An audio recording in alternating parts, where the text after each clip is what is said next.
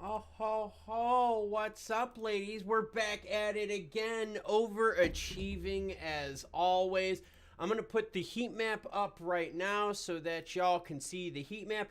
And then what we're gonna do is we are gonna be getting into the House Financial Services Committee. I already see a few of you out here waiting, and don't worry, we are gonna get to that. So let me do this. I'm gonna put my my mic on mute. I'm gonna fill up my water real quick, and then we're going to get back into it. So I will be right back.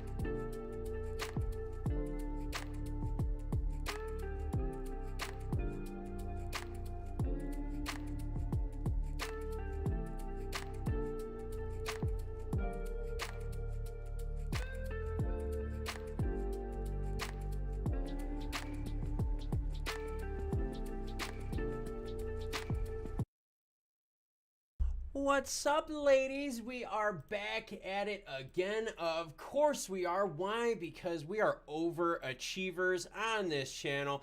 Let me open my cam back on up. I see a few of you already in the comments. Now, we've got about, well, I'm sorry, we've got about 18 minutes right now until Sam Bankman-Fried gets, he's in jail right now. So no, Sam Bankman-Fried will not be in the hearing. It is going to be, you guys know who it is. It's going to be John Ray III. Now, until we get to the hearing, like I said, I've got the hearing fired up here. Let me just clean up a few of these windows here. So I'm going to kill this one right here. So we're going to roll off of this one right here. I've got the SEC stuff going on. Okay, real quick, we've got about 18 minutes or so until Maxine Waters does the hearing. As soon as she does the hearing, I'm going to kill my mic, I'm going to kill my cam, and we're going to do it. All right, so you guys want to get deep? Do you guys want to get really jacked up deep into finance? Let's do it. You guys want to do it? I'm going to show you guys a mental financial hard-on. All right, so now what we want to do is we want to bring up Coinbase 10Q, okay? And here's why. So we are going to pull up Coinbase's 10Q, and I'm going to show you guys how effed up, hold on a second here. I want to find their 10Q. Here is their 10Q. Okay, are you guys ready to get deep? Are you guys ready to learn? Oh my God, oh my God. All right, guys, let's do a little bit of learning super, super fast before the hearing comes in. All right. I have two different financials on the screen. And first things first, okay? Let's do this. I've got this chart, all right? We're going to talk and we're going to learn real quick before we get into the hearing, all right? I want to show you guys this stuff. And I'm actually going to show you what my professional background is in, okay? You guys get to see me dork out a little bit. I'm super excited here. So kind of got the chills because I get to show you guys what I like to do for fun. Okay, here's a chart up on the screen. The blue line right here represents Robinhood. The red line here represents Coinbase. As you can see, since May, okay, I've got it since May. Coinbase is down 65%. Robinhood is only down 2.53%. And you're like, well, wait a minute, Klaus. Both of these companies are very similar. Why is it that Robinhood is doing way better financially stock market price wise than is Coinbase. Well, it has to do with what's known as their 10Q, okay? So what we're gonna do is we're gonna highlight this, and I'm gonna do this super fast. Keep up with me, kiddos, because I go pretty quick with this stuff. Okay, here's the problem. Revenue, all right? Here's the issue. Revenue. So in quarter 3 of 2021, Coinbase did $365 million in revenue. This year's quarter, they did 361, so pretty much flat, okay? You could see they're flat in quarter 3. Now, for the year, they did $1.4 billion last year. Now we're only at $978 million. So for the year, their revenue's down, okay? Now, when you look at Coinbase, Coinbase is honestly in a worse situation. Here you go. For 3 months, 1.3 million, and let me do this. Let's highlight that, yellow. All right, let's go to the highlighter. So 1.3 billion to 590 million. So when you compare the two financially, okay, you could see that Coinbase has lost way more revenue, way more revenue, almost like a third off, okay? When you look at Robinhood, look at Robinhood's third quarter, they're almost identical, everyone.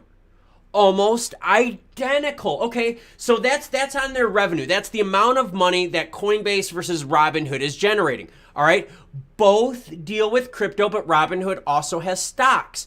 Robinhood's revenue is pretty much flat quarter, year over year, where Coinbase's revenue is down by $800 million year over year in the quarter. That's messed up, SA. Okay, here's the thing. So now Coinbase, right, you're starting to see that their revenue is going down. What would make sense for a company? They cut their costs, right? So what you can do is you can go to the OPEX line, total operating expenses, okay? Check this out. Their expenses in 2021 was $1 billion when they earned $1.3 billion. Their expenses went up in the third quarter of 2022. They're at $1.1 billion. So their expenses went up year over year. Think about that, okay? If you look at it on an annual rate, that's this right here, okay? On an annual rate, their expenses for the first 9 months of 2021 were $3.1 billion. Now it's at $4.7 billion. So their expenses year over year have gone up $1.6 billion. Now, when you look at Robinhood, let's look at their expenses, all right? So their total operating expenses. Their total operating expenses last year for third quarter were $1.7 billion. They're now only $535. So they've cut their costs by more than a third, all right? So look at the stories. Coinbase, their revenue is going down and their expenses are going up, which means the delta, the gap of money that they have is getting worse and worse and worse. Robinhood, their revenue is flat quarter, year over year, okay? Not for cumulative, but for quarter over quarter, they're flat, but their expenses are way down. They were able to cut $1.2 billion in expenses. So when we start looking at why is it, all right, that Robinhood is doing so much better than Coinbase in a percentage wise, it has to do with their books, their cost cutting, as well as their revenue statements. Now, you can take these things even further, these 10 Qs even further. You could go over volume. There's going to be some operational reports that are listed into here. But the big thing you could see is that their revenue line right here, all right, their revenue line quarter over quarter is flat, but they've cut $1.2 billion in costs for quarter 3. Look at Coinbase. Year over year in that same quarter, look at that. Their revenue is down by $800 million, yet their expenses went up by $120 million. That is crazy. So think about that. Your revenue went down by like $800 million, and your expenses went up by about $120 million. That's a mess. So when it comes to why is Coinbase in so much trouble, especially compared to the likes of, say, Robinhood, it's because Robinhood has done a much better job of keeping their revenue line intact, right? Their top line revenue is intact, as well as now cutting costs even better. Cutting costs even better. That's huge. That is freaking huge. Now, here's what's really interesting about this, okay? When you go deeper into it, okay, and you start actually looking at the finances, and remember, the House Financial Services Committee will be starting at 10 a.m. When it does, I will shut down my mic, I will shut down the cam, and I will let you guys listen in.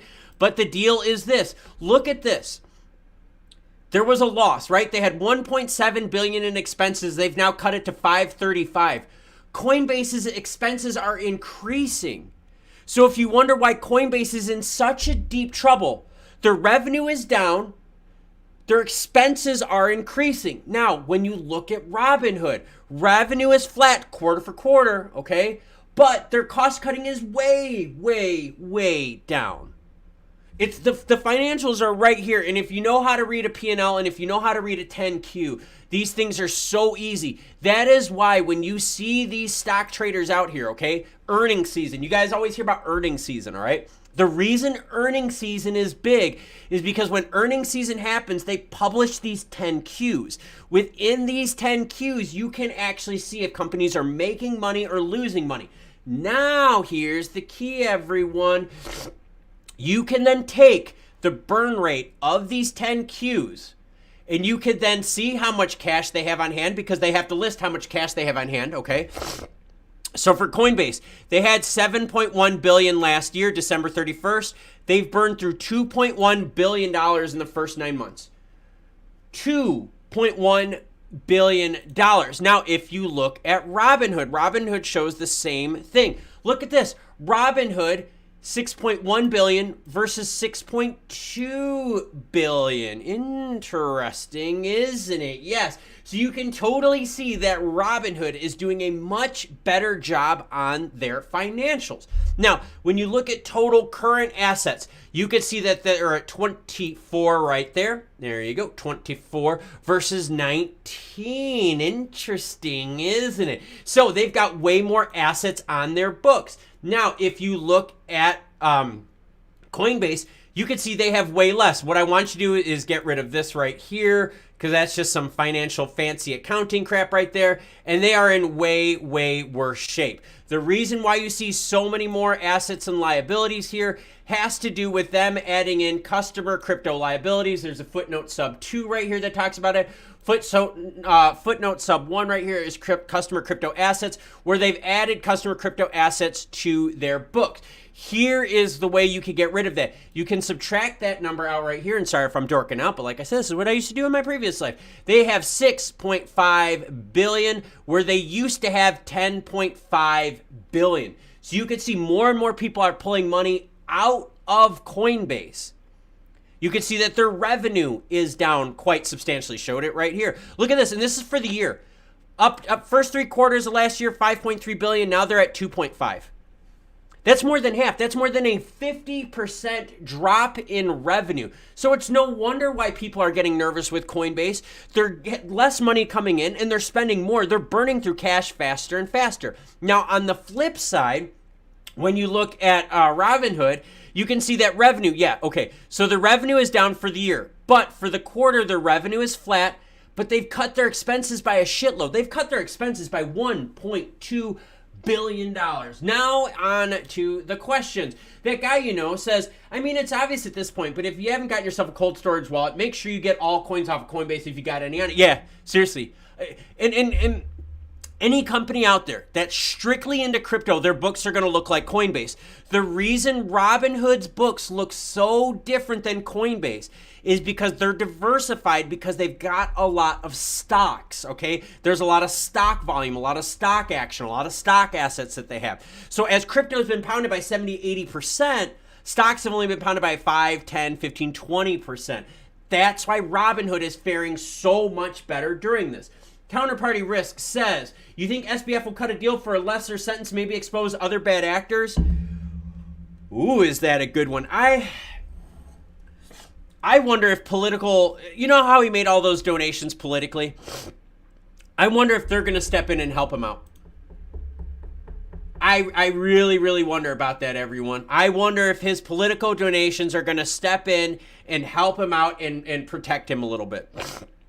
I really do. I really see it. Now, there were people out there who were wondering, well, hey, why is Maxine Waters not subpoenaing Sam Bankman-Fried to the United States? There's a story behind that. So here's the deal.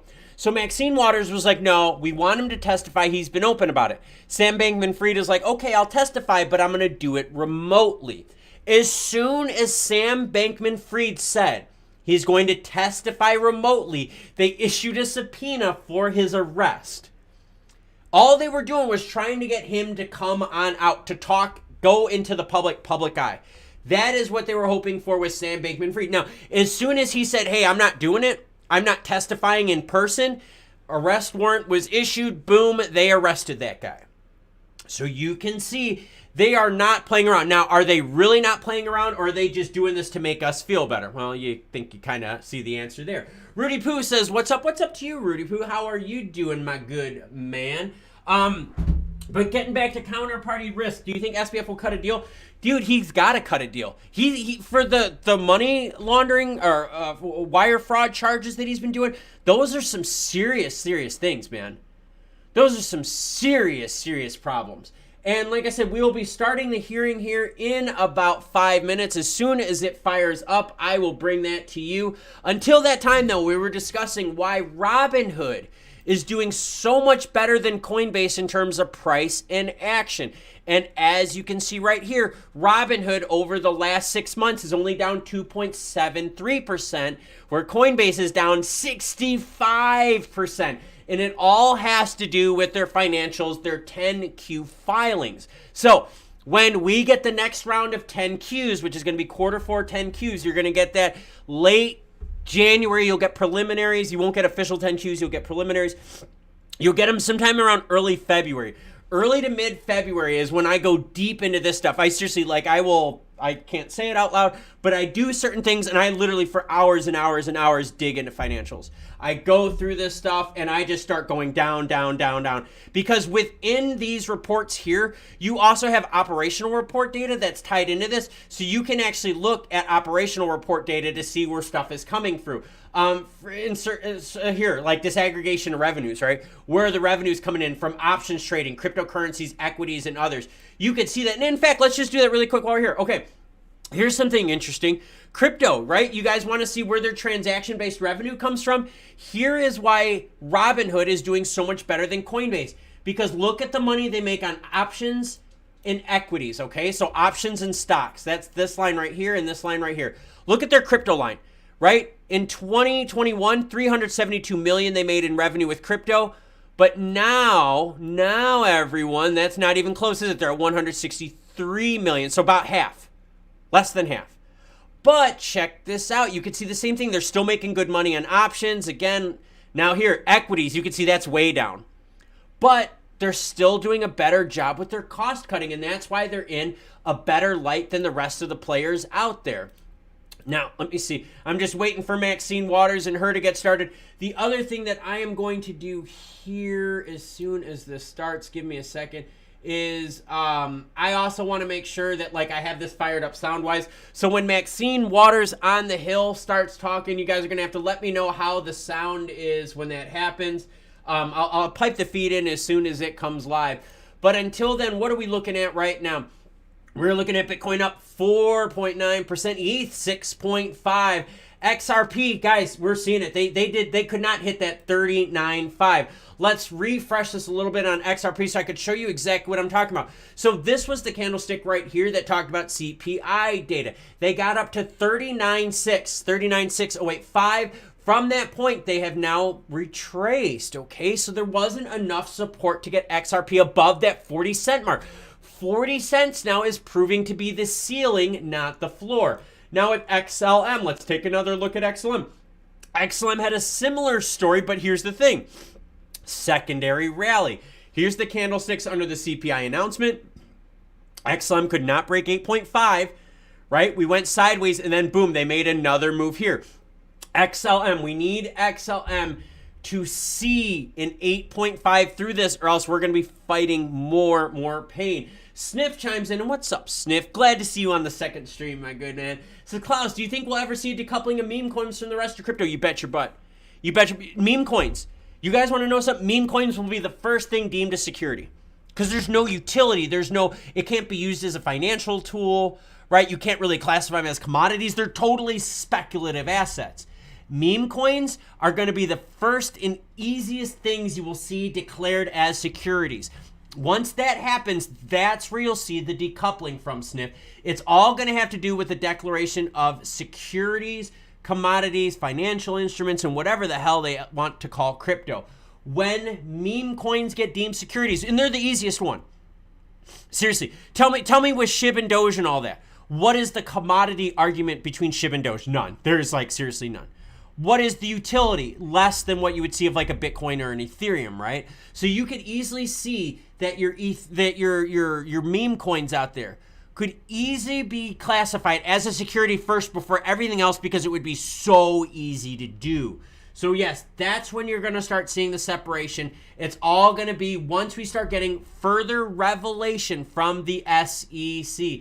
And we are just waiting right now on Maxine Waters and the House Financial Services Committee to start.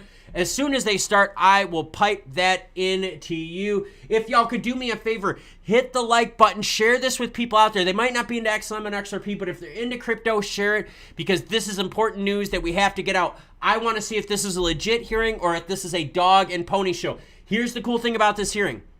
Because Sam Bankman-Fried was arrested, we now have John J. Ray the third or second. I think he's the second. John J. Ray the second, I think it is. He is going to be the one testifying. That is awesome. Awesome, awesome. Why? Because he is going to let it fly, which is, I'm super excited about that. Let me see right here. I'm just waiting for the House Financial Services Committee to do their thing. So far, we have not seen them fire up their feed. Brian Hardy says, Klaus Schwab. No, I'm not Klaus Schwab. Come on now. I'm the good Klaus. Remember that. I'm sad my break is over right when it's about to get good. Oh, don't worry, anyone. If you missed this stuff, don't worry. As soon as these live streams are done, they will be in the live stream folder. You just got to go into the playlist, find the live streams, and you'll be able to listen to it. Trick says, is there any chance of a Lambo Limerick, Ireland signing in?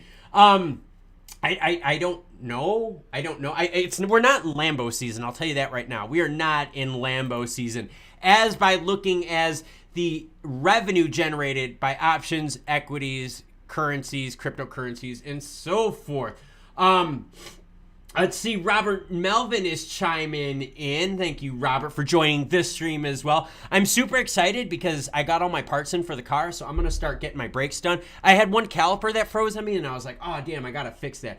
We are still waiting on Maxine Waters in the House Financial Services Committee. They should be starting at any moment right now. But for those of you that did not see, CPI data came in at 7.1%. A very welcome sigh of relief for the market, which is going to put pressure tomorrow on Jerome Powell and the Fed to drop a 25, maybe a 50, but definitely not a 75. That 75 now has been yanked off the table. Sniff says it would be awesome if O'Leary got arrested. If O'Leary got arrested, Sniff, I'd throw a huge party. That guy is a scumbag that hides behind his money, power, and influence. O'Leary is seriously a scumbag. In fact, O'Leary is so disgusting. And what's up, Coin Hustler? Morning to you too, sir. O'Leary is so disgusting that he even said that he would invest in Sam Bankman-Fried again. That's disgusting. That is extremely, extremely disgusting of him. Just looking here right now to see if anything else is coming out. Waiting on House Financial Services Committee. Give me 1 second here. I'm just waiting for their feed, everyone. I'm just making sure they didn't change the time. Nope, they still got it set for 10 a.m. We've got a full committee hearing. Just waiting for them to go live. As soon as it happens, I will be sure to share it with you. How else is everyone doing right now? And what did everyone think of the CPI data that was released this morning? 7.1, guys, was great. I was so happy to see 7.1. The other thing, though, that kind of had me interested in about that was with 7.1, all right? What had me going on that was this, seeing that used cars, the bubble finally popped on used cars. Super excited to see that. We are waiting right now for Maxine Waters. Oh, of course O'Leary does. Everyone knows O'Leary. You know what the problem is with O'Leary, Sniff? When the SBF thing first happened, he threw him under the bus. Do you remember that? When the FTX Sam Bankman-Fried first happened, O'Leary threw him under the bus and said that, like, like crypto was tarnished. No one would be trusting crypto. No big money would get into crypto. And then someone talked to O'Leary. Someone talked to him because he totally did an about face 180. And that's when he started doing his whole, oh, well, you know what? You know, I'm totally behind Sam Bankman-Fried. I would invest in him again. Oh, it was horrible and disgusting to see. We're still waiting on Maxine Waters right now. They should have started about 4 minutes ago. As you can see, they have yet to start their hearing. Let me just go on their homepage, make sure that they did not reschedule anything. Nope, they still got it up on their calendar right now. Todd says, I want pizza. No pizza for me. I'm still dieting, trying to train. Sniff says, they're like warthogs eating their own. It's like the sacrificial lamb, Sniff. And I use lamb for a reason. Hopefully you got my lamb quote on there. But it's like the sacrificial lamb. And that's what you're seeing. Sam Bankman-Fried, I wouldn't be surprised if he's the fall guy for this. Now remember, Sniff, hear me out on this one, okay? Who is the bigger fall guy?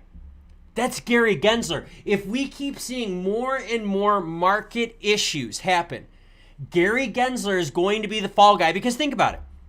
Congress out there is going to be like, we don't want this falling on our plate. We don't want it to seem like we did wrong. We want it to make it look like someone else did something wrong. So you could easily see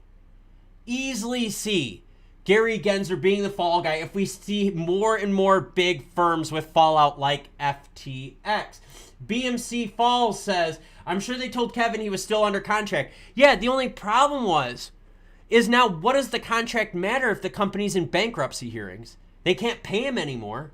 Like, the money's not going to go to him. That's frozen. So, yeah, it's really weird. Sacrificial chicken, more like it. Yeah, I'm with you on that. Sacrificial lamb. I like sacrificial lamb. That just had more of a shock to it. Still waiting on Maxine Waters with the House Financial Services to committee. Maxine is late. Ugh, come on, Maxine.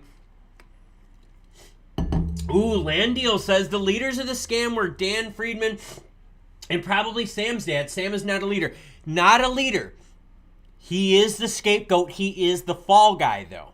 All right? Why do you think Sam Bankman-Fried said so many ahs and ums and all that? He was told by lawyers, don't say anything that would incriminate yourself. Do not do it. That's why Sam Bankman-Fried changed his tones to ahs and ums. The way they all hide in the Bahamas gives the new meaning to Pirates of the Caribbean. Yeah, do you guys notice that Epstein hid in the Bahamas? All these financial companies participate in the Bahamas. If you want to do nefarious activities, dude, the Bahamas are where you got to go, everyone. Apparently, that's where you go if you want to have your own crypto island, your own pedo island, whatever the hell they got going on down there. Still, no Maxine Waters going on. I'm going to scrib the old internet right here. Let's go to the House Financial Services Committee. And what we're also going to do, we're going to open up Twitter, because I want to make sure that Maxine Waters did not cancel this. So let me get my Maxine Waters up on here. Maxine Waters, there she is. All right, Maxine Waters. Let me just make sure that she is not doing anything. All right, I'm just looking, make sure there were no announcements there on her end. House Financial Services Committees, we're good here. Still no hearing yet with Maxine. Again, as soon as it happens, I will be sure to share it with you. Lumination's chiming in saying Gensler's a clown. Yes, Gensler is definitely a clown. Gensler will be the scapegoat, everyone. Seriously, if you see more big firms crash, Gensler will definitely be the scapegoat. And for those of you joining in just now, we're waiting for the hearing to go live with Maxine Waters in the House Financial Services Committee. I am starting to get a little nervous because they're usually really, really good with this stuff. I mean, they are usually like on point with these hearings. So I'm a little nervous right now that we haven't started yet. We're 8 minutes delayed at the current moment. I hope something did not happen. Because that I would be pissed. I would be so pissed. Let's see. Sean Campbell chimes in and says, it was reported that SBF had a group chat with his inner circle titled Wire Frauds. Let's get some transcripts there. Yeah, we need the DOJ to release some stuff. But it's going to be hard, though, because if there is an active investigation, you're not going to see them release a lot. Oh, Maxine Waters is coming on there saying they will begin shortly. Here's what's going to happen, everyone. As soon as they begin, I'm going to mute my mic. Do me a favor if you could. Once we start hearing Maxine Waters and all this talking, do me a favor and let me know what you think of the sound, okay, when she starts talking. Manager MR says, is she going to blow kisses at Scam Bankman-Fried? No, because he was arrested. He was arrested. Three Blind Mice says, what's up, Jam Master K? We're about to get whooped up in the snow in here in Minnesota. Brainerd Lakes. I gotta love me some Brainerd Lakes. Love it, man. I was just talking about how I wanted to go to Eli and go to Rainy River, actually, and get some fishing up there. So now that you brought up Brainerd, I'm like, oh, damn it. I was like, crap. So thank you very much for Three Blind Mice for reminding me of why I love the Minnesota North and the Wisconsin Northwoods too. I love State Line area up there. There's a lake. It's called State Line Lake on the northern border of Wisconsin and Minnesota. Awesome fishing for northern in there. Pretty much every cast you get a northern. It's so freaking cool. Michael Wheeler says, sounds like your cold is clearing up. I took a decongestant real quick before I got back online. Blew my nose a million times. We are waiting on Maxine Waters in the House Financial Services Committee. So thank you, Michael Wheeler, for bringing that up. Like I said, waiting for Maxine. I've got the feed up here on the screen. We are just looking to see what is happening. Enrique Ramirez says, should I sell my remaining SHIB? I look at SHIB like a lotto ticket. You purchase it, forget about it, see what happens. Put your 50 bucks in, 100 bucks in. Hey, whatever you lose, you lose. I've lost 50 bucks within like 5 minutes of drinking. You know, hey, if you buy a $50 SHIB lotto ticket, maybe it's worth something. I mean, I honestly doubt it, but hey, you never know. Octavio Estrada says, do you think it's sus SBF is arrested right before the committee? Octavio, I talked about it, and let's talk about that real quick. Okay, here's how this happened. What happened was this. Maxine Waters was like, hey, I don't want to issue a subpoena. He seems willing to talk. The moment Sam Bankman-Fried said, I'm not doing it in person, I'm doing it remotely, that is when he was arrested. As soon as he said, I am doing this remotely, boom, that is when he got arrested. So it is not sus at all. Mauricioso02 says, should I buy more XRP or wait? Honestly, that's up to you. My personal opinion is this, and this is my opinion. You got time. You got time. Plain and simple, you got time. We are nowhere near where we need to be right now for CPI data. We're at 7.1. We need to get to 2.0. It's a lot of rate hikes to get there. Jimbo Tango chiming in. Jimbo Tango, everyone, is not a viewer of the channel. He's not a member of the channel. He's a super supporter of the channel. So Jimbo Tango, thank you. Jimbo says, get some hot whiskey for that cold. I'm still training, so right now I've only got branched chain amino acids, but like I can feel it. I actually trained 3 times yesterday and 4 times the day before, and I'm actually starting to feel better and better. So thank you, Jimbo, for the donation. I greatly appreciate it, sir. And you can actually kind of hear it a little bit in here. I'm having a little bit of trouble. Like, you can hear the raspiness, like with my asthma kind of kicking in a little bit. Oh, it's horrible. Landdeal says, or someone didn't want him testifying. That's the other thing, too. Here's the problem with Sam Bankman-Fried. As smart as he is mathematically, he's an idiot when it comes to common sense. Because who in their right mind, after getting in trouble, would have hopped onto Twitter saying the things that they did? Without objection, here we go. To declare a recess of the committee at any time. This hearing is entitled Investigating the Collapse of FTX, Part 1. I now recognize myself for 5 minutes to give an opening statement. First, I'd like to welcome Mr. John Ray III, who has been appointed CEO. And please let me know how the sound is on here. I'll do what I can. She usually talks really quiet, though. Before our committee for the first part of our investigation into the fall of FTX. I am hopeful that the arrest of Mr. Bankman-Fried, the founder and former CEO of FTX, means he will be held accountable for the fraud he has committed and the harm he has caused. He was scheduled to testify. Unfortunately, the timing of his arrest denies the public the opportunity to get the answers they deserve. Rest assured that this committee will not stop until we uncover the full truth behind the collapse of FTX. Just a few months ago, FTX was one of the largest cryptocurrency exchanges in the world, with a valuation of $32 billion in just 3 years since its founding. Today, FTX is bankrupt and possibly looted. FTX misused an approximately $10 billion in customer funds and owes creditors at least $3 billion. Today, as many as 1 million people, many of whom are here in the United States, are locked out of their FTX accounts and may recover only a fraction of their hard-earned investments, if any at all. But this failure is not just noteworthy for its size, but for the company's total disregard for standard business practices, governance, risk management, and criminal conduct.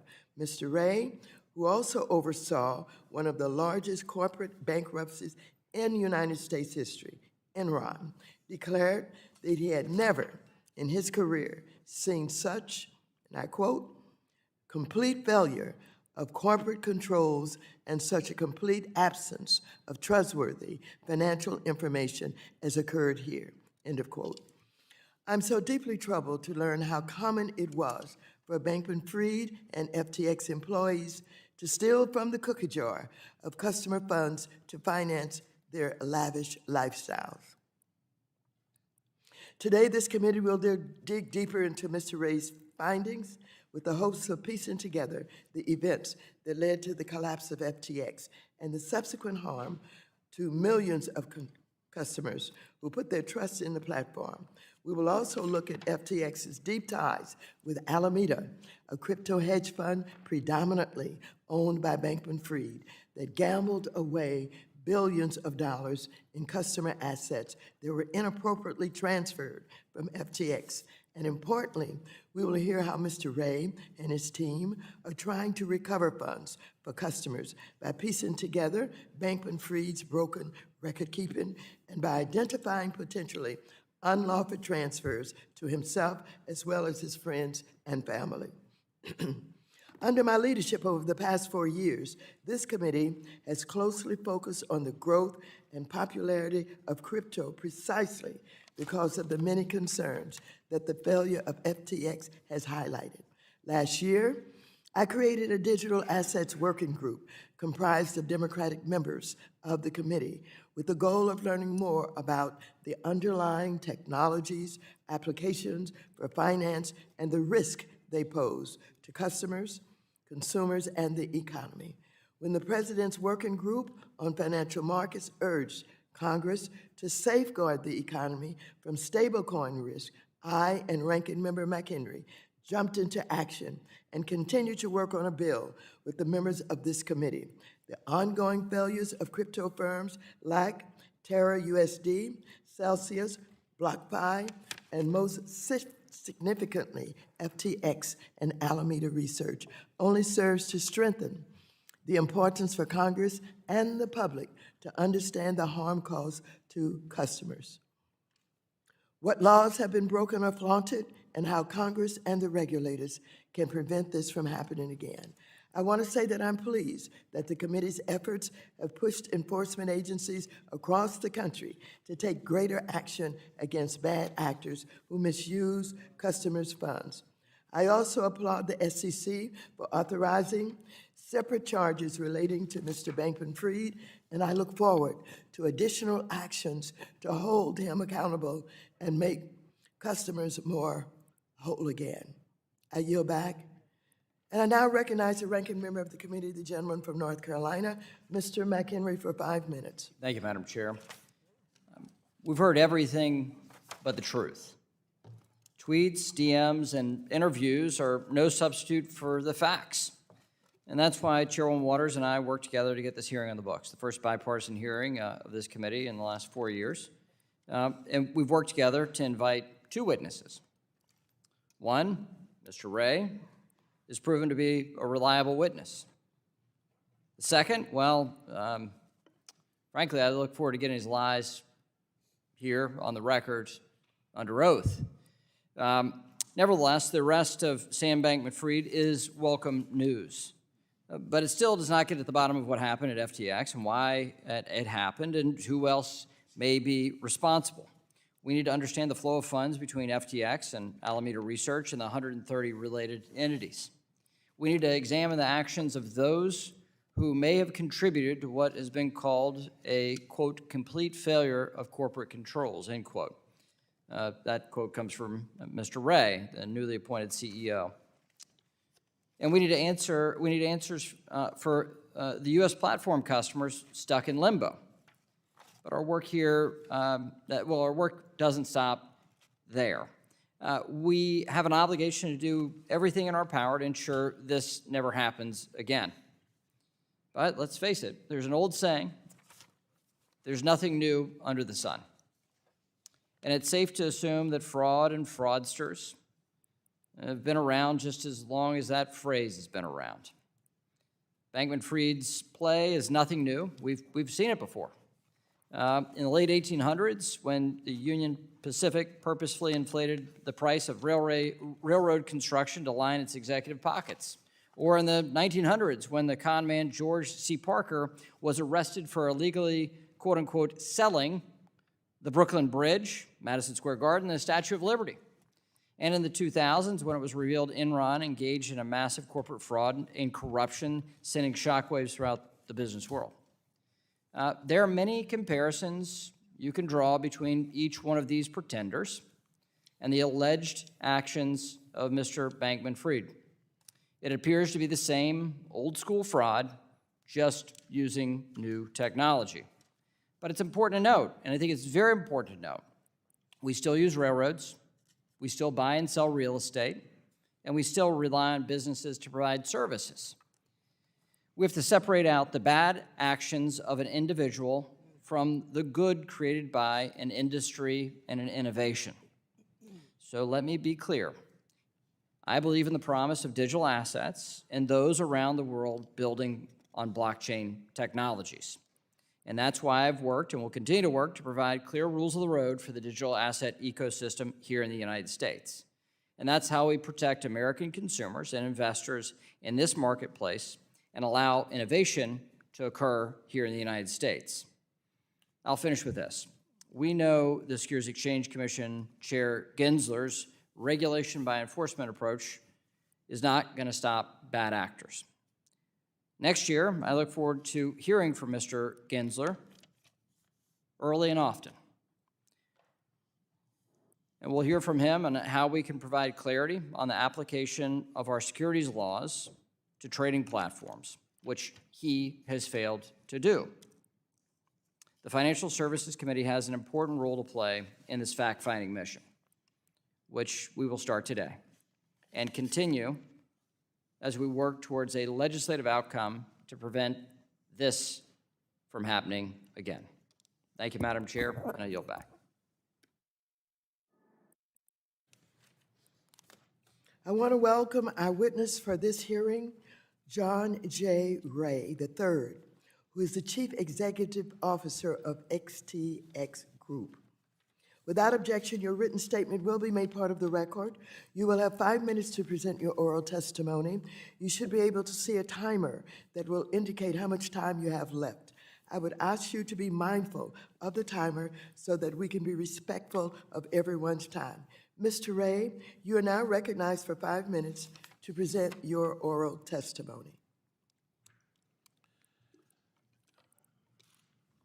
Chairwoman Waters, Ranking Member McHenry, distinguished members of the committee, thank you for your invitation to appear today. I truly appreciate your interest in this matter, and I hope my testimony can be helpful to you as the committee continues its inquiry into the collapse of FTX and the efforts that are underway to help those who have been harmed. I accepted the position of Chief Executive Officer of FTX in the early morning hours of November 11. Immediately it became clear to me that Chapter 11 was the best course available to preserve any remaining value of FTX. Therefore, my first act as CEO was to authorize the Chapter 11 filings. I've implemented a 5-part bankruptcy plan, which is detailed in my written statement. Our overarching objective is to maximize value for FTX customers and creditors so that we can mitigate to the greatest extent possible the harm suffered by so many. The FTX Group's collapse appears to stem from absolute concentration of control in the hands of a small group of grossly inexperienced and unsophisticated individuals who failed to implement virtually any of the systems or controls that are necessary for a company entrusted with other people's money or assets. Some of the unacceptable management practices have identified so far include the use of computer infrastructure that gave individuals in senior management access to systems that stored customer assets without security controls to prevent them from redirecting those assets. The storing of certain private keys to access hundreds of millions of dollars in crypto assets without effective security controls or encryption. The ability of Alameda to borrow funds held at FTX.com to be utilized for its own trading or investments without any effective limits whatsoever. The commingling of assets, the lack of complete documentation for transactions involving nearly 500 separate investments made with FTX Group funds and assets, and the absence of audited or reliable financial statements, the lack of personnel in financial and risk management functions, and the absence of independent governance throughout the FTX Group. A fundamental challenge we face is that we're in many respects starting from near zero in terms of the corporate infrastructure and record keeping that one would expect in a multi-billion-dollar corporation. Still, in just over 4 weeks, we've instituted meaningful steps to gain command and control, and every week we gain a better understanding of what occurred and the path forward, all of which will be shared with interested parties and affected parties throughout the Chapter 11 processes. The scope of our investigation is truly enormous. It involves detailed tracing of money flows and asset transfers from the time of FTX's founding and complex technological efforts to identify and trace crypto assets. We are in the process of collecting and reviewing dozens of terabytes of documents and data, including billions of individual transactions. We're leveraging sophisticated technology and expertise to identify and trace additional transactions and assets. While many things are unknown at this stage, we're at a very preliminary stage, many questions remain. We know the following. First, customer assets at FTX.com were commingled with assets from the Alameda trading platform. That much is clear. Second, Alameda used client funds to engage in margin trading, which exposed customer funds to massive losses. Third, the FTX Group went on a spending binge in 2021 and 2022, during which $5 billion was spent on a myriad of businesses and investments, many of which may only be worth a fraction of what was paid for them. Fourth, loans and other payments were made to insiders in excess of $1.5 billion. Fifth, Alameda's business model as a market maker required funds to be deployed to various third-party exchanges, which were inherently unsafe and further exacerbated by the limited protections offered in certain of those foreign jurisdictions. I know that resolution of the Chapter 11 process, as well as the investigation into the causes of the FTX Group's collapse, are of keen interest to this committee and to your constituents. Although, there are many who need and deserve answers. There's customers, there's creditors, there's investors, counterparties, employees, and regulators. We're positioning ourselves to provide each of these constituents with answers that they deserve. Although a bankruptcy proceeding of this unprecedented nature will take some time to run its course, I'm committed to working as quickly as possible to investigate what happened, formulate conclusions, and hopefully inform the committee's work here. I should note that my ability to comment on certain of the matters today will be inherently limited by the state of FTX's records, ongoing bankruptcy proceedings, and of course the numerous ongoing investigations by the U.S. law enforcement regulators. I look forward to answering your questions to the best of my ability. Thank you again for allowing me to present in front of this committee. Thank you.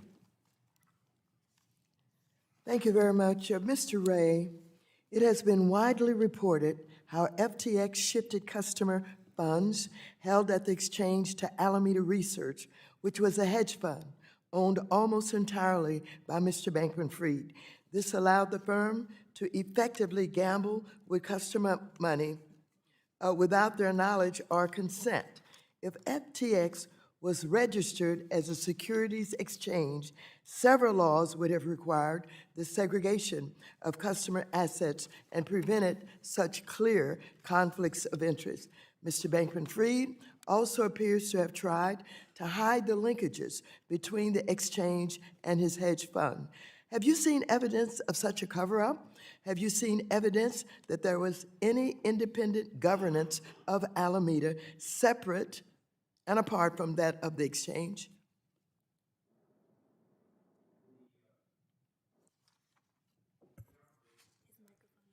The operations of the XTF group were not segregated. It was really operated as one company. As a result, there's no distinction virtually between the operations of the company and who controlled those operations.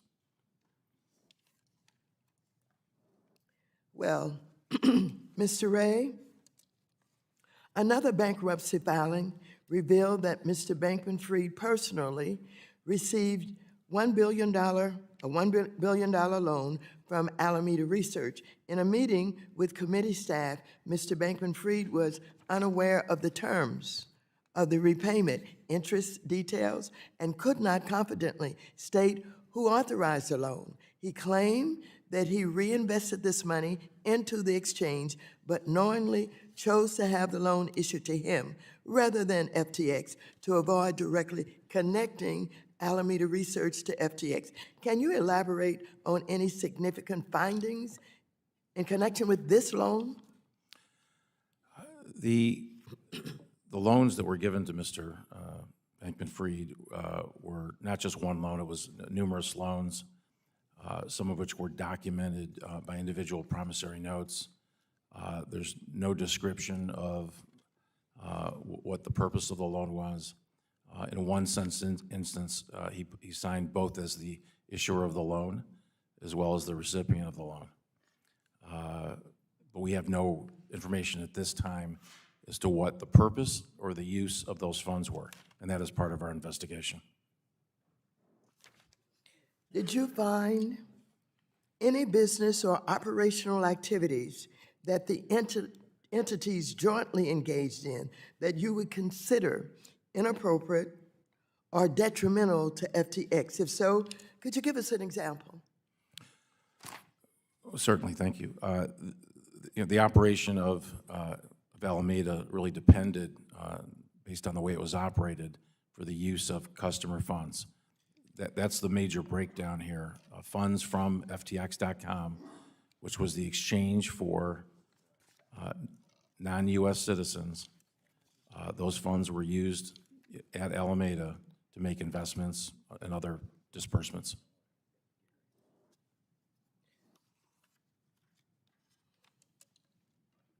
Did FTX have sufficient risk management systems and controls to appropriately monitor any leverage the business took on and the interconnections it had with businesses like, again, Alameda? There were virtually no internal controls and no separateness whatsoever.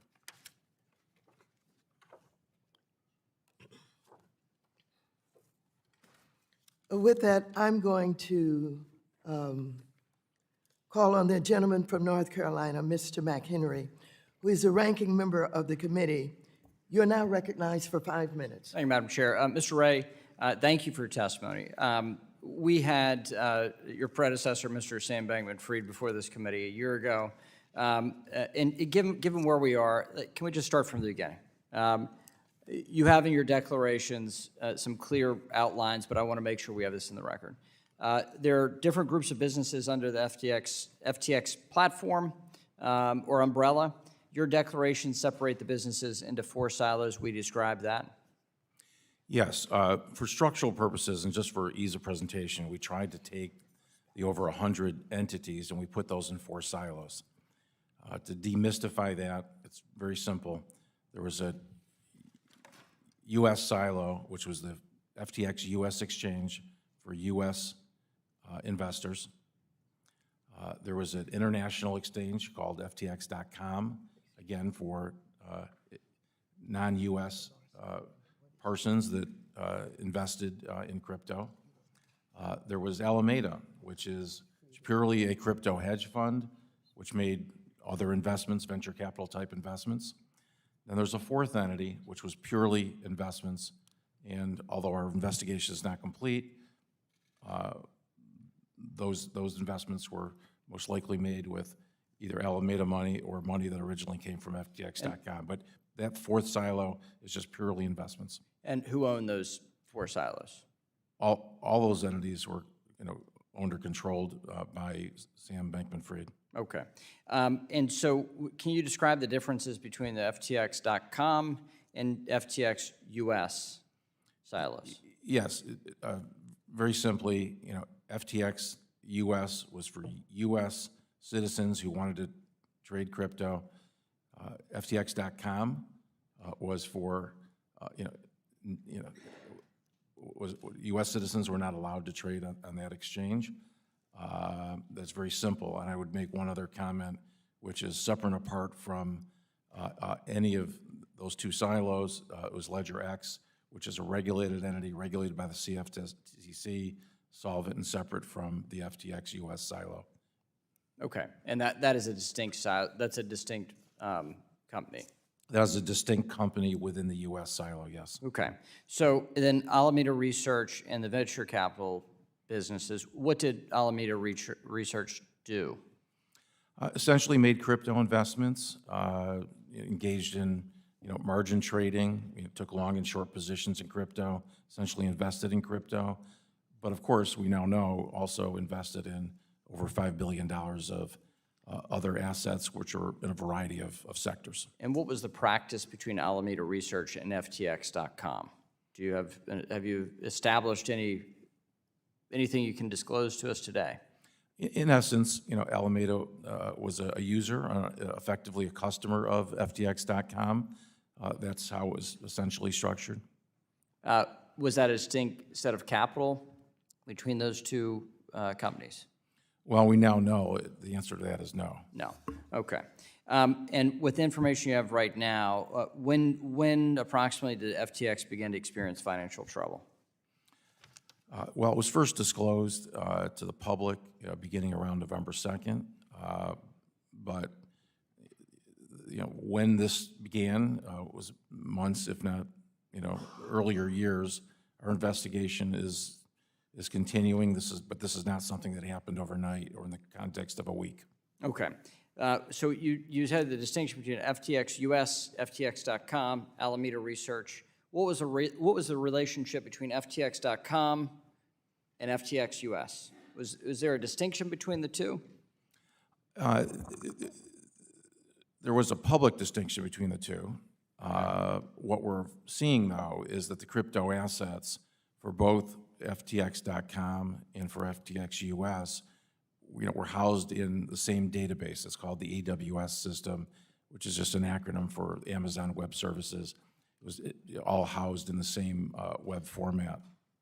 And is that distinct from Alameda's assets? Yes, it is. Okay. So in your testimony, you said that there is, quote, an absence of independent governance throughout the FTX group, end quote. Yet Mr. Bankman-Fried has said that, quote, he wasn't running Alameda or making decisions on the Alameda side, end quote. Is this an accurate statement by Mr. I assume you're going to say your statement's accurate. Is Mr. Bankman-Fried's statement accurate? I don't know the basis for his comment. I will note that he owned 90% of Alameda. So, but you've seen no distinction in governance between the 2? Oh, absolutely not. There's no distinction whatsoever. The owners of the company could really run free rein across all 4 silos. Thank you for testimony. The gentlewoman from New York, Mrs. Velasquez, who is also the chair of the House Committee on Small Business, is now recognized for 5 minutes. Good morning, Mr. Ray. You have had a long career working on several high-profile bankruptcies, most notably the Enron debacle. Mr. Ray, you were recently quoted in the New York Times as saying you have never seen such a complete failure of corporate control and the level of dysfunction was the worst you have ever seen. Can you expand on these statements and what you have seen since taking over as CEO to make such a remark? Yes, thank you. That comment went to really, one thing that we found, which, every case is different. The challenges of every case is different. The issue here that I was speaking to is I've just never seen an utter lack of record keeping. Absolutely no internal controls whatsoever. And of course, this case is then made difficult in that context when you're dealing with technology. Mr. Ray, a number of debtors in the FTX group are located in offshore jurisdictions. Will this complicate the efforts to retrieve the assets of those debtors? If so, why? No, I don't think it will complicate it at all. The various jurisdictions historically in bankruptcy, and I've been in a number of cross-border situations, the jurisdictions will cooperate with each other. The regulators in all these jurisdictions, I think, realize that everyone's there for a common purpose to protect the victims and recover assets for the victims of these situations. How much have you been able to secure, and where are most of these assets located? We've been able to secure, over $1 billion of assets. We've secured those to cold wallets in a secure location. It's an ongoing process, though, which will take, weeks and perhaps months to secure all of the assets. Are most creditors located in the U.S. or foreign jurisdictions? The majority of the creditors trade through the .com silo and are outside of this jurisdiction, although there are some foreign customers that are on the U.S. silo and vice versa. So it is my understanding you established 4 silos. Can you explain why you believe establishing these silos and taking this approach will maximize asset recovery for creditors? And do you think this approach could help determine what happened to the $1 billion that is gone missing? Yes. So one of the reasons why we set up the silos the way we did was to first focus on the FTX silo for the U.S. It's a relatively smaller trading volume, fewer users. It's truly meant, to be for the U.S. customers. The .com silo is really for non-U.S. customers, so there's a logical reason why we separated those two out. The Alameda Fund, well, that's just the fund that, that drew resources from the exchanges. So it's really separate. It was not for customers per se. It was just simply a hedge fund. As we here in Congress consider the possibility of legislation in this area, what is the one thing that you have seen in your short amount of time at FTX that you will urge us to keep in mind or is needed the most? I don't want to speak to detailed regulations or make observations about regulations. That's certainly not an area of my expertise. However, we're dealing with people's money and their assets. And, my basic observation is you need records, you need controls, and you need to segregate people's money. Thank you. That's simple. Thank you. Madam Chair, I yield back. The gentlewoman from Missouri, Mrs. Wagner, is now recognized for 5 minutes. I thank you, Madam Chairwoman, and I thank you, Mr. Ray, for being here for the work that you're doing. Mr. Ray, you have compared FTX as worse than Enron. Can you please elaborate on some of the specific ways FTX is worse than one of the largest corporate frauds in history? The FTX group is unusual in the sense that, I've done probably a dozen large, scale bankruptcies over my career, including Enron, of course. Every one of those entities had some financial problem or another. They have some characteristics that are in common. This one is unusual, and it's unusual in the sense that literally, there's no record keeping whatsoever. It's in the absence of record keeping. Employees would communicate, invoicing and expenses on Slack, which is, essentially a way of communicating for chat rooms. They use QuickBooks, a multi-billion-dollar company using QuickBooks. QuickBooks? QuickBooks. Nothing against QuickBooks, very nice tool, just not for a multi-billion-dollar company. There's no independent board, right? We had one person really controlling this. No independent board. That's highly unusual in a size company this is. And it's made all more complex because we're not dealing with, widgets or something that's tangible. We're dealing with crypto. And the technological issues are made worse when you're dealing with an asset such as crypto. Mr. Ray, Mr. Bankman-Fried has apologized. I'll subquote here, for mistakes he has made. Based on your review, is there a way to know if the transfer of FTX customer funds to Alameda Research was done by mistake? I don't find any such statements to be credible. Reports suggest that FTX.com transferred more than half of its customer funds, roughly $10 billion, to Alameda Research. Is that accurate, sir? Our work is not done. We don't have exact numbers for you today, but I will say it's several $billion in that range. So we know that the size of the harm was significant. Mr. Ray, FTX.com held itself out as having a sophisticated risk management system commensurate with the size of its operations. You've touched on this a little bit. Based on your work to date, is this accurate? And can you explain the, quote, sophistication of its risk management system? I can say that's absolutely false. There was no sophistication whatsoever. There was an absence of any management.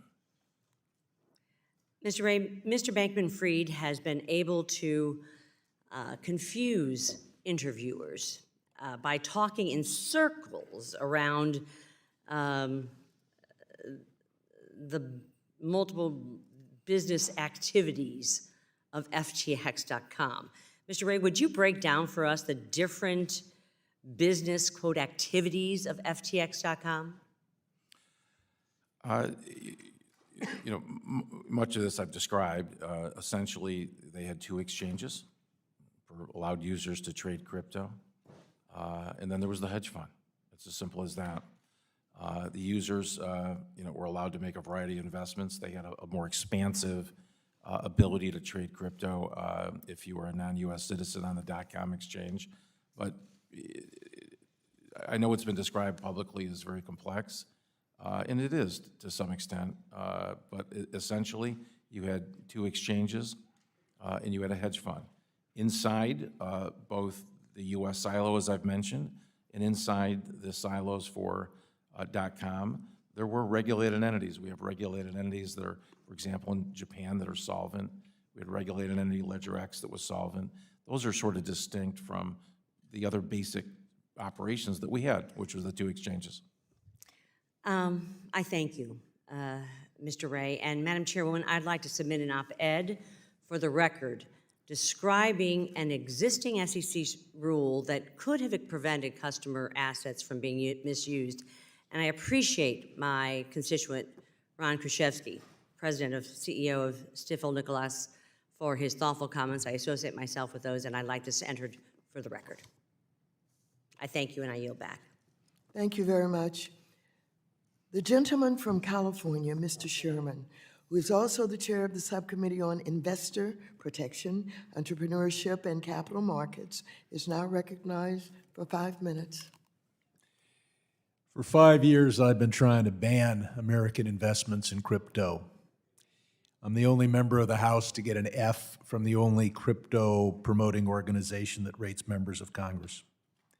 My fear is that we'll view Sam Bankman-Fried as just one big snake in a crypto Garden of Eden. The fact is, crypto is a garden of snakes. Now, from the outside, crypto just looks like a non-fungible token, an electronic pet rock for the 21st century, something that might be good to invest in even though it has no apparent value because you might get somebody else to buy it from you for even more. But in reality, the hope of crypto is to be a currency, to compete with the US dollar, and to announce its advantage over the US dollar in that competition. It puts the advantage right in the name. Crypto, hidden currency. Well, is there a big market for that? Is there a big advantage that crypto has over the US dollar if it actually became a currency, which it's not yet? Well, there are drug dealers, human traffickers, sanctions evaders who will find that to be a good feature. And as Sam Bankman-Fried would tell you, there's a hell of a market for bankruptcy court evasion. But the big market is tax evasion. And I know there are some on the other side who cheer every time a billionaire escapes taxes. The other announced purpose of crypto is to compete with the US dollar as a world reserve currency, thereby enriching the corporate billionaire bros and taking thousands of dollars of advantage away from every American family, because we benefit from being a reserve currency. Now, Sam Bankman-Fried, or should I say inmate 14372, had one purpose in all of his efforts here in Congress. Was a well-known figure, only one wearing shorts. His one purpose was to keep the SEC out of crypto, to provide a patina of regulation, baby regulation from the CFTC. And I'll have one comment from my colleagues. Don't trash Sam Bankman-Fried and then pass his bill. I fear that could happen because Sam was not the only crypto bro with PACs and lobbyists, and there is no PAC or lobbyist here to work for efficient tax enforcement or sanctions enforcement. Now, I've heard from some on the other side criticizing the SEC. And in July in this room, I criticized the head of the SEC for not going, the head of enforcement of the SEC for not going after crypto exchanges. But the fact is that without objection, I'd like to put on the record a letter signed by 19 Republican members designed to push back on the SEC, a brushback pitch, if you're familiar with baseball. Without objection, such is the order. Thank you. Attacking the SEC for paying attention to, and I'll quote, the purported risks of digital assets. And I'd like to put on the record, without objection, comments from 8 members made in this room that were designed to attack the SEC as being a Luddite and anti-innovation for their efforts. Mr. Ray, you're going to be looking at FTX. We know that Sam Bankman-Fried is already faces criminal charges, but he did have help. Will you be looking for and turning over to U.S. Law enforcement authorities information about the possible criminal actions by Ryan Salome, Carolyn Ellison, and the other folks in the fancy apartment? We are doing a thorough investigation, and we will, of course, we have been cooperating with the U.S. regulators and law enforcement agencies, so we will cooperate to turn over any information that would be relevant to them. Thank you. And I'll point out in particular that one of the counts, count 8 in the complaint or indictment, is violation of campaign finance laws. And I hope that what you will turn over is a list of the major bonuses and or loans. It's reported that Ryan Salome got a $55 million loan, so that law enforcement can piece together when those loans and bonuses were made and whether they immediately preceded illegal campaign, disguised campaign contributions. Can we count on you to do that? Yes, I can confirm that. My time has expired. Thank you. The gentleman from Oklahoma, Mr. Lucas, is now recognized for 5 minutes. Thank you, Madam Chairman, and thank you, Mr. Ray, for appearing before the committee this morning, particularly in light of the recent arrest of Bankman-Fried. I expected you to be very cautious this morning in your answers, and in fact, I suspect you have been, but you've been very thorough and methodical in the committee, and I appreciate it indeed. First, I'd like to discuss the bankruptcy process, Mr. Ray. It's our understanding that some of the FTX entities were not included in bankruptcy, including LedgerX. Could you explain why those entities were not included and what might ultimately happen with them? LedgerX is a perfect example of the entities that were kept out of bankruptcy. It's a regulated entity. It's fully solvent. The customer funds were segregated. We believe that there's been no harm there whatsoever. There's no reason to put it into bankruptcy. Ultimately, we will look to sell LedgerX and put it in the hands of a good steward. And would you expand on how U.S. bankruptcy proceedings interact with international proceedings, for instance, like those in Australia?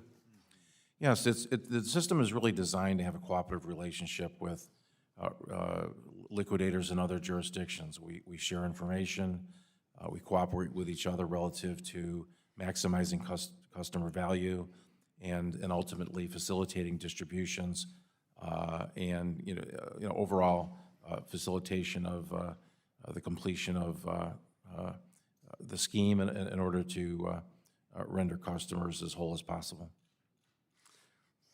As we've all seen, of course, SEC's charged Mr. Bankman-Fried with defaulting investors along with charges from the CFTC and the Southern District of New York. In your testimony, you described FTX Group as having unacceptable management practices, and you made that graphically clear, in particular to how Mr. Bankman-Fried is accused of. The SEC specifically alleges that one way in which Mr. Bankman-Fried diverted FTX funds to Alameda Research was by directing customers to deposit cash into Alameda-controlled bank accounts. Mr. Ray, could you explain how FTX was able to conceal that? We're still, somewhat early in our investigation, but we can confirm that funds were deposited directly into Alameda as opposed to FTX bank accounts. Unfortunate, obviously, situation. One last question on the bankruptcy. It's been reported that FTX Digital and FTX Australia were not included in the bankruptcy filing because local regulators had already initiated their own proceedings. Is it true that they could not have been included because of that? Yes, our filing occurred on November 11, and there was other filings that had occurred shortly before. One last thought, Mr. Ray. Clearly your profession is cleaning up messes that other people have made. That's a fair way to describe it. Not messes that you made, but they made. How does this compare, in your experience, magnitude-wise? Well, it's the worst or the worst by magnitudes? It's one of the worst from a documentation standpoint. Even in the most failed companies, you have a fair roadmap of what happened.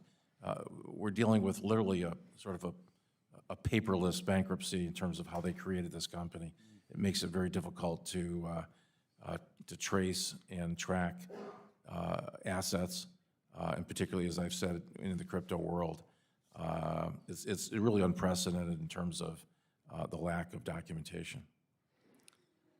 Bankman-Fried clearly tried to exhibit himself as the brightest of the bright. But being bright neither makes you honest nor a fool, does it? Thank you, Mr. Ray. Thank you. The gentleman from Texas, Mr. Green, who is also the chair of the Subcommittee on Oversight and Investigations, is now recognized for 5 minutes. Thank you, Madam Chair. And I thank the witness for appearing today.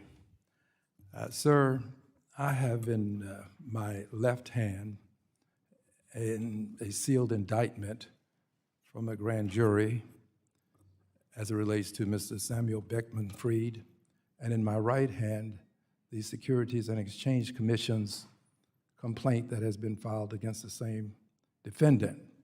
Let's put aside the civil complaint I have one question, but first I'd like to lay a predicate by going through these charges in the criminal complaint. Wire fraud on customers, conspiracy to commit wire fraud on lenders, conspiracy to commit commodities fraud, conspiracy to commit securities fraud, conspiracy to commit money laundering,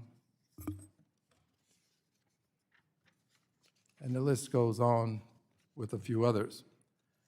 I mention these things to you, sir, because Dr. King reminded us that nothing in all the world is more dangerous than sincere ignorance and conscientious stupidity. Mr. Bankman-Fried has pretty much indicated that he just made a big mistake, that he was doing the best that he could to be a servant and of great service to humankind. But I would also mention this: he did attend Canada USA Math Camp, a summer program for mathematically talented high school students. He also has a degree from MIT, 2014, bachelor's degree in physics with a minor in mathematics. Is all of this just one big mistake that was made by this gentleman, sir, as you see it, based upon what you've seen so far? It looks to me like there may be some malfeasance here. You know, we're certainly, investigating everything that happened relative to these circumstances. At this stage, we're trying not to, lay judgment or put labels on actions. We're focused on, accumulating and maximizing the assets for the victims. That's our number one priority. In doing so, we will also investigate potential causes of actions to maximize value. And that does require us to get into the underlying facts and motivations and what happened. So we fully expect to explore that. Thank you. Would you consider this to be sincere ignorance? Again, I don't want to put labels on it. Obviously, there's been failure here of a massive proportion. Ultimately, I think others will judge him by his actions. Mm-hmm.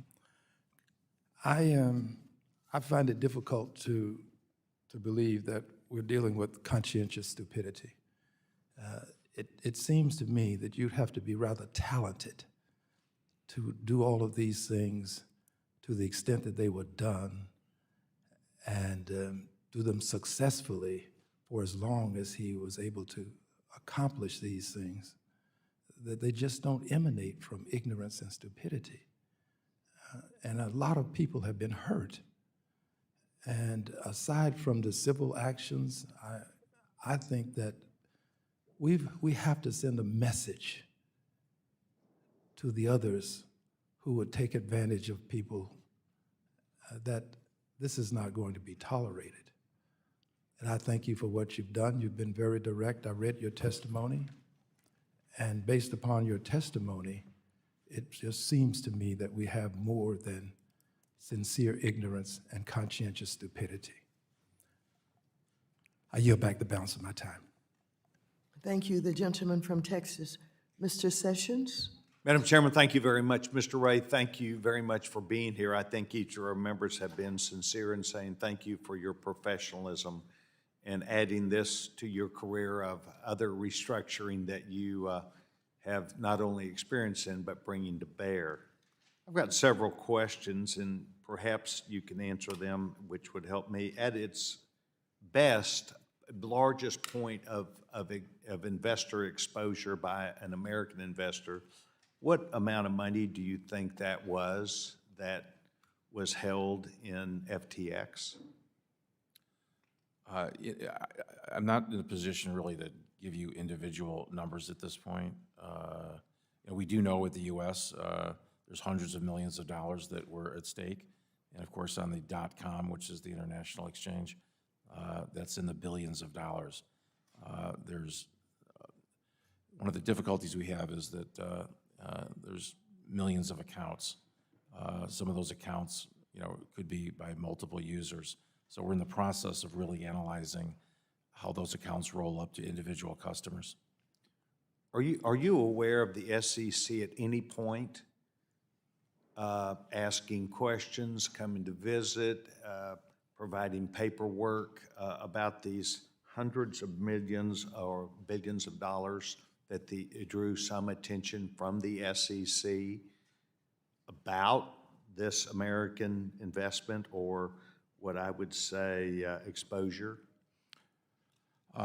I'm not, but you have to recognize that I, parachuted in on November 11th, so I have no history with the company whatsoever. So you do not know about any questions, interaction? Have you heard about whether there was an attempt to avoid any of this? Was any of it ever discussed by any of the people that you have gained information from? I'm not privy to anything on a pre-petition basis. Thank you. Do you have an idea about the value of assets that was lent to FTX, by FTX or Alameda to Mr. Bankman-Fried, the amount of money that they loaned him? Well, we know that the size of the loss, measured essentially, at this period of time is several $billion, but you have to remember that, asset values, fluctuate. So how much the assets are worth at the time that they may have been transferred to FTX.com may be a different number than the loss as of any particular date. We do, of course, know that we have several $1 billion of losses, and we know that there was billions of dollars lent out, billions of dollars of other investments, so that we essentially have a roadmap to figure that out. The roadmap that you're speaking about, in your past, I don't claim you necessarily know it now, were IRS forms that were filled out by the company, were they properly filled out? Have you looked at those to see that they were complying with the IRS law? We are looking into that very thing. We've hired Ernst & Young. They are taking a comprehensive review. They're going backwards and starting with the earlier years. We're reviewing the return that was filed in 2020, 2021, and of course, they're looking at all the transactions within 2022. So that review is ongoing, and we certainly will look at that in detail.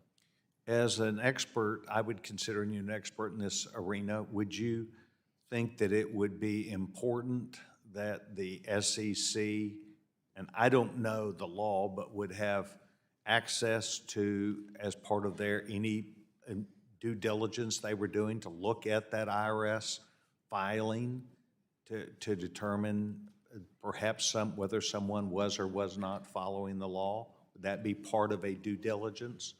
Well, we certainly would make anything like that available to any of the regulatory agencies, whether it's the SEC or the IRS. We're fully cooperative to them. Anything that would aid in their investigation, it would be available to them.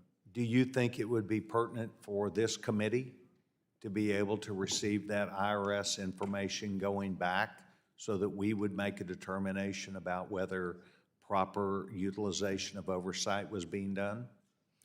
We certainly, we want to be cooperative with the committee as well, and we can certainly work with staff to address what you might need. Thank you very much. Thank you, Chairman. Chairwoman. Thank you. The gentleman from Missouri, Mr. Cleaver, who is also the chair of the Subcommittee on Housing, Community Development, and Insurance, is now recognized for 5 minutes. Thank you, Madam Chair. Mr. Ray, thank you so kindly for being here today. Have you read the full testimony that was planned by our missing guest? I have not read his full testimony. Some pieces of it have been relayed to me, but I have not read it. I've not read one word of it, actually. Yeah, I don't know him personally and probably don't want to, but his testimony is so disrespectful. I mean, there's not a person up here who would like to show this to their children in line 2 of this missive. He says, and I quote, "I would like to start out by formally stating under oath." You can't say it. And I can't even say it publicly. The next 2 words, absolutely insulting. This is the Congress of the United States. And I'd like to submit this, Madam Chair, for the record. Without objection, if you're inserting that into the record. Without objection, such is the order. I want to follow up on what Mr. Sessions, on the discussion Mr. Sessions was having with you on this, the issue.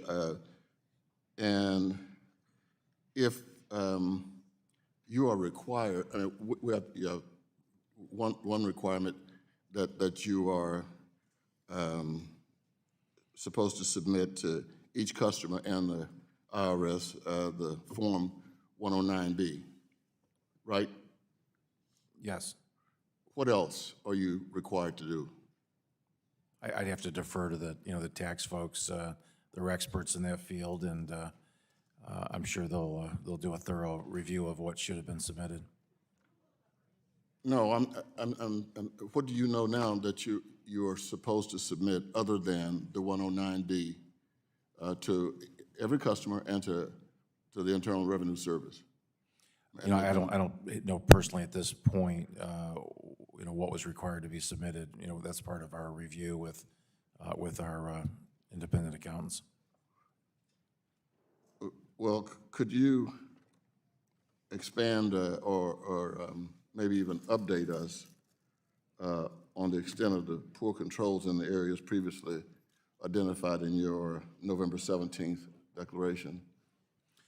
It's an extensive list. It really crosses the entire spectrum of the company, from lack of lists of bank accounts, hundreds of bank accounts dispersed all over the world, lack of just a complete list of employees and their functions by group or name, extensive use of independent contractors as opposed to employees. Lack of insurance that you normally would see in certain businesses, either inadequate insurance or complete gaps in insurance. For example, the Alameda silo had no insurance whatsoever. So those are, the list goes on and on. We could spend all day on that. We have time, but I wonder if you would support a resolution that I've been thinking about introducing, changing the name of cryptocurrency to creepy dough currency.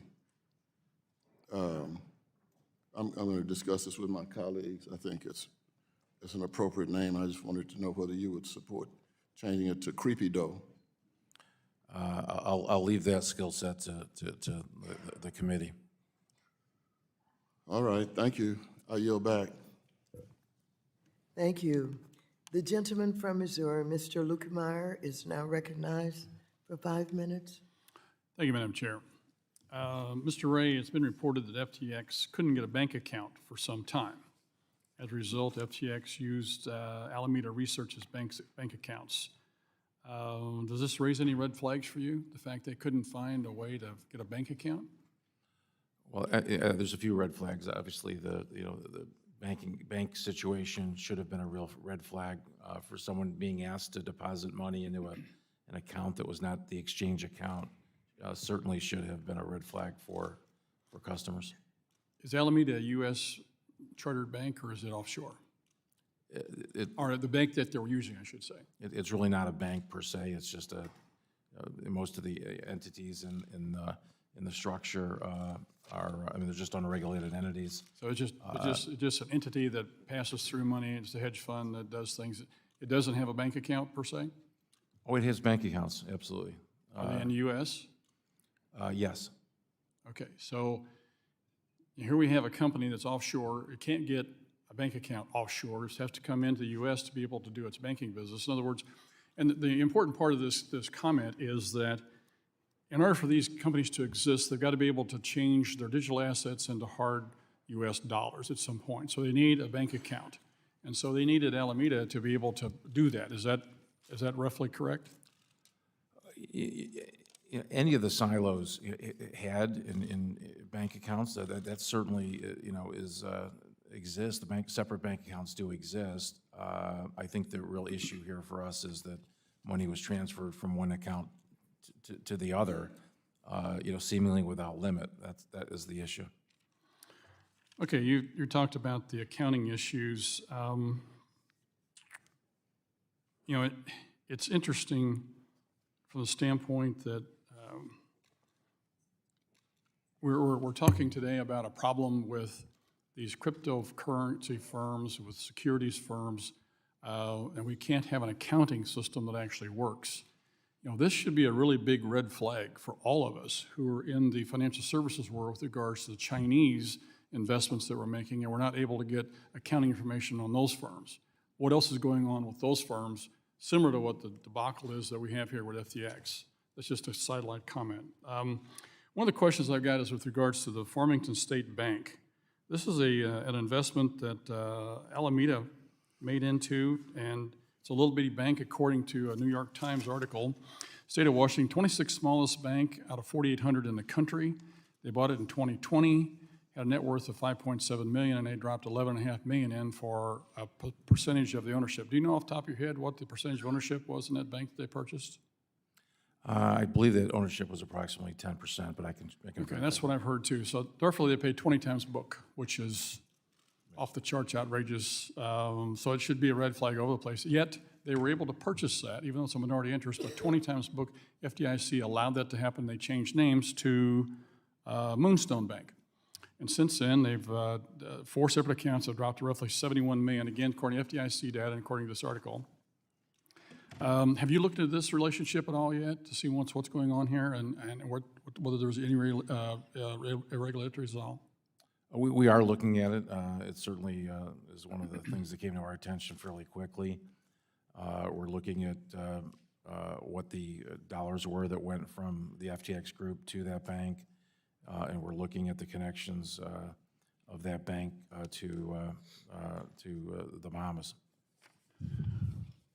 Is it the way this all transacted here? Is this common, by the way, that they purchase businesses and dump excessive amounts of money based on the fact they had it, whether it was a good investment or not, in all these different companies? I mean, this looks like a really excessive investment to actually go out and buy a bank to be able to do something with it, stuff it full of money. So I don't know, is there money laundering going on here? Is there some missing dollars? Is somebody stuffing away something in their back pocket to be able to at some point down the road take off with it? Is that what's going on here? I mean, it begs a lot of questions here when you see this kind of activity. Well, there's a lot more questions than there are answers. Certainly, it's highly irregular, and it's what's gotten our attention. Well, I thank you for your comments this morning, and it's concerning when you see this sort of lack of accounting, and you see somebody dealing in this sort of level of money, and there's lots of different companies where money shifts back and forth, and you wonder, by living offshore in the Bahamas, if there's not some faraway bank account that's being stuffed with money we'll never ever find. I hope you do your job and do it well, Mr. Ray. Thank you for being here this morning. Thank you. The gentleman from Colorado, Mr. Perlmutter, who is also the chair of the Subcommittee on Consumer Protection and Financial Institutions. You're now recognized for 5 minutes. Thanks, Madam Chair. Mr. Ray, I have so many questions, it's hard to even figure out what questions to ask. So let's just start with some easy ones. How long have you been on this job? 4 weeks. 4 weeks. Do you know when the Madoff bankruptcy was filed? Probably circa 2008, I guess. I don't know. So say 2008. And do you know they just made a distribution out of that bankruptcy last week? That's what I understand, yes. So that's, what, 14 years? How Yes. old are you? Is that a permitted question? Because I want you to add 100 to whatever your age is when you finally untangle all of this. And the reason I say that is we watched this FTX, but a bunch of other crypto companies start thrashing about, say, 9, 10, 12 months ago. And as the house of cards started falling down, the thrashing became more. We had something like that in Colorado back in the 80s when the savings and loans were failing, and everybody was sort of trading their funny money. We called it trading cats for dogs, to hide lousy loans, to not show the failures of those particular banks. Here, your job, I think, as the bankruptcy trustee or conservator or whatever you are, is to go gather as many assets as you can, and that could be from some very innocent people who got paid money, to then spread it out equally among who you think the real creditors are, or, I mean, is that sort of a fair statement? It's a general statement, but it's not far off. Well, because we on this committee, and a number of us had to deal with the Madoff stuff, one of the things you're going to face is some guy say, I'm more innocent than that guy.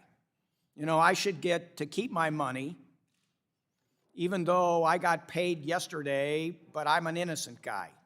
You're going to be dealing with so many preferences, so many fraudulent transfers.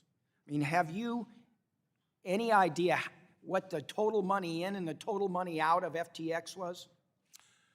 We don't have a full accounting at this early stage, no.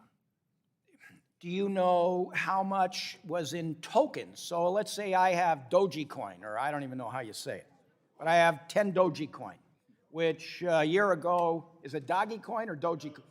Dogecoin. All right, I have 10 Dogecoins, all right? A year ago, 10 Dogecoins, for sake of argument, was worth $1,000, so $100 a coin. I put that in there. But Dogecoin today is worth, like, I don't know what, say not nearly that much. I mean, how are you going to evaluate that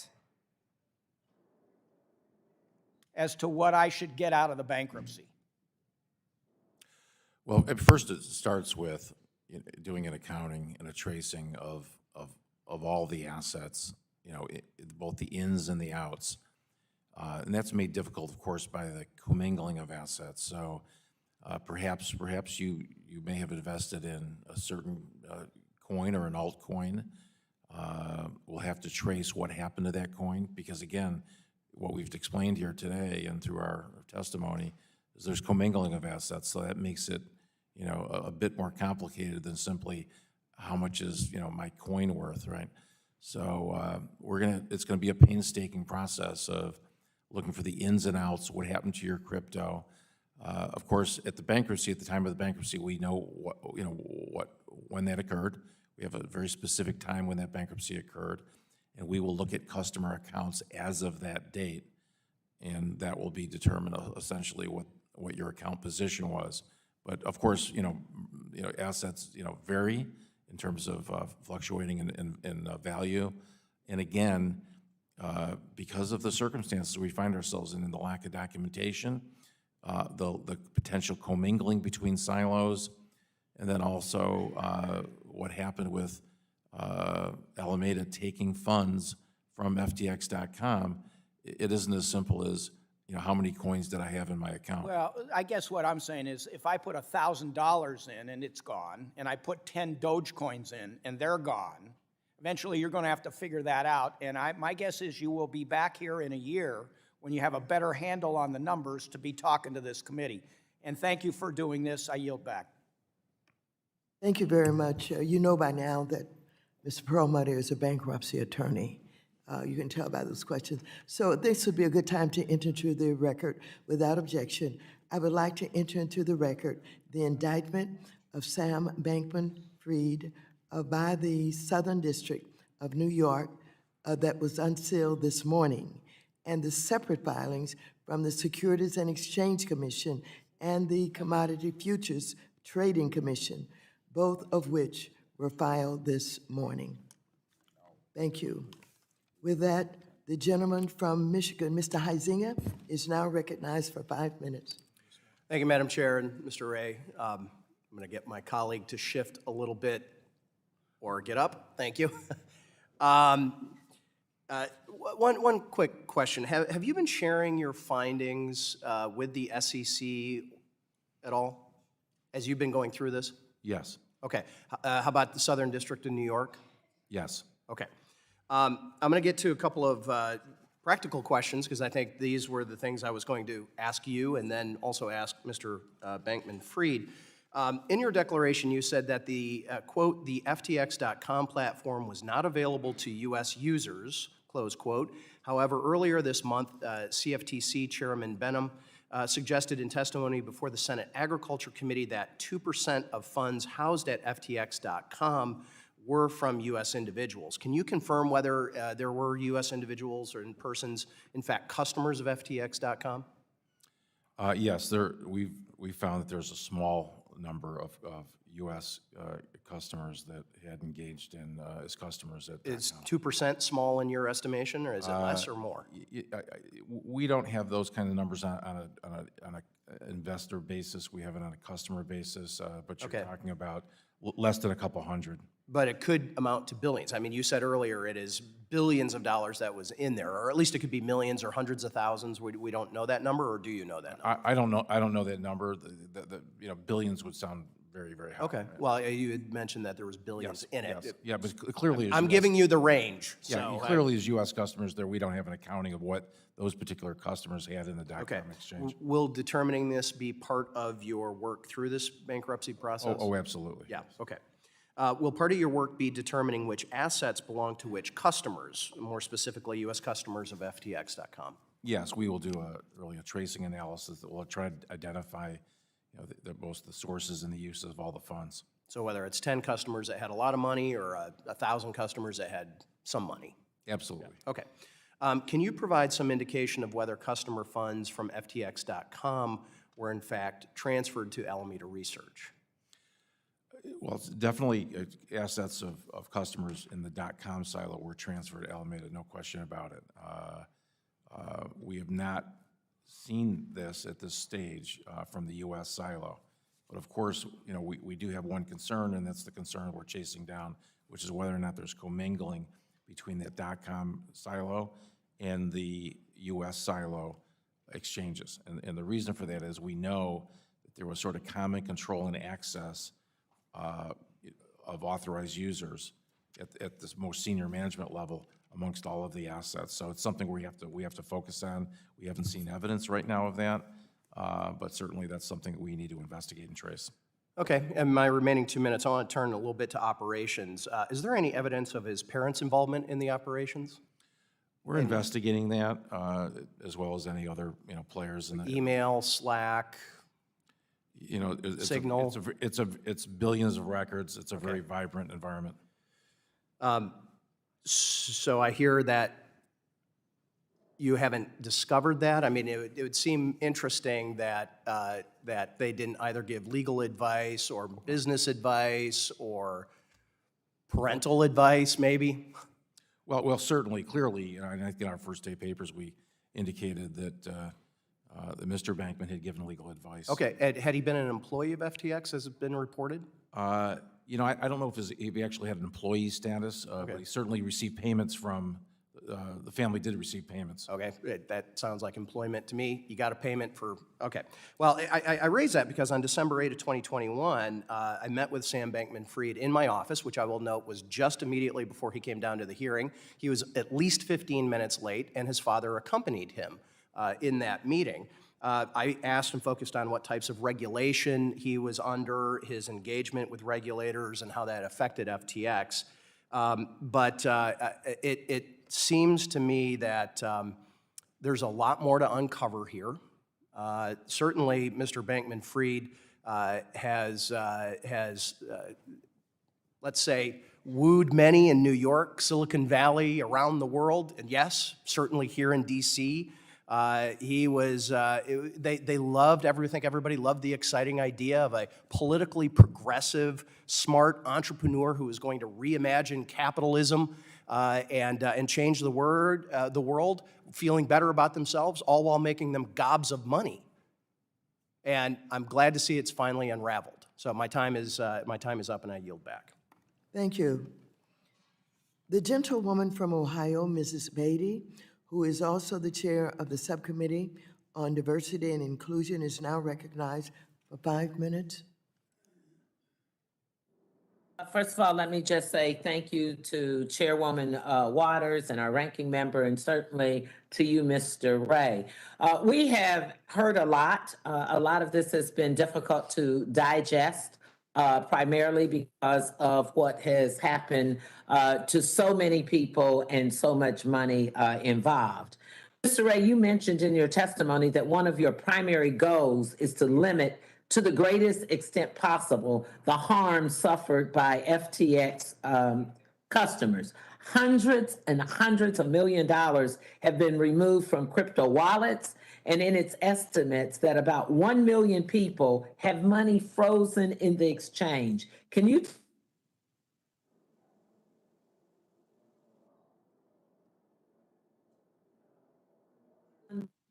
overall the likelihood those funds back? And if you can't answer that question, I have the information. Ms. Beatty, would you repeat the question? You were interrupted for a minute or so there. Oh, I am sorry. I am at home recovering, so I hope, sorry about any connection. Basically, hundreds of dollars have been removed from crypto wallets, and it's estimated that about 1 million people have money frozen in their exchange. Can you tell us how many users have lost money, and when will they get their money back? Well, our process is such that, we are securing our assets every day. Every day we are out looking for wallets and the keys to those wallets to maximize the recovery of value. So that's an ongoing process. We've secured all of the cash in the bank accounts to the extent that we can at this point. We've secured crypto assets. We're still in the process of doing that.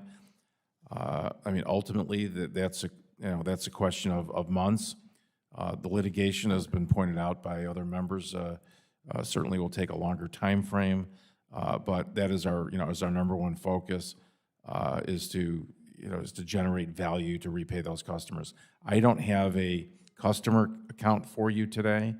We do know that there was 2.7 million users in the U.S. silo, which again overstates the customer relationships because people had multiple trading accounts.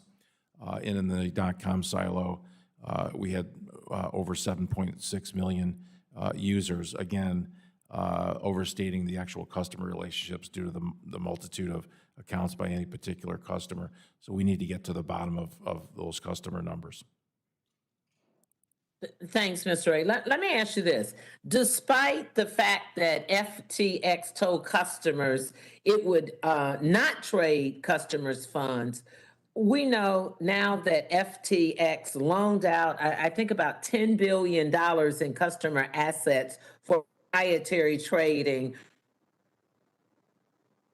Mr. Ray, do you know how it was possible for FTX to access clients' funds in violation of its own terms of service that read, without clients' permission, and exposes customers to such massive loss? Well, as I indicated, there was no corporate controls, no corporate oversight, no independent board, and the owners of the business, the senior management, had virtual control of the accounts of each of the silos and could move money or assets, as they desired, undetected by customers. To the extent there were rules, and there were very few, obviously they were made to be broken. So I think what I'm hearing you saying is that there was no one personally approved this. Let me ask you a last question. Can you tell us what regulatory changes could prevent the unauthorization or the unauthorizing customer funds in the future based on your wealth of experience? Without speculating about what regulatory fix there could be, and I've said in my earlier testimony, You know, the critical thing is segregation of customer funds and transparency. Okay, and lastly, in your 5 points that you outlined, and I'm sorry if you said it before, is there a timetable that you think you can get to that? And that can be a yes or no. I think I'm getting close to my time. There's no particular time frame, but it's as quickly as possible. In my experience with Enron, And is that months? Is that weeks? Quickly as possible. it certainly isn't weeks. It's definitely months. And the causes of action, you know, could take longer, but we will marshal assets on a weekly basis and on a monthly basis, and we'll do that as quickly as possible. Thank you so much for taking the time to try to help us out. I yield back. Thank you. The gentleman from Kentucky, Mr. Barr, is now recognized for 5 minutes. Thank you, Madam Chair. Mr. Ray, in your declaration, you said that many of the companies in the FTX group did not have appropriate corporate governance and that this situation is unprecedented. You also, in your testimony today, said that the FTX collapse stems from the lack of an independent board and a complete failure of any internal controls or governance whatsoever. Can you elaborate in describing the governance structures for FTX.com that led you to make those comments? Well, first and foremost, you know, there's no independent board of directors. So one of the first things that I did was put on an independent board of directors led by our chairperson, who's the former U.S. attorney, and Honorable Joseph Farnan, former U.S. District Court judge. So put in a corporate structure of independent directors, put in separate officers, the new officers of the company. I put in a new CFO, a new chief information officer, a new head of administration, all independent, with some background and experience in these sectors. None of the employees, I mean, there's a lot of titles in the company, but no experience to back it up. Can you explain how the FTX.com governance structure differs from the governance structures of FTX US? Virtually no difference. There was no structure. Mr. Ray, in your work so far, have you examined the governance structure or the flow of assets to the FTX Foundation or its various affiliates, including FTX Community, FTX Climate, or the Future Fund? We are digging into that. We've not completed our review. I am curious in your work whether or not you will determine whether those entities were established properly as non-profits or whether or not the funds received were improperly transferred customer accounts. Do you have any visibility into that yet? We're looking at that right now. We've asked our folks at Ernst & Young to look at the tax side of it, and we're investigating the money transfers.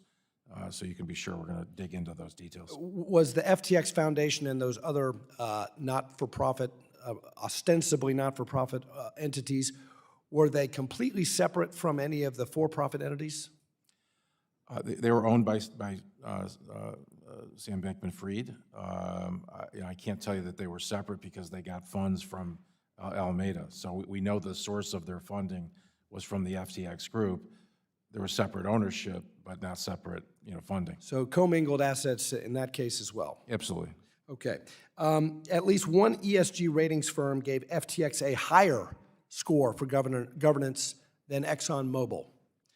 Given your testimony that FTX's collapse stems from the absolute concentration of control in the hands of a very small group of grossly inexperienced and unsophisticated individuals who failed to implement virtually any of the systems or controls necessary for a company that is entrusted with other people's money or assets, what would you say about this ESG governance rating, which rated FTX higher than ExxonMobil?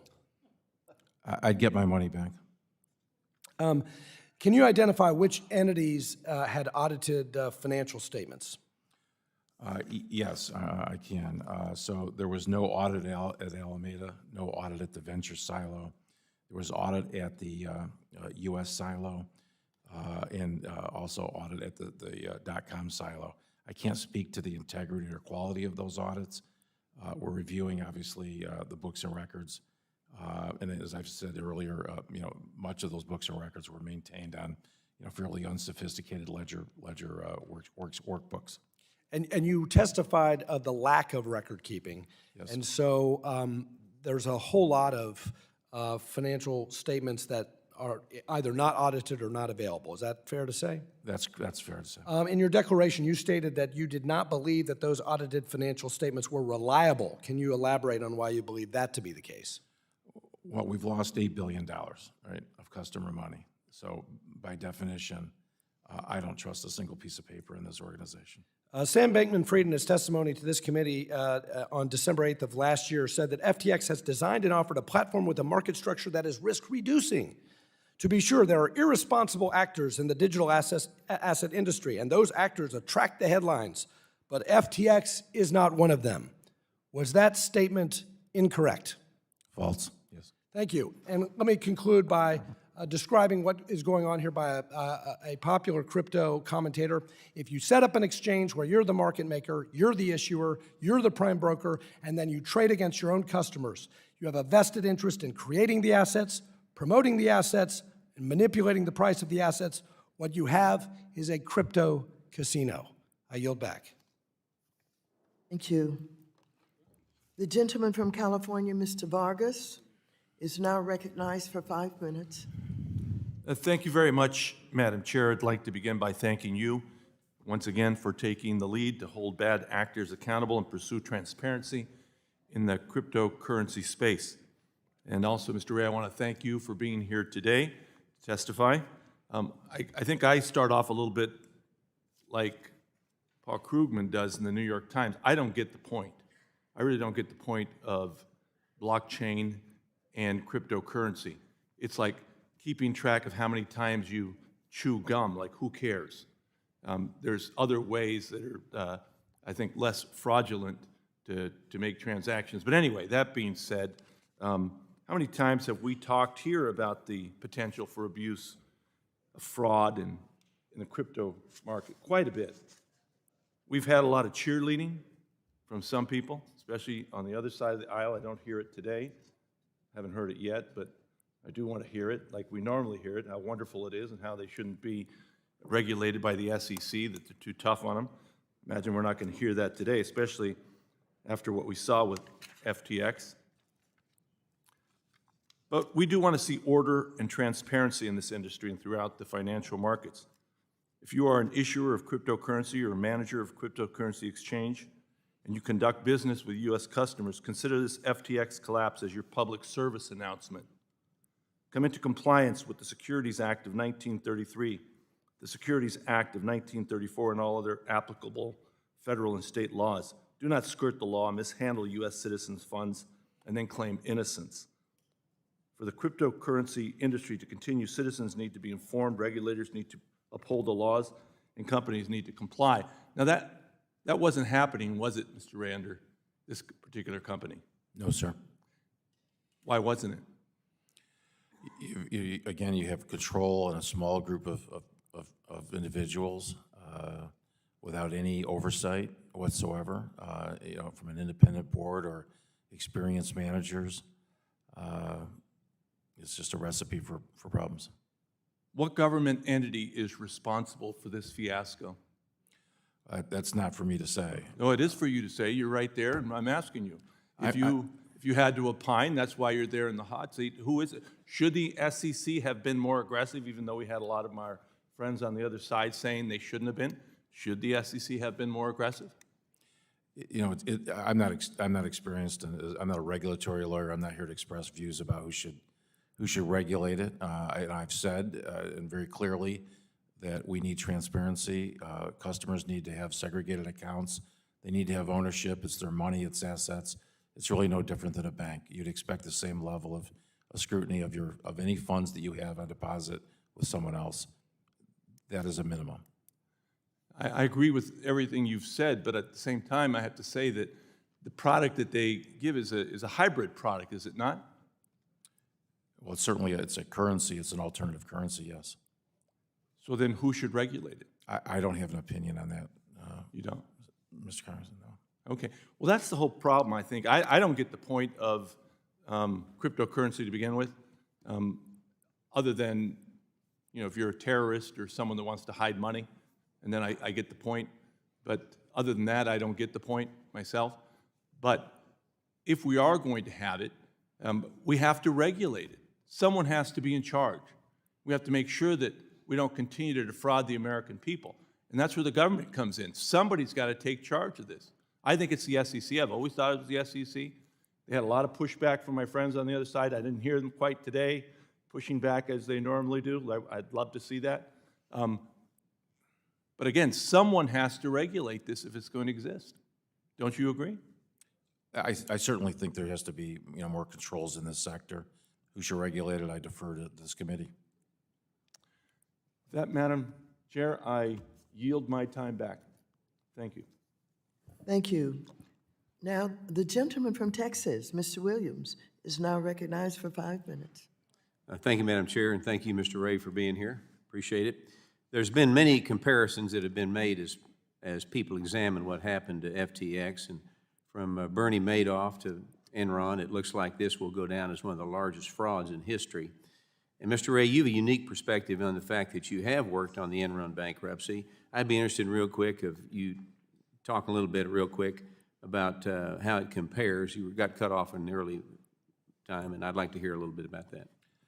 Enron was a really a different company. The crimes that were committed there were highly orchestrated financial machinations by highly sophisticated people to keep transactions off balance sheets.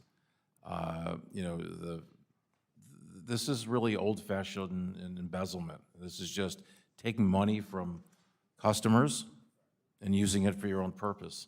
Not sophisticated at all. Sophisticated perhaps in the way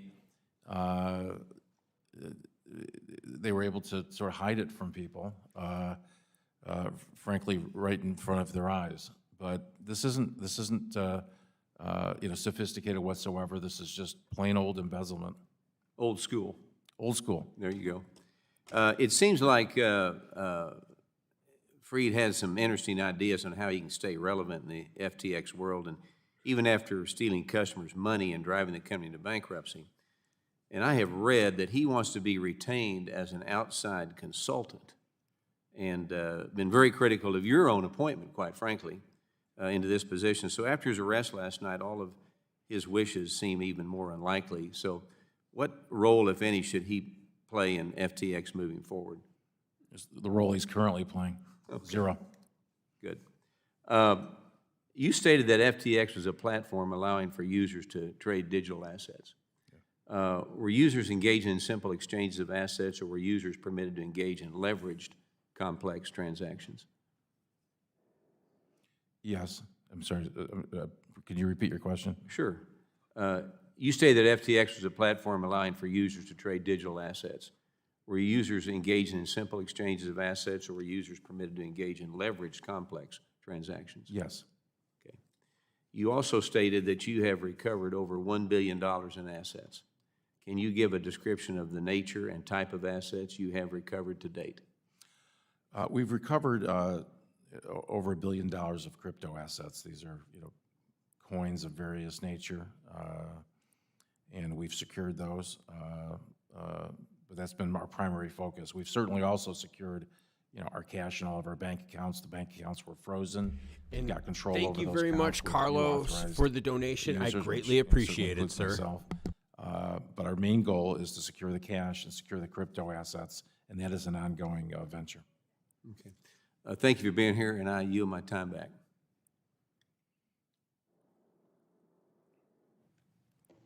Thank you very much. The gentleman from Guam, Mr. San Nicolas, is now recognized for 5 minutes. Thank you, Madam Chair.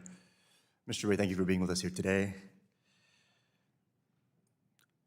There's a lot of people following this trying to understand what happened for a variety of reasons. Of course, your primary responsibility will be to make sure that the creditors are made whole, as well as depositors and everybody else who has a stake in varying degrees within the company.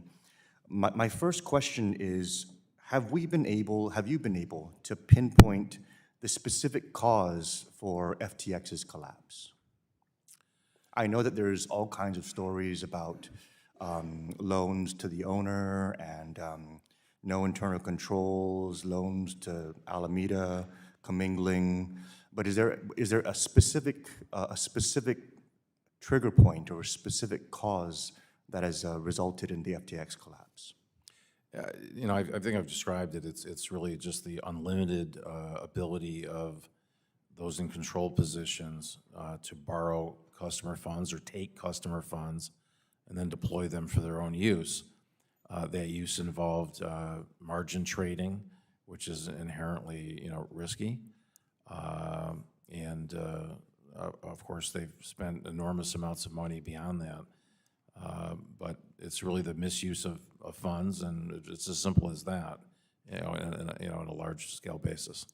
So what is the big picture balance loss as a result of this bankruptcy? How much has FTX lost as a result of this? We don't have exact numbers, but we know Ballpark? it's several $billion, you know, in excess of $7 billion. In excess of $7 billion. Yes.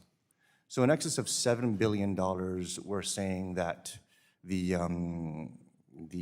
Sam Bankman-Fried and Company basically took or misallocated $7 billion, and that's why FTX has collapsed. Right. So funds were taken from customers, funds were invested, trading losses incurred in Alameda, and then funds were deployed that will never be, you know, valued at the same dollar amount. There was over $5 billion of investments made. Certainly there's some value there, and we will try to get that value and sell those assets. But oftentimes, even when he made those sorts of investments, whether it was directly or through others in management, sometimes he would do that really without any pro forma or any valuation. Not really quite sure how some of the purchase price numbers were derived. So it, you know, gives you a sort of worry, obviously, that the purchases were overvalued. So there's a concern there as well. So Alameda lost $7 billion as a result of investment decisions and margin trading.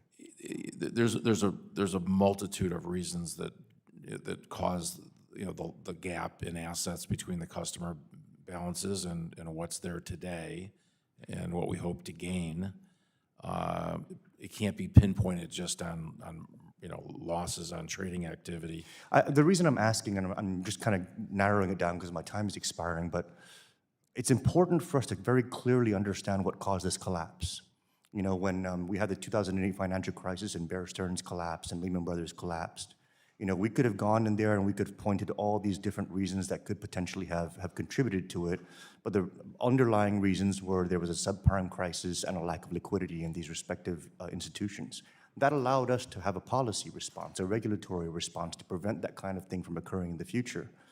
The FTX collapse right now is just FTX, but are these lack of controls and are these environments that resulted in the FTX collapse, are those still existing today, and could the same thing happen in similar operations such as Binance, for example? Could they also engage in the same activities under the current regulatory regime, and if things go wrong, have the same outcome? Well, sort of just 3 points I'd make.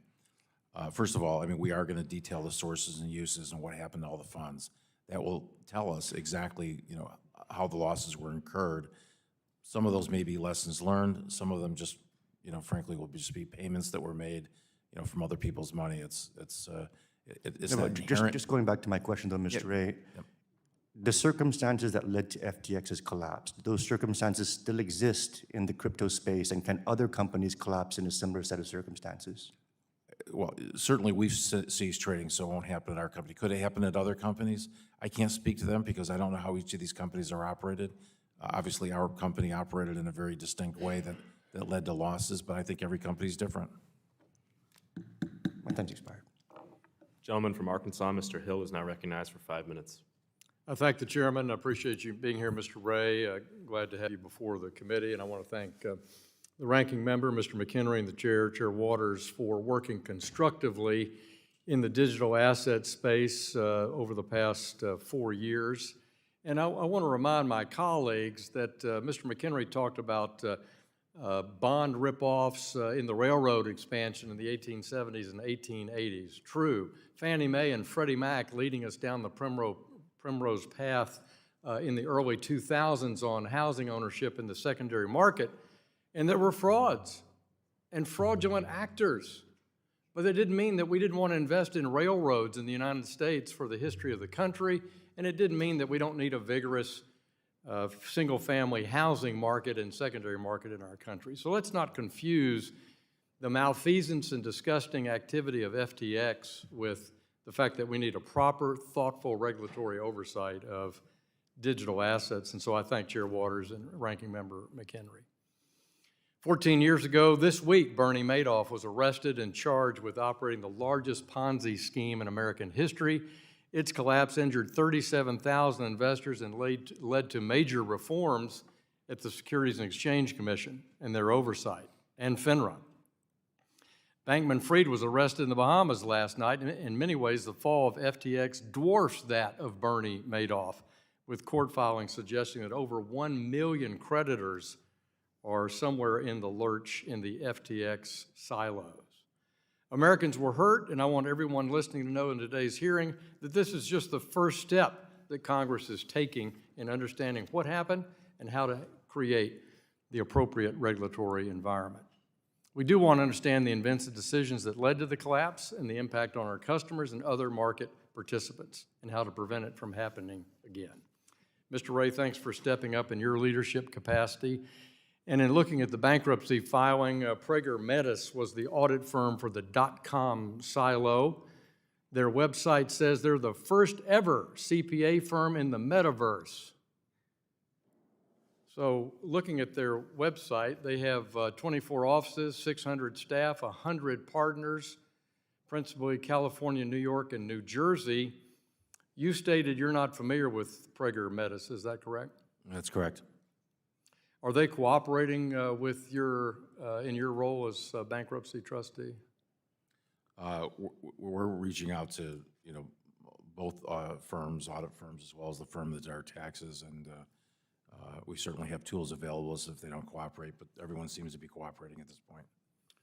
And are they, you anticipate they'll actively participate in the forensic accounting work you're doing with Ernst & Young? Absolutely not. No, we are taking information that we get from the prior auditors and accountants and tax professionals, and then we're going to take our investigation from there on an independent basis. Can you tell us who the partner in charge is of the audit at that firm? I can't tell you. I can't tell you off the top of my head. Is it Jerry Etel, Brian Goldblatt, Michael Williams? Those names ring a bell? No, it's not. I can get I can get your staff. Would you provide that to us, please? Absolutely. Yeah. Thank you. And then the second auditing firm, Aramanino, you say you are familiar with them, and that's part of a London-based firm, is that right? Yes, that's correct. And so do you feel the same way about their performance based on the books and records you've seen, that they also were inadequate in serving as an auditing firm?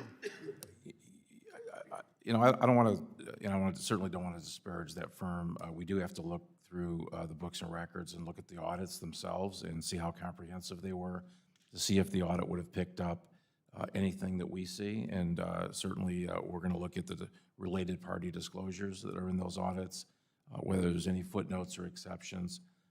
We need to go, we need to go back and look at all those audits just from a look-back perspective to determine what maybe could have been done that wasn't done.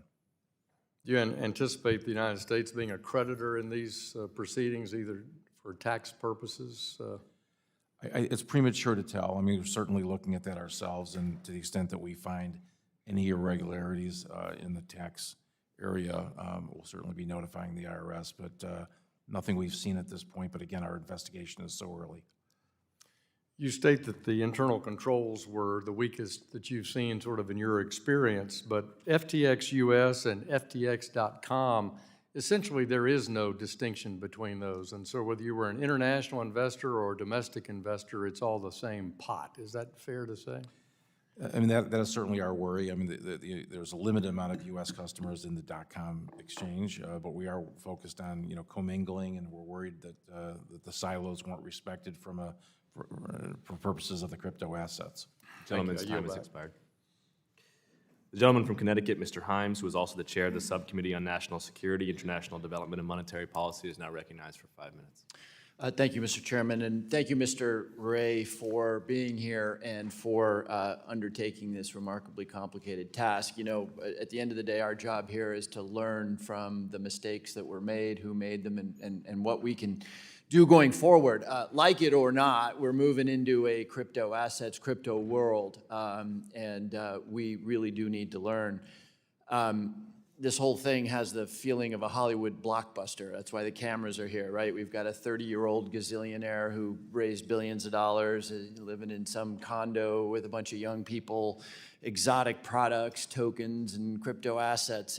It feels to me, though, as I look through particularly the SDNY indictment unsealed this morning, that a lot of what we're seeing here is as old as the hills. It's wire fraud. It's misleading investors. It's commingling of funds. This is as old as the hills. There is something that I really do want to ask you about, though, which is a little different here. All the good work you've done with other companies, you were dealing with, by and large, money in banks or in other financial institutions. Here we've got tokens, which evidently were things of, quote, value, valued in some way or another, that were used as collateral, living in places called wallets, not in banks. So my question for you, that feels to me like what's exotic and different about this. How much more challenging is your job going to be because you're now operating in a world of tokens and wallets as opposed to dollars and banks?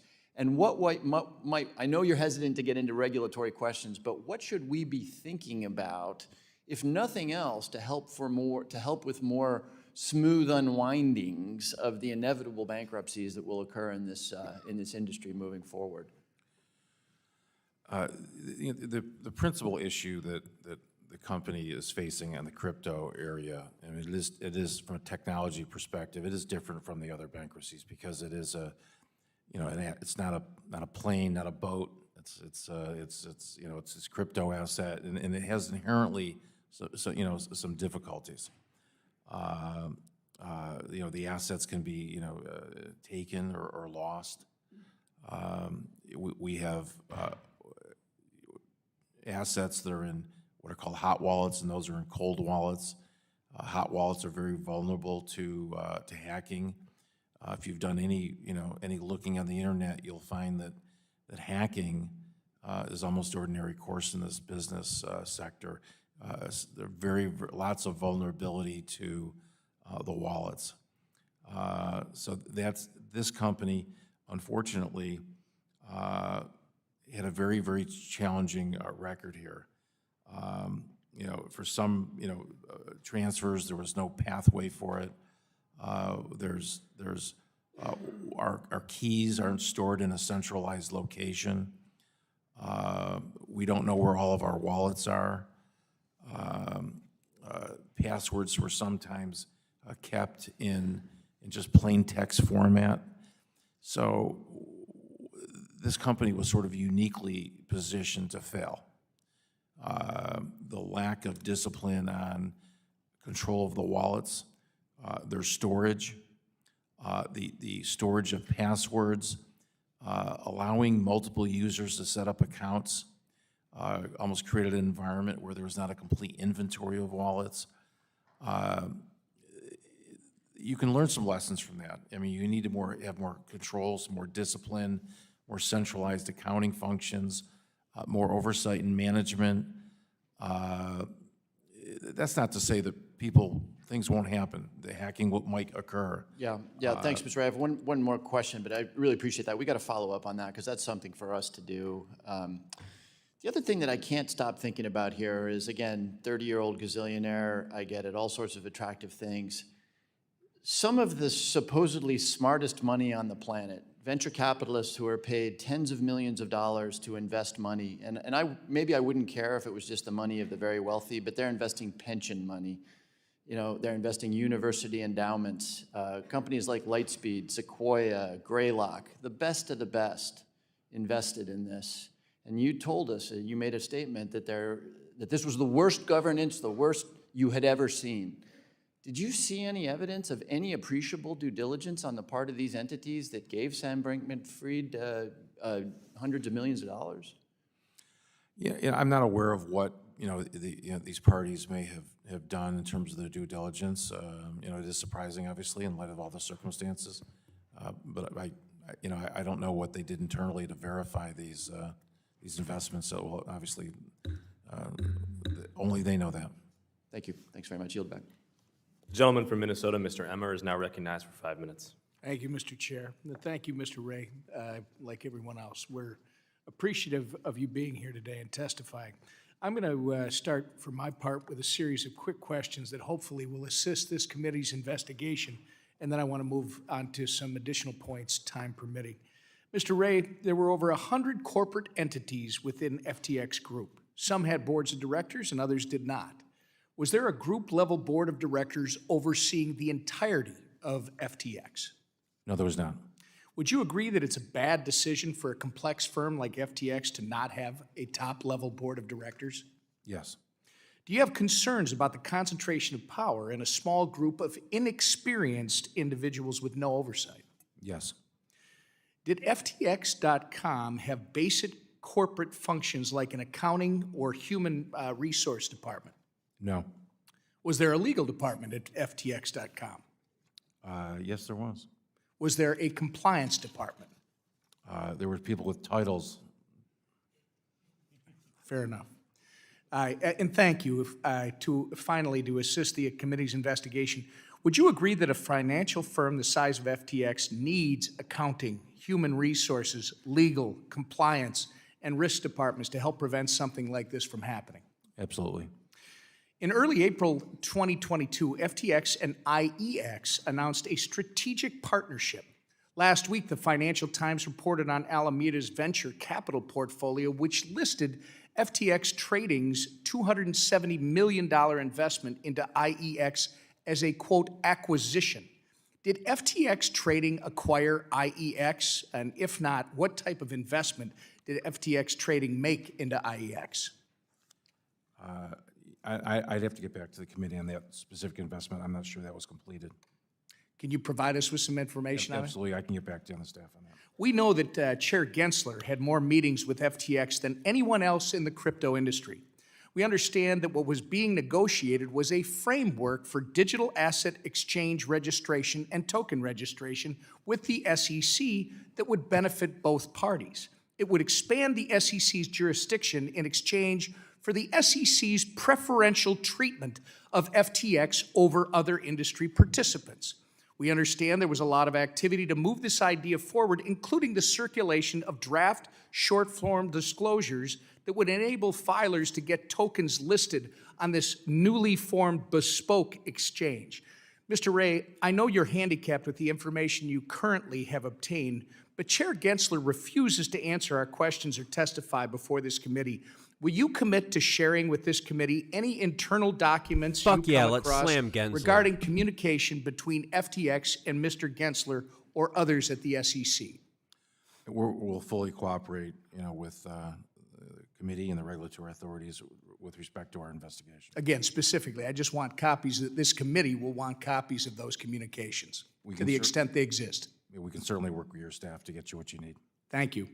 And Mr. Ray, I appreciate you mentioning your concerns in the beginning of my questioning about the concentration of power in a small group of individuals with no oversight.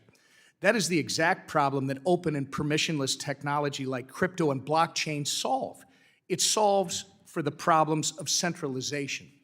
You stated in your testimony that you've never seen such a, quote, utter failure of corporate controls at every level of an organization, from the lack of financial statements to a complete failure of any internal controls or governance whatsoever, close quote. FTX had disastrous or even non-existent systems for accounting, audit, cash management, cybersecurity, human resources, risk management, and other unacceptable management practices that currently make your job to uncover the facts quite difficult. Fortunately, the immutable characteristics of public blockchains that some people would care not to understand in this committee allowed the crypto community to reveal Sam Bankman-Fried's fraud, and the on-chain public record will assist law enforcement moving forward. I encourage my colleagues to understand Sam Bankman-Fried's con for what it is: a failure of centralization, a failure of business ethics, and a crime. It is not a failure of technology. I've worked across the aisle since I came to Congress, so the future of crypto reflects American values, the same way the internet does today. For the most engaged members of Congress on crypto policy, the FTX collapse reminds us of why we care so deeply about this technology. Decentralization is the point. Thank you, and I yield back the balance of my time. The gentleman from Illinois, Mr. Caston, who is also the Vice Chair of the Subcommittee on Investor Protection, Entrepreneurship, and Capital Markets, is recognized for 5 minutes. Thank you, Mr. Chair, and Mr. Ray, thank you so much for this. I'm struck by a lot here, not least Mr. Perlmutter's comment that this is going to take a long time to untangle. Maybe your comment to Mr. Lucas that this is a paperless bankruptcy saves you time because you run out of paper, but I appreciate your service.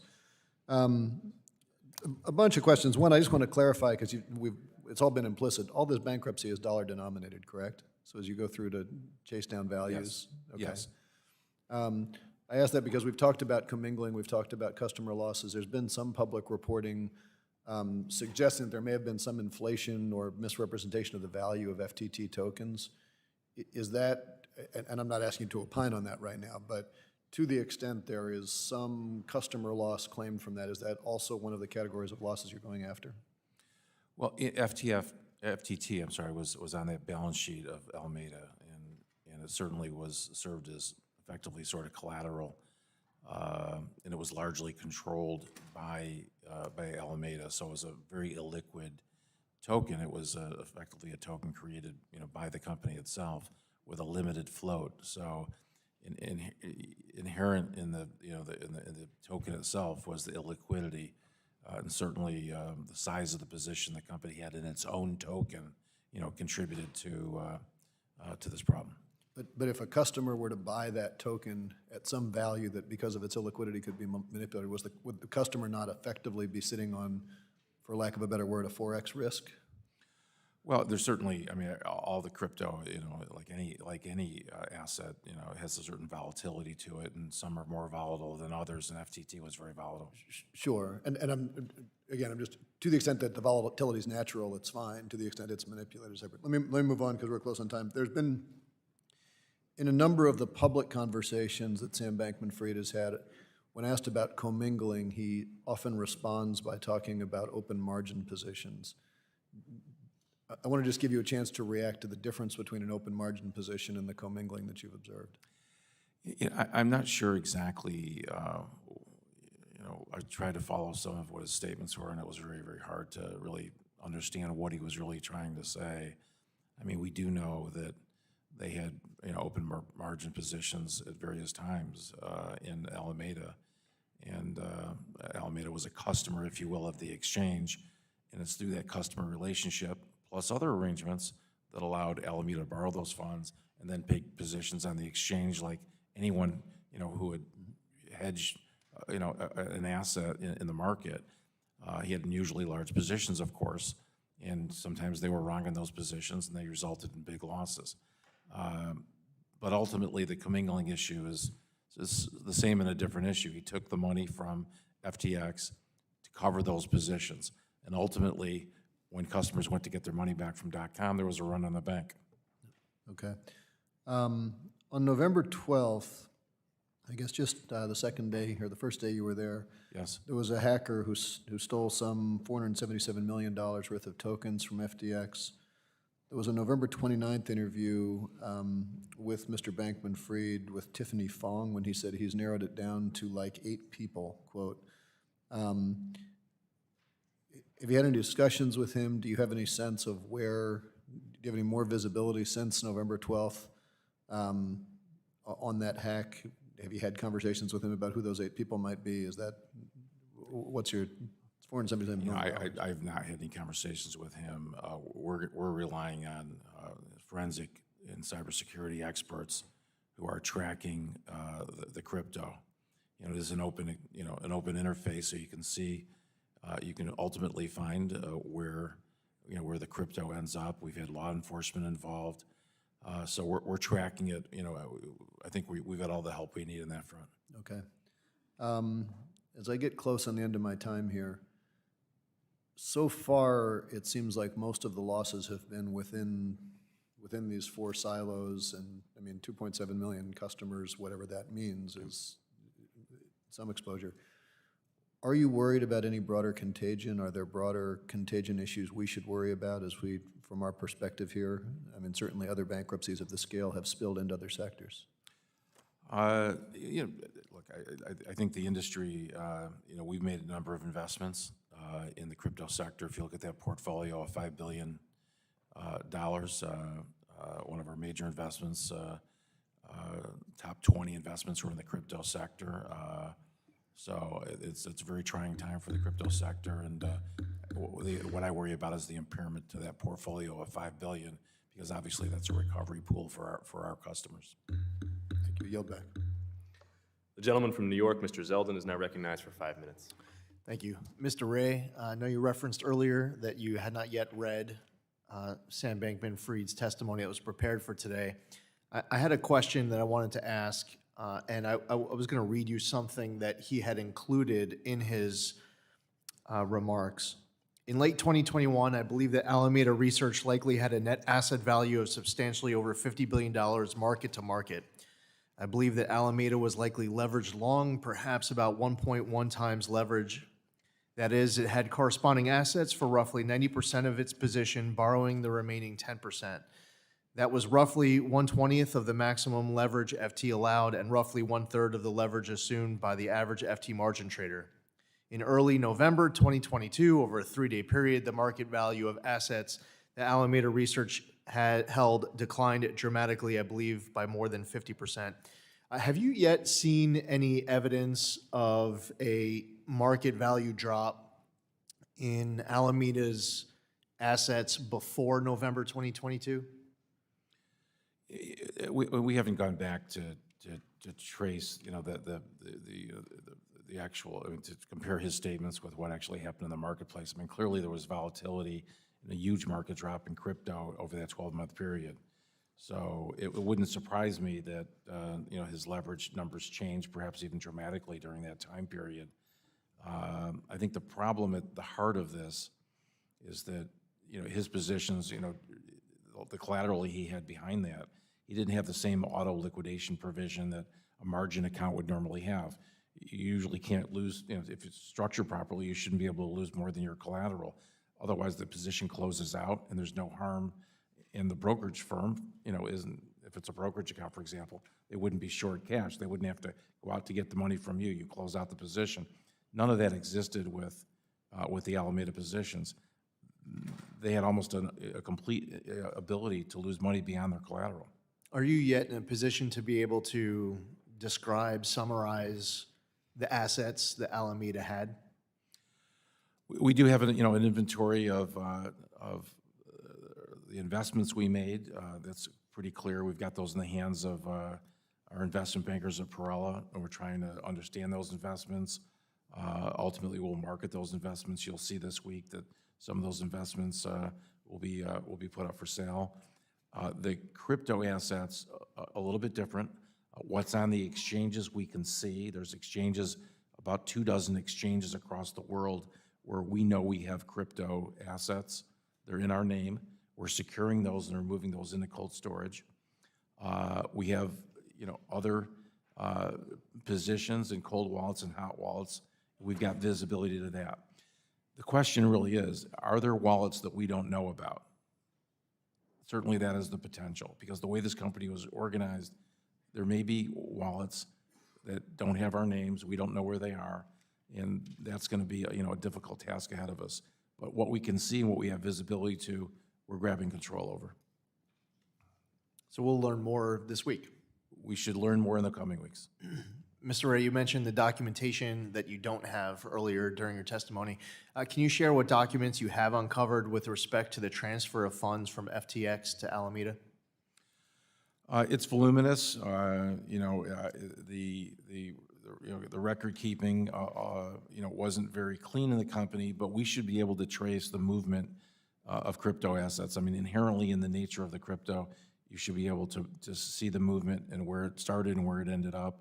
We'll obviously track, the banking information. We do have bank records.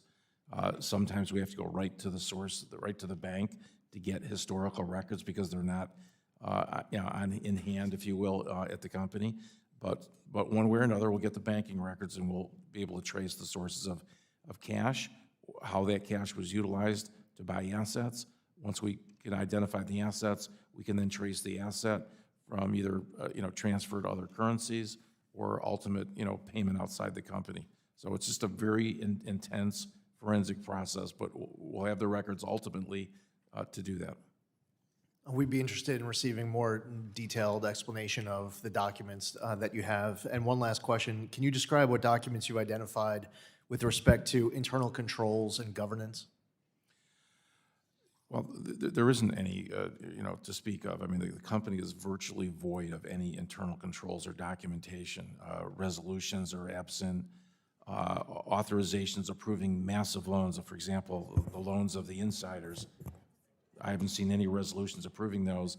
When Sam Bankman-Fried signs on behalf of the company and then he signs his own loan, that should tell you a lot right there. Gentleman's time has expired.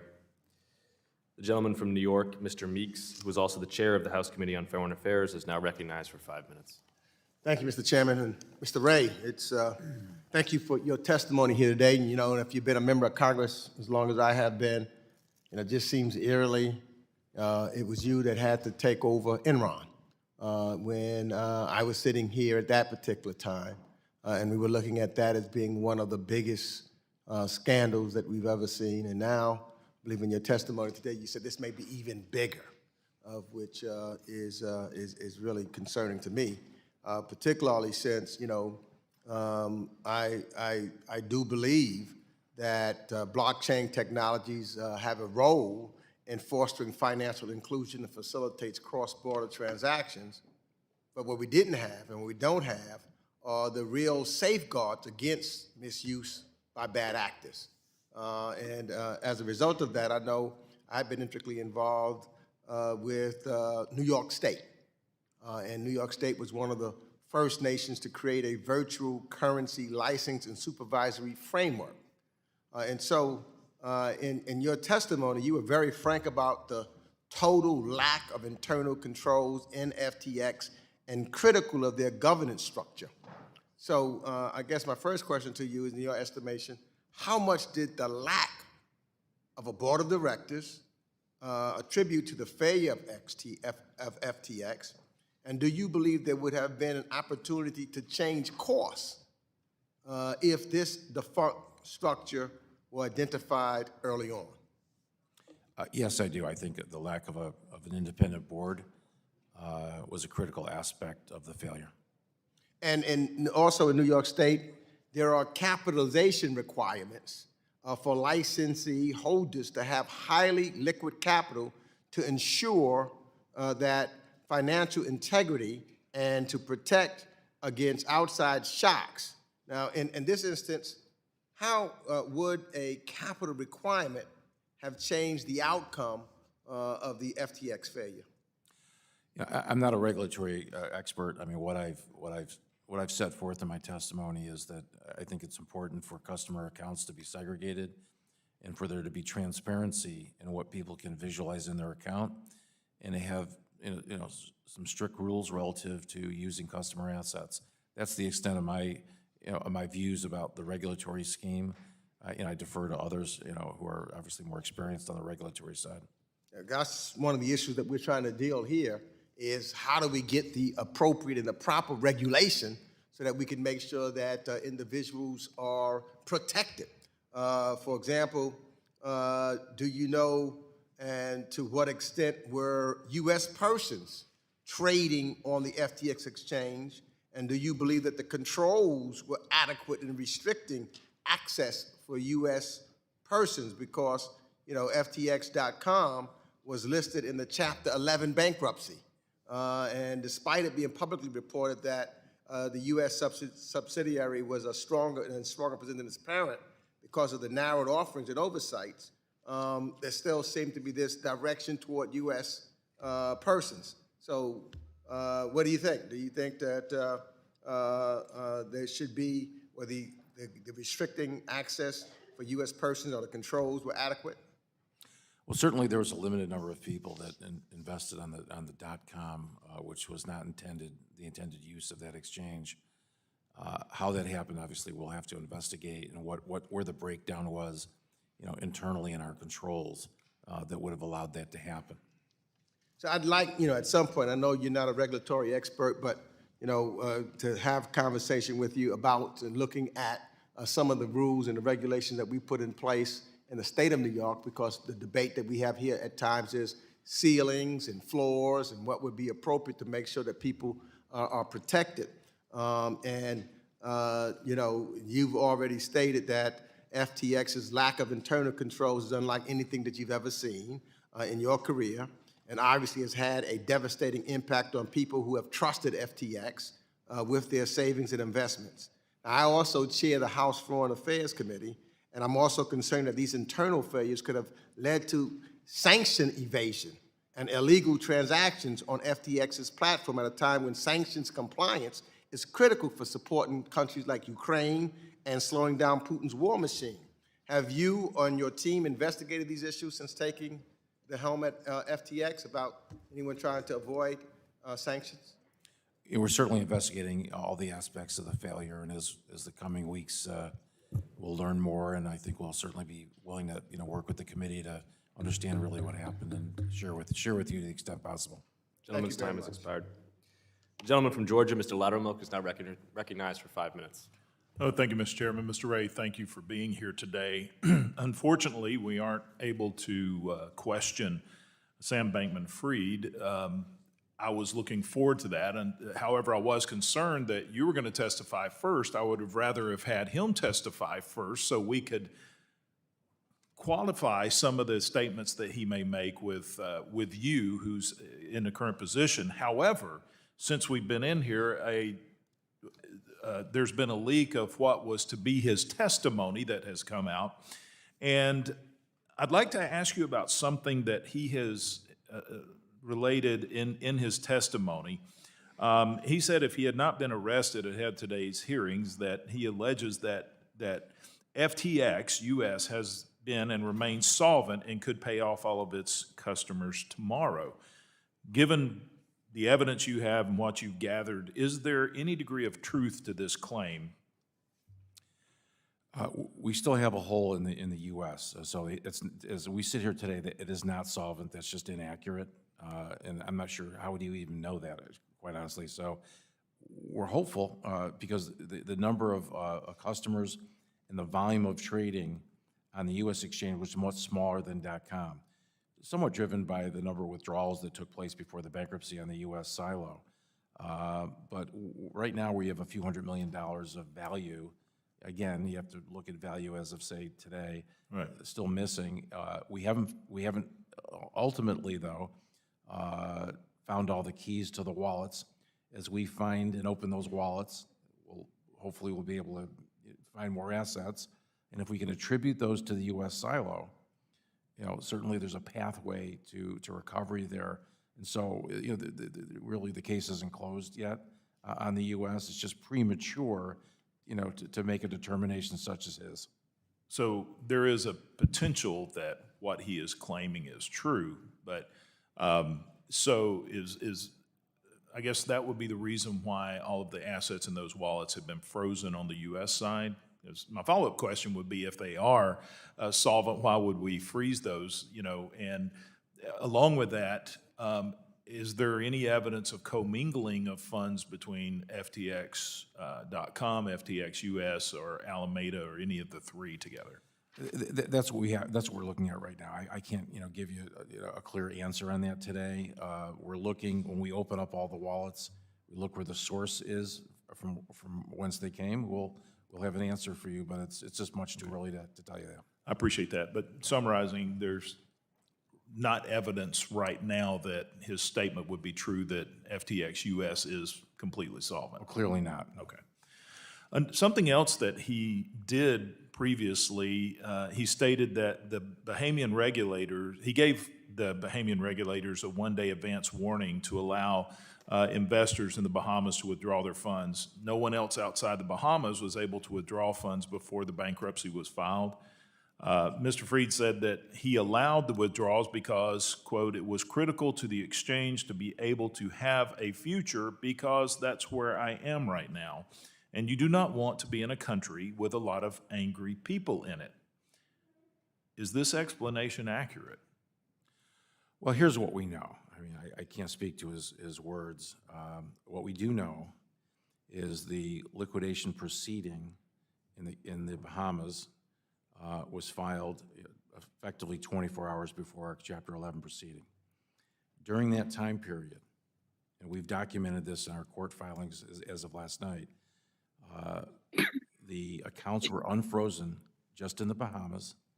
Over $100 million was released to approximately 1,500 customers in the Bahamas.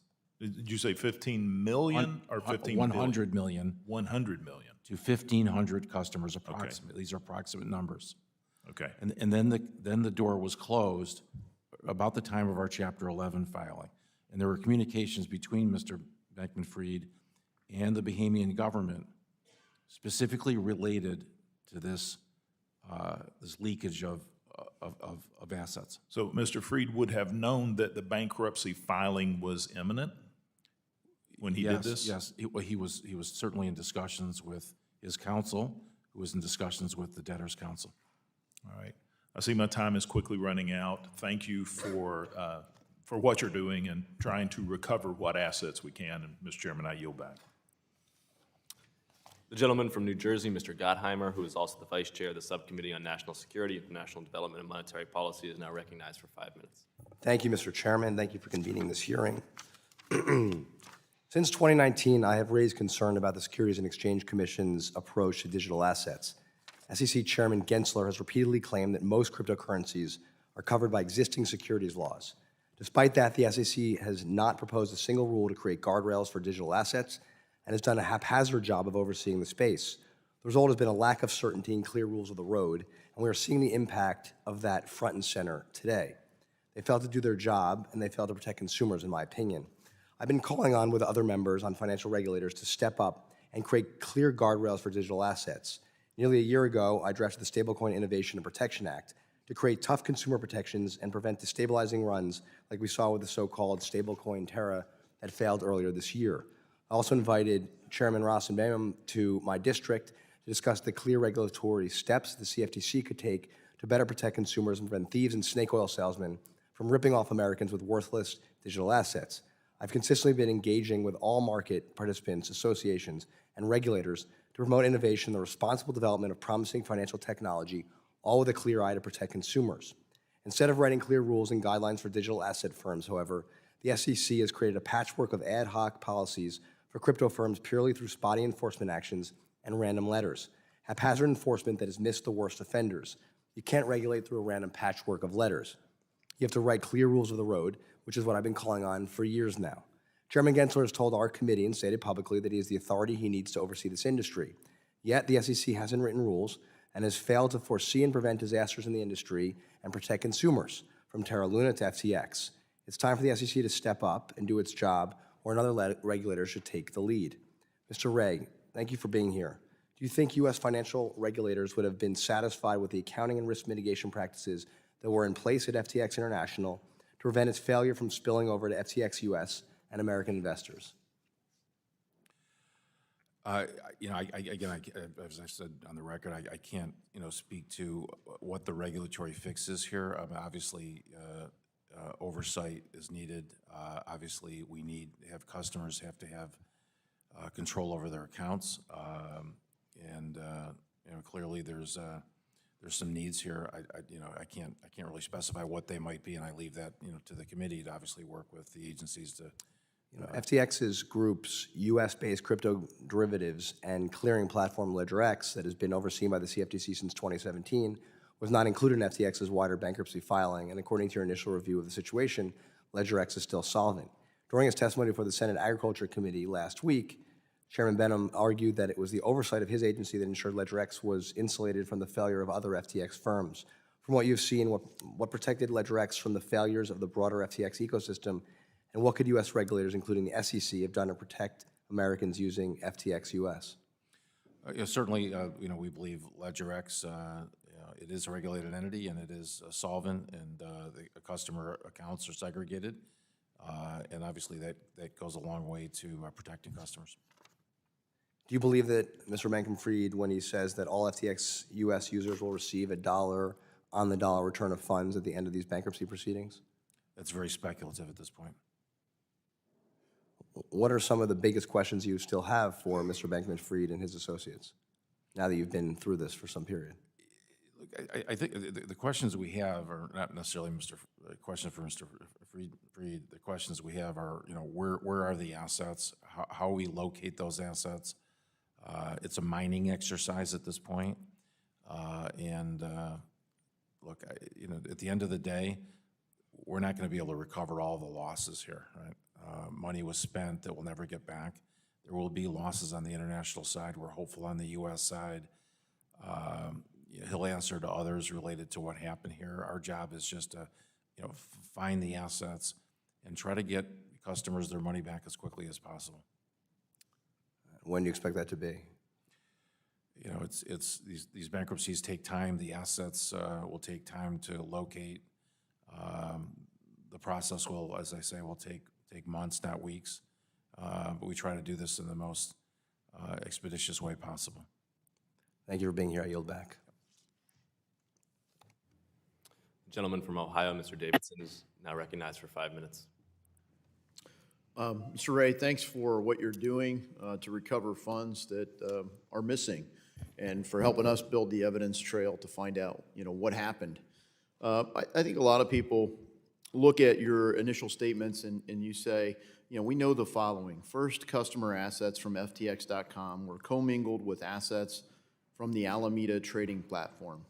Second, Alameda used funds to engage in margin trading, which exposed customer funds to massive losses.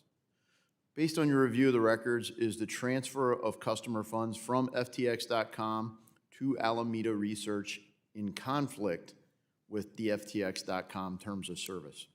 Yes, that's my view. Right, so they claim that they weren't supposed to be able to trade those funds, and clearly they traded those funds. I think that the difference in what you may be hearing is that unlike generally customer accounts, the Alameda account had no trading limitations, so virtually unlimited positions they could take. Right. So when customers deposited funds into their FTX accounts, where did the cash go? Well, sometimes the money wasn't deposited in the FTX account; it was sent to Alameda to begin with. So it was misdirected from the start, straight to Alameda. There was certainly some time period where there's no bank account at .com, and then ultimately, if you look at the structure of this, Alameda was essentially a customer on that .com exchange, and effectively, borrowed money from, or just transferred money from FTX customers to take its own positions on the Alameda hedge fund. Right. So at times it was just going straight to Alameda. At other times, did you uncover a path where there was some sort of settlement, like in stocks where there's T+2, where there was settlement back and forth between FTX and Alameda? Ultimately, when we look at this, there is going to be, I'm sure thousands and thousands of trades, right? So we're going to have to go back and do a very detailed analysis about every single. But they didn't have a structured settlement framework at all in any of their software or accounting systems? It doesn't appear so, no. Okay, and have you ever done bankruptcies where you had to deal with custody of stocks? Yes. Yeah, so, obviously there you settle, clearly you own shares or you don't own shares. You take custody of the shares normally after a 2-day settlement period. There's a netting period where firms that trade in these net out and settle the position at the end of the day. It doesn't seem any of this kind of thing existed for FTX.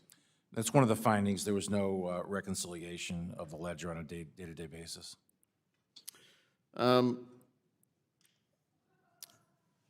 Was there anything that have you detected a point in time where the assets on hand for this enterprise matched the amount of customer deposits?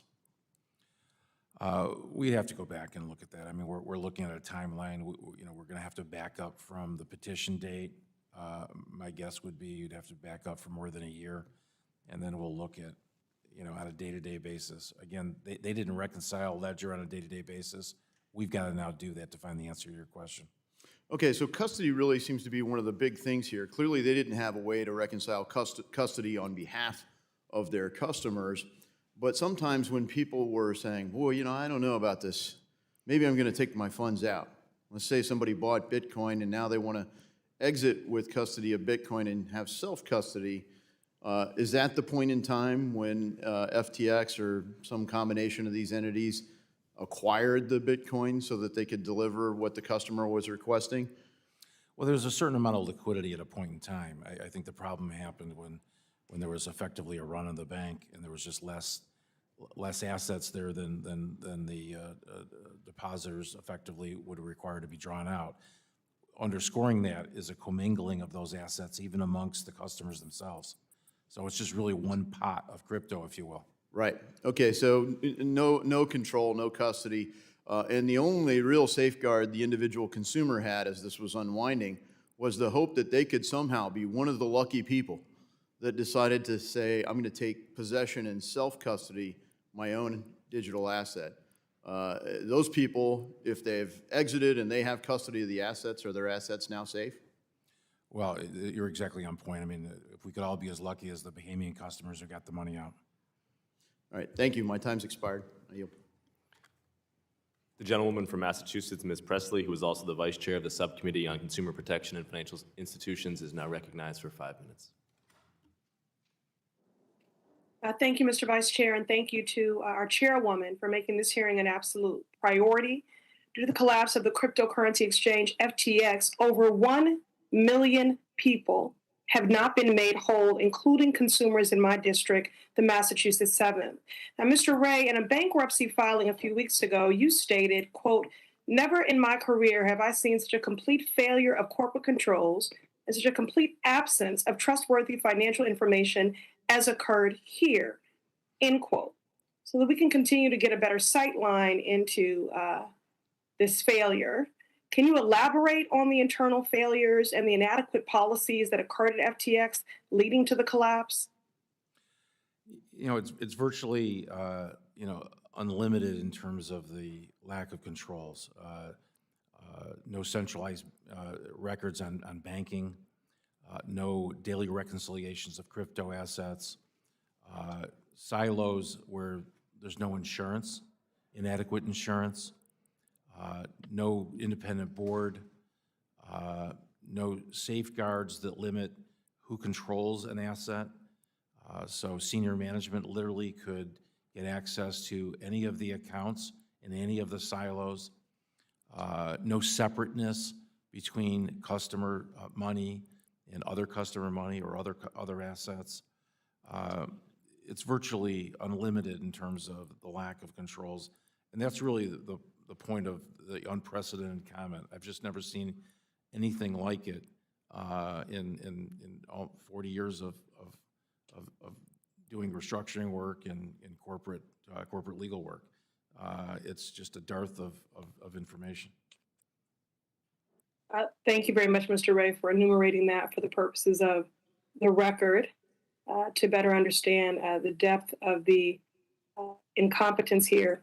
And again, really just egregious and really criminal.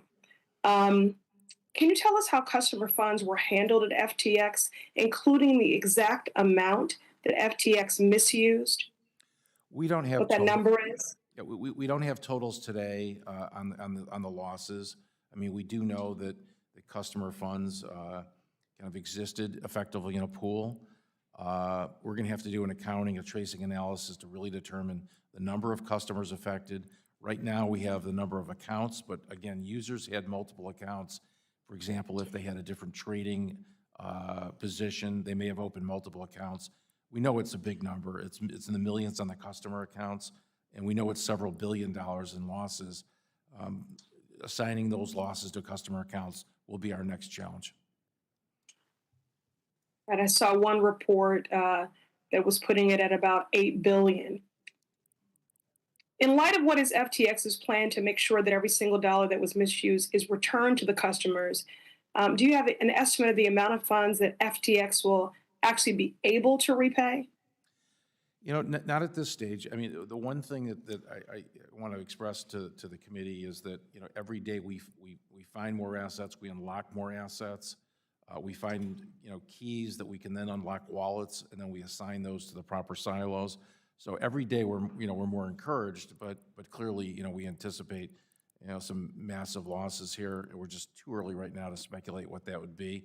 And hopefully, you know, in the coming weeks, we will get a better handle on that and obviously make more information available to the public. The one thing about the bankruptcy process, which should be comforting to the committee, is that there's absolute transparency and disclosure in that. There's reporting in the bankruptcy process. So everyone will know every step of the way exactly what's happening in this bankruptcy. Thank you.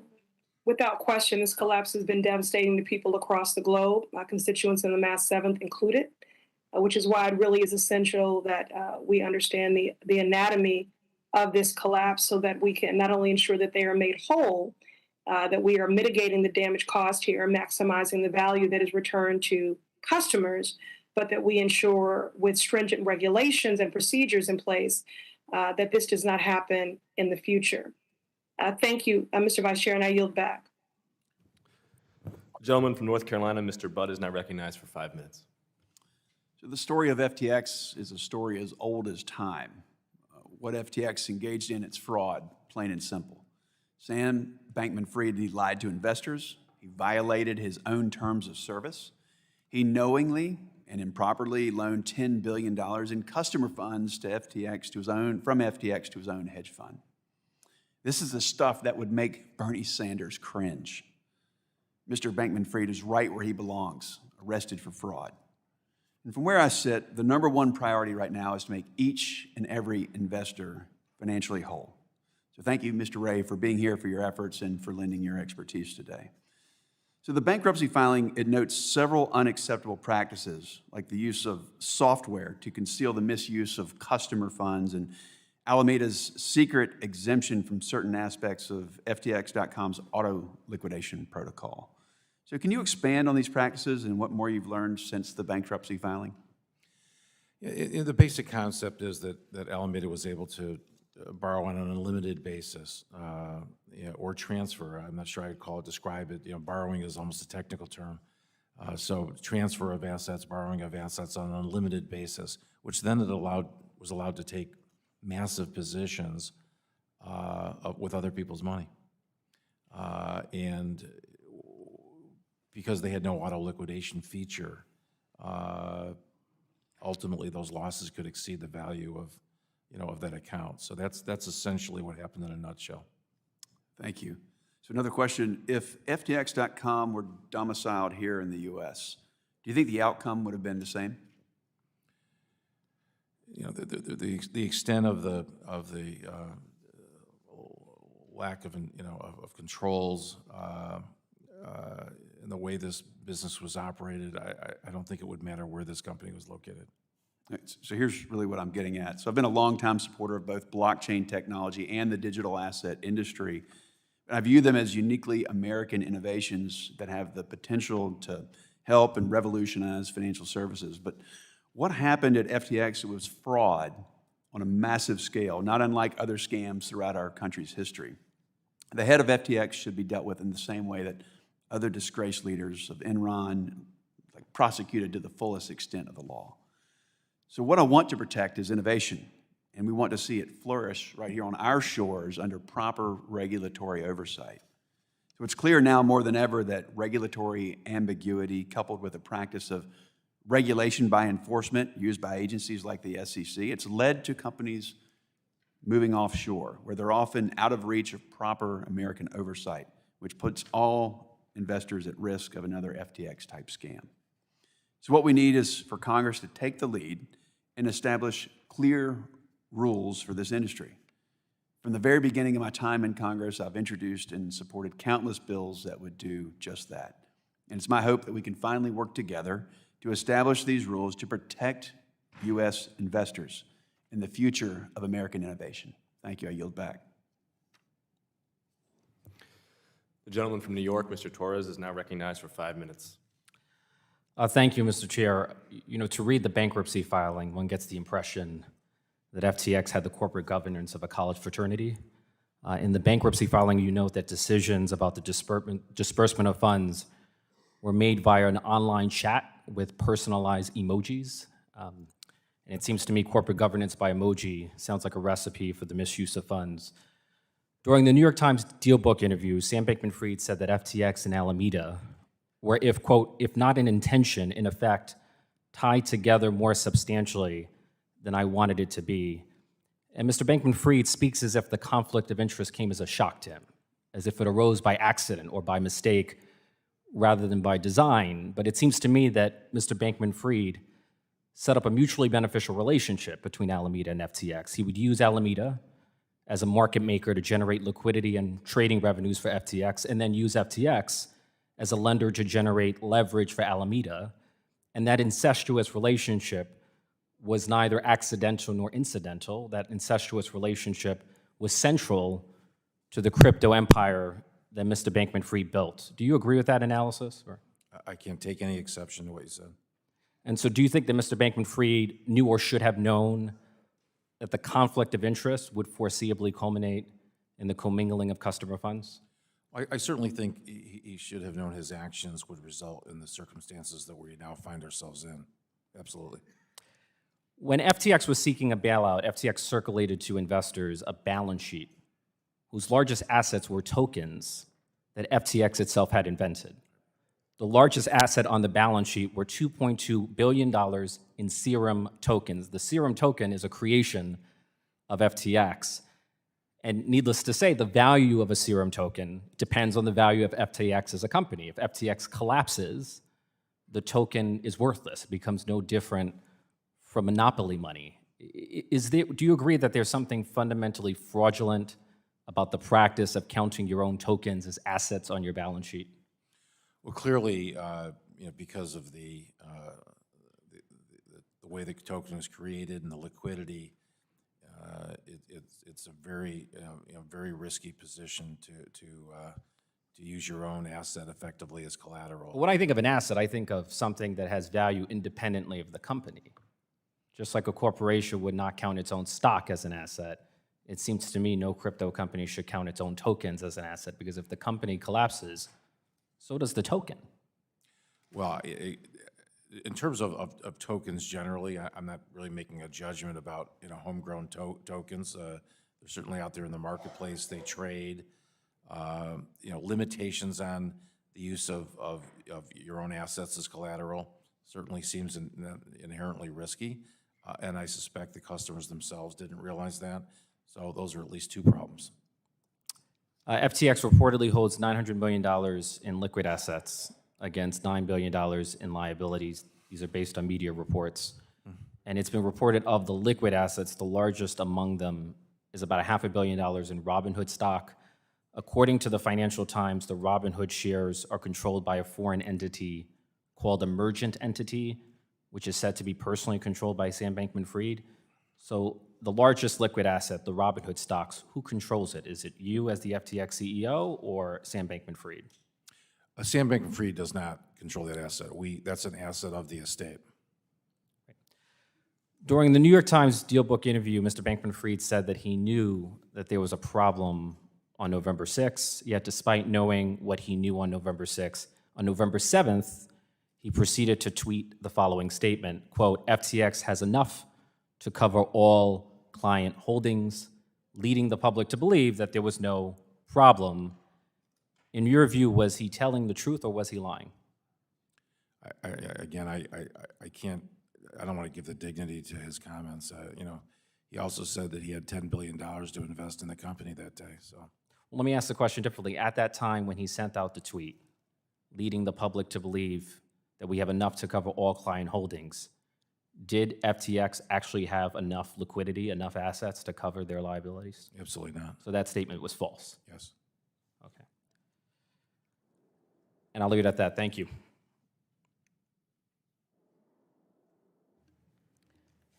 The gentleman from Ohio, Mr. Gonzalez, is now recognized for 5 minutes. Thank you, Madam Chair, and thank you, Mr. Ray. I want to start with Alameda and some of the loans. So Alameda took out loans from various counterparties, is that correct? Not just FTX? Yes. Okay. To your knowledge, were any of those loans called? You know, we're going through the corporate history of what was repaid, and some of those loans, in fact, I think were repaid, but they had counterparty positions with a lot of those companies as well. To your knowledge, were customer funds transferred from FTX to Alameda for the purposes of paying off called loans? That's certainly possible. I mean, we need to investigate that further, but that's certainly one of the paths that we would potentially find. Thank you. And then in your testimony, you described the use of computer infrastructure that gave individuals in senior management access to systems. That's I'll term this the backdoor, the quote backdoor that we've heard about. One of the things that Sam Beckman-Fried has said is he had no knowledge of commingling of funds. He said that multiple times. That backdoor, which you've said allowed for unlimited access of Alameda, essentially unlimited access into the FTX customer accounts to fund their investments. In your eyes, is there any way that Sam Bankman-Fried or senior management wouldn't know about this sort of thing? No. Thank you. Now shifting towards the goal of the bankruptcy proceeding, which is to find the assets and return those assets ASAP. I think that's the goal that we all share. Part of that, of course, is having the data and a paper trail that will allow you to recreate transaction histories, figure out where the assets are so you can actually go get them.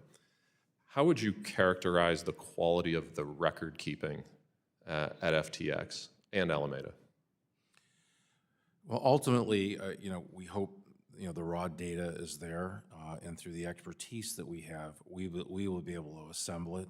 It'll be time consuming because it's raw data. The jump start you normally have in companies, we just don't have. So we're starting in near zero. Do you have any evidence that suggests that data was willfully destroyed prior to your arrival in the company? We have imaged the Slack environment that the company had, but we are aware that there were certain forms of communications with disappearing messaging. So there's obviously risk of loss there. Okay. One of the things in Mr. Bankman-Fried's testimony that has, I guess, leaked, that wasn't submitted, is he spends a considerable amount of time talking about Binance and how Binance effectively created a run on the bank, suggesting that, had that not occurred, FTX was solvent and would have been just fine. Prior to that episode, is your belief that FTX was solvent? No. I didn't think so either. That's pretty much all I have for questions. The one final thing I'll note, also in that testimony, there's some accountability, which is of course good, but then there's a lot of excuse making and some complaining. Like, in fact, many of us are still missing access to our own personal data, which is being held hostage by the Chapter 11 team's leadership. I would note that's what happens in life when you perpetrate a massive fraud and steal billions of dollars from your customers. You lose your freedom and you lose access to a whole bunch of things that otherwise you wish you would have. So just a simple reminder for everybody that that's what happens. Final question, actually, I do have one minute left. You've mentioned the $100 million that was transferred to 1,500 Bahamian accounts prior to the bankruptcy. I'm not going to ask you to say this is exactly what happened, but what does your sort of spidey sense say about what might have gone on there? It's awfully suspicious. Obviously, it's alarming. In my job, I try to keep focused on one thing: follow the money. So we'll see. We'll investigate who received that money and what the circumstances were. Well, thank you, and thank you again for being here. I wish you luck in tracking down all the customer funds, making sure they're returned to their rightful owners. And thank you, Madam Chair. I yield back. Thank you. The gentlewoman from Michigan, Ms. Talib, is now recognized for 5 minutes. Thank you so much, Chairwoman. You know, Mr. Ray, I really appreciate you coming here. You know, one of the things that kind of stood out for me is you know, how much FTX spent on celebrity endorsements and arena naming rights, really targeting residents like myself and others, you know, in my community. Naming rights of the Miami Heat arena, I think you all spent like what, $135 million. NFT partnerships with the Golden State Warriors and Washington Capitals. I think $210 million sponsorship of the Mercedes. I don't know, it's some little long line here. Endorsements and ads with Tom Brady, Naomi, Stephen Curry, Larry David. It goes on and on. Do you know the total amount of FTX, how much they spent on sport endorsements and arena naming rights? You know, we don't have a full tally of that because it's just an accumulation of data. Do you know if you all spent more on FTX versus FTX.US? I don't have a breakdown for you, and I can't tell you how much was paid in crypto versus cash. When you all ran that TV during the Super Bowl, I think you doubled the number of US users. Is that true? You know, I don't have data on that. Do you think it's financially responsible to be spending hundreds of millions of dollars on these kinds of sponsorships and quote unquote partnerships while they were unable to cover the customer deposits? No. Personally, it sounds a lot like, you know, Houston Astros playing at Enron Park. I represent the third poorest congressional district, Mr. Ray. This really impacts everyday folks like my residents who were really targeted by a lot of those ads. The crypto industry has spent millions on this marketing, and you know, one of the things I read, which was really taken aback, and I know Madam Chair might have heard, but you know, the Ontario teachers' pension had to write off $95 million. These are teachers. And the consequences of the crypto collapse on everyday people is something that doesn't get discussed enough. And understanding why accountability and oversight is important. That's why I really appreciate the chairwoman doing this hearing. The idea that cryptocurrency can be a solution for financial inclusion is not only laughable, it's dangerous, Mr. Ray. These get quick rich kind of ads and targeting my residents, it is predatory. And quote my friend Senator Warren, it's bullshit. And let me talk about that BS a little bit. The role of exchange tokens in the crypto industry's business model, it's reported that Media held billions in, you know, illiquid FTT, and then FTTX's own exchange token. Meanwhile, FTX's own website stated that FTT was the backbone of FTX's ecosystem. I know, you're rolling your eyes. I don't know if anybody can see it. But the price of FTT traded in the high 70s over the summer. But by the start of November, it hovered, I think, around $20, and then the collapse in value triggered a so-called bank run-like situation. And then right now, FTT is, I think, valued at just over $1 per token. Is that correct? That's correct. Clearly, FTX had an interest in inflating the value of their own token and it seems in hindsight that FTX was being propped up by monopoly money. Is that correct? There may be a pattern there, yes. Mr. Ray, have you discussed in length how FTX.com is siloed from FTX.us and FTX.us users? Well, structurally they are. They do share a common environment, the AWS system. Can FTX.us, users though, could they trade with FTT? Is that? On their particular exchange, which would be the FTX.us exchange, yes. So can you describe how FTT's collapse and value has affected FTX.us silo and how it's affected U.S. customers' residents' ability to recover their funds? We don't have a full accounting of what crypto assets are within each silo that back up those customer accounts. And we need to accumulate the full value of the collateral, and then we'll, obviously look at what type of crypto is there, and that'll be an exercise we'll have to go through. Can you explain this whole thing around FTX's overall reliance on digital token that they control, mint, and have vested interest in manipulating the value of? That's something that I hope we dig deeper into.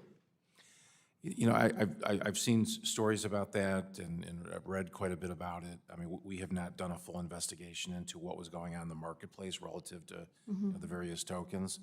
I know that's of particular interest to the regulatory community. You know, some of this may have played into what happened in terms of the downfall of FTX and other crypto companies. So it's certainly something we're going to investigate. Thank you.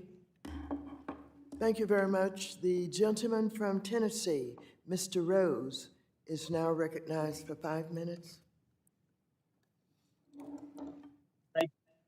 Thank you, Chairwoman Waters, and I want to also thank Ranking Member McHenry for holding this hearing. And thank you to our witness, Mr. John Ray, for lending his expertise to this committee to examine the collapse of FTX. Mismanagement of funds, the use of complex margin and collateralization of certain digital assets, and of course, alleged fraud. The timing of the events of the last 12 hours is certainly interesting. As a recovering attorney, it makes me wonder why a prosecutor wouldn't want to potentially add lying to Congress to accompany the list of charges against Mr. Bankman-Fried.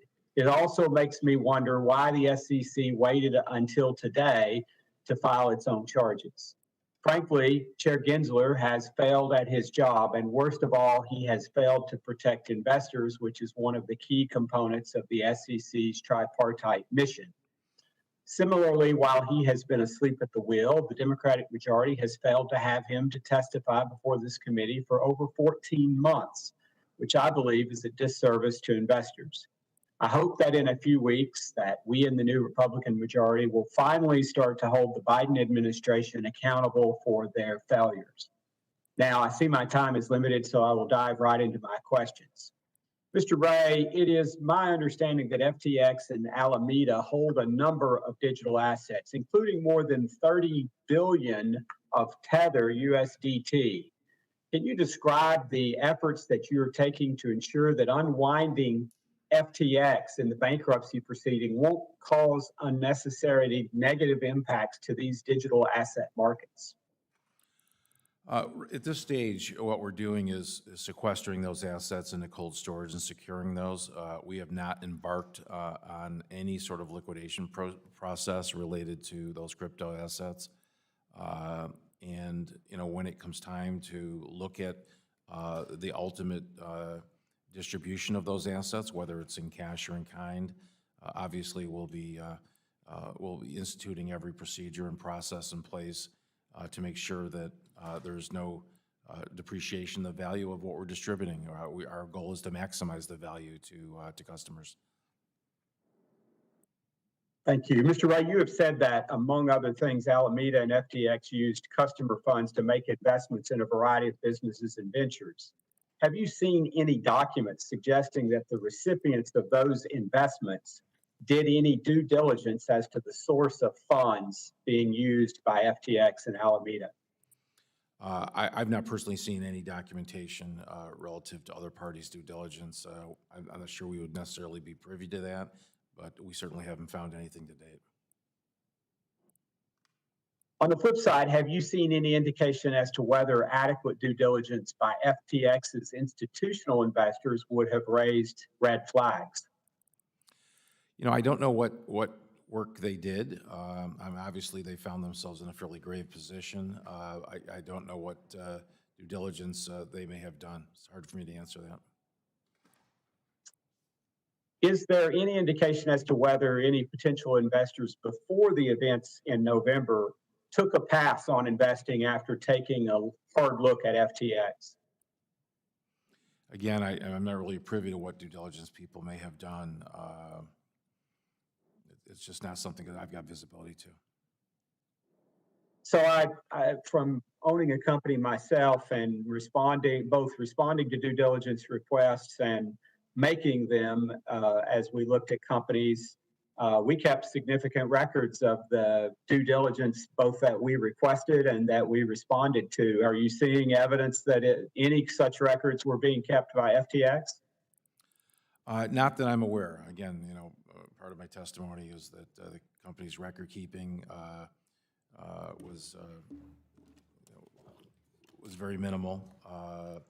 you know, even as to some of the investments, we don't even have the complete transactional documents that govern the investment itself. So I think that speaks somewhat for your question. And again, just to give you a chance to reiterate, you, from all of your experience throughout your career, you find that to be remarkable. I would take it. Yeah, truly remarkable. Well, thank you again for being with us today. And Chairman, thank you. I yield back the balance of my time. Thank you. The gentlewoman from North Carolina, Ms. Adams, is now recognized for 5 minutes. Thank you, Madam Chair, and thank you, Ranking Member McHenry, for hosting the hearing today. And to you, Mr. Ray, thank you for being here. Mr. Ray, judging by the reaction of my colleagues, it's clear how frustrated we are, especially given your testimony where you state that you had never seen such an utter failure of corporate controls at every level of an organization. So, Mr. Ray, my question, my colleagues and I have asked repeatedly about your efforts to recover customers' assets, and you've told us today it'll take some time. But you're the expert here. Do you genuinely believe that these customers are ever going to get their money back? Well, certainly we're working hard to cover all of the assets and to sequester those for ultimate return to customers. It's obviously a challenge. It's a massive loss. It's very speculative right now what that recovery will be. It's too early to tell what the ultimate recovery will be to each particular customer. At some point, we'll obviously know that, and we hope, obviously, to maximize that. Well, okay, it doesn't sound like you really think they're going to get their money back. But let me, do you think that some of the losses suffered by these investors are simply a result of the nature of investment and risk-taking in the market, or was this fraud? Well, certainly, I think the way the company operated lended itself to, materially risky losses, positions. Clearly a better run company would have had controls and procedures in place to avoid losses. Okay, thank you, sir. Let me revisit the quote from your testimony. I want you to touch on the quality of FTX's bookkeeping. Was there a discrepancy between what it disclosed to its investors versus what was going on in the company internally? And can you provide an update on your efforts to fill those gaps? Right. Well, the quality of the record keeping was very poor in the company. We still don't have complete financial statements for every one of the entities. We're going back and rebuilding those right now. Our process is to have a beginning entry with our assets and cash and our liabilities, and we'll do that on an entity by entity basis. In the coming months, through the bankruptcy process, there'll be disclosures about the financial status of every one of the entities, but that's a process that will build out over the next 4 months. So in your testimony, you discussed the existence of a computer infrastructure that gave senior management personal access to customer funds and lacked security controls. So can you describe examples of the misuse of customer funds that took place as a result of these vulnerabilities? Well, the main misuse is just simply taking customer funds and using it for other purposes. I mean, obviously, there's investments made, payments made, expenditures that were made with customer funds, and then obviously trading that occurred that caused losses that ultimately harmed the customer. All right, thank you, sir. Madam Chair, I yield back. Thank you. Thank you very much. The gentleman from Wisconsin, Mr. Stile, is now recognized for 5 minutes. Thank you, Madam Chair. Thank you, Mr. Ray, for being here. There's a lot of questions about early stage due diligence, about why the indictment and the timing of that indictment by justice. But I think as policymakers, we're here to understand the FTX collapse and what can be done to prevent a future fraud like this from ever occurring again, where individuals lost their money. It's complicated by the fact that FTX is domiciled in a foreign jurisdiction, and by all indications, Mr. Bankman-Fried is also in a foreign jurisdiction at this time. And so we should ask ourselves tough questions as to why a company like FTX would choose to set itself up in the Bahamas rather than the United States, in the first place? I think that's a question for Congress. And also, we can't lose sight of the fact that millions of Americans lost money in this. I'm outraged. I think you're outraged. The American people should be outraged. Let me dive in. A day after FTX filed for bankruptcy, multiple outlets reported that there was a hack or a potential theft. You have stated unauthorized access to certain assets occurred and that the company was in touch with law enforcement officials and regulators. Have you determined whether, in fact, assets were moved out after the bankruptcy? Yes, clearly there was assets moved out after the bankruptcy. And do you know whether or not that was an actual hack, or was this done, as has been reported, at the direction of the Bahamian authorities? It was both. It was both. And so some was done, some was done as a result of a hack, some was done as a result of the request of the Bahamian authorities. Yes, that's right. And do you have indication as to why the Bahamian authorities made that request? Well, it wasn't a request. They just took it. The Bahamian authorities took the funds that were at FTX Yes. through their own action. Was no action required by FTX employees? Maybe you could provide just a little color. They were aided by the ex-employees, yes. They were aided by former employees Yes, of Mr. FTX. Yes, Mr. Wang and Mr. Freed. Is it in the eyes of the Bahamian authorities, did this to protect clients and creditors? What was the do you have insight into the motivation behind this action? Unlike the Chapter 11 process, there's no transparency in the process in the Bahamians, and we've repeatedly asked them for clarity about what they've been doing, and we've been shut down on that. So from you've requested insight as to why this was done from the Bahamian authorities, and the Bahamian authorities, their reply to you was that they did not reply, or they replied and it was unsatisfactory?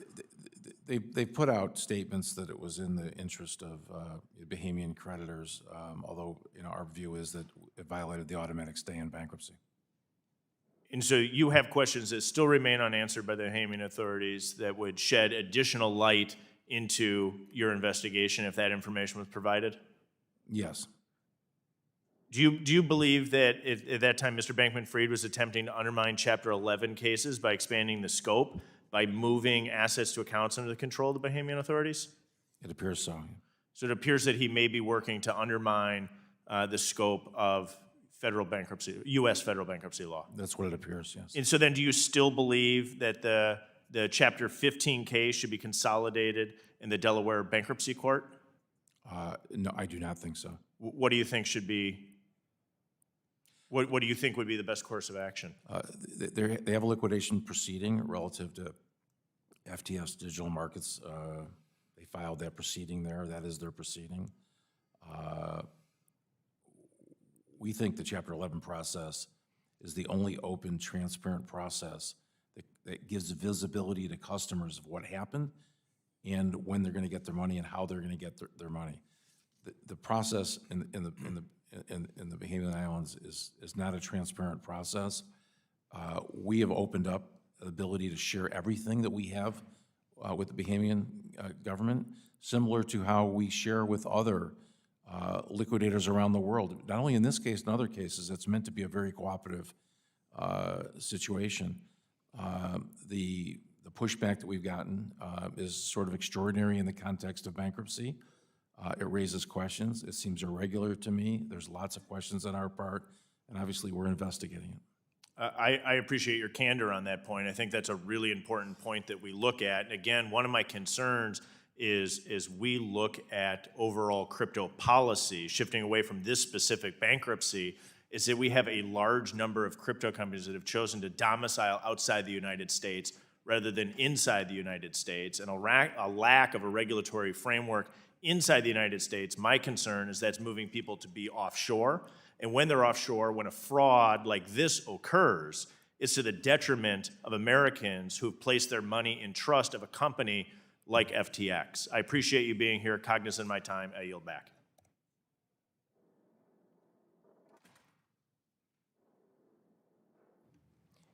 The gentleman from Massachusetts, Mr. Lynch, who is also the chair of the Task Force on Financial Technology, is now recognized for 5 minutes.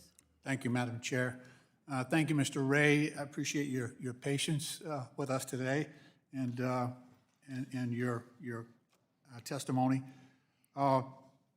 Recently, we received a leaked copy of Mr. Bankman-Fried's intended testimony. Apparently, it was leaked to Forbes. Basically, he continues to allege that this was all an accident, that was unintentional on his part, that he was unaware of his company's, various companies' activities.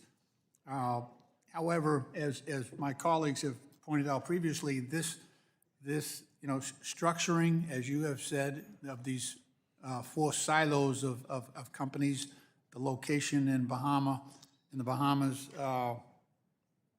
indicates a deliberate attempt to avoid U.S. jurisdiction and U.S. security laws. So in our conversations with Mr. Gensler of the SEC last week, he indicated that there are laws in place that would have protected investors and customers had Mr. Bankman-Fried decided to register his offshore operations here in the United States. Is that your understanding? I'm not familiar with the regulations he's speaking to. Obviously there was an absence of regulation relative to these operations, so clearly any regulation would have helped. The Southern District of New York also unsealed its criminal indictment this morning, which alleges that Mr. Bankman-Fried lied to investors. He now faces about 8 counts, including wire fraud on customers and lenders and conspiring to defraud the U.S. and violate campaign finance laws. Do you have any information that would countervail those charges? Is there anything that you've seen in the way that Mr. Bankman-Fried structured this company, or in any way that he tried to comply with U.S. securities law in your investigation so far? We've certainly made all of our information available to the regulators and the enforcement agencies, and obviously they're seeing what we're seeing. What I'm trying to get at is that while Mr. Bankman-Fried continues to say this was an accident, it appears to me at every step of the way that his acts were intentional, they were willful, and these were conscious decisions made by him in structuring his company as he did. I don't know what his intent was. I certainly know what the results were, and they're disastrous, obviously, for customers. I realize that only, well, at least so far, the reports say that only about 2% of the people defrauded in this, in the FTX collapse, were from the United States. Is that correct? I don't know how they're calculating that number. Is that on a customer basis, a value basis? It's hard to comment on it. We do know that the U.S. investors were on the U.S. exchange, and the relative losses there are a fraction. But it's too early to tell exactly how much those losses are in either silo. There is a general truth to the statement that the U.S. will suffer, that particular exchange will suffer less than the .com exchange, purely because of the siphoning off of cash and assets from .com over to Alameda. There also seem to be, despite the structural differences between these different operations, FTX.com, FTX US, there is, without a doubt, a barrage of advertisements, endorsements, especially in the minority communities where Bankman-Fried admitted that he was trying to supposedly bank the unbanked with access to FTX. Is that how the U.S. citizens were sort of swept up into this? Do you have any indication that that was the process? They do heavily. There's a lot of hype around crypto. There were hundreds of millions of dollars were spent on advertising to U.S. citizens on FTX. I'm just wondering if that was what drew some of these victims into this disaster. I don't have a professional view of that. I think your own observations will guide you there. Okay. Well, my time has expired. Madam Chair, I yield back. Thank you. Thank you. The gentlewoman from Pennsylvania, Ms. Dean, is now recognized for 5 minutes. Thank you, Madam Chair, and thank you to the ranking member for hosting this important hearing at an extraordinary time in the cause of this case. So, Mr. Ray, I want to just make sure we set the stage, which is that no matter what, the failure, the fraud, the infliction of pain on people is extraordinarily real, as intriguing, as disastrous as the events leading up to the filings of bankruptcy are. And of course, you have the task of trying to recapture the assets and protect them and transparently convey them back to folks as best as possible. So all that is outrageous. I'd like to focus my time a little bit on what happened on the 11th and the 12th of November. You say in your testimony, I'm going to cite both your testimony and the declaration of the filing yesterday in court, that you accepted the position of Chief Executive Officer for FTX Group in the early morning hours of November the 11th and quickly realized bankruptcy filing was necessary, which began that day. You also say that as the cases were filed, debtors and their representatives worked tirelessly through the night to secure assets. You then go on in this yesterday's pleading, trying to block what the other liquidator was trying to do, to say that during this period, on the 11th and the 12th, as best I can build this, information emerged that debtor systems and assets were accessed from at least two sources. What are those two sources? There was two situations going on. One is there was a hacking by a third party. We are tracing that hacking, using our own cyber teams, plus we're being assisted by the government in tracking the ultimate location of those crypto assets. And the other thing that happened at the same time was that, aided with resources of our former management, the Bahamian government took control of certain crypto assets. The Bahamian Commission Yes. instructed Mrs. Bankman-Fried and Wang to mint, what does that mean, to mint a substantial number of new tokens and transfer hundreds of millions of dollars worth of these new tokens to cold storage for their benefit. So what that refers to is that it's mentioning the FTT, which is a coin created by the company. It could literally be minted. You could create new money with it. And so in that process, FTT was transferred to the Bahamian authorities. To the tune of how much money? Approximately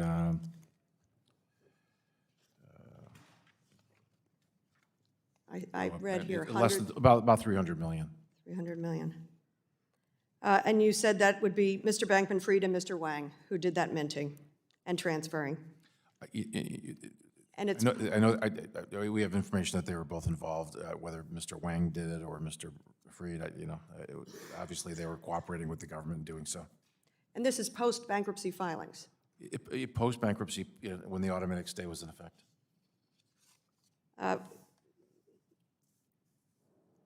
That kind of wrongdoing, for somebody of your expertise, how is it that the walls were not secure?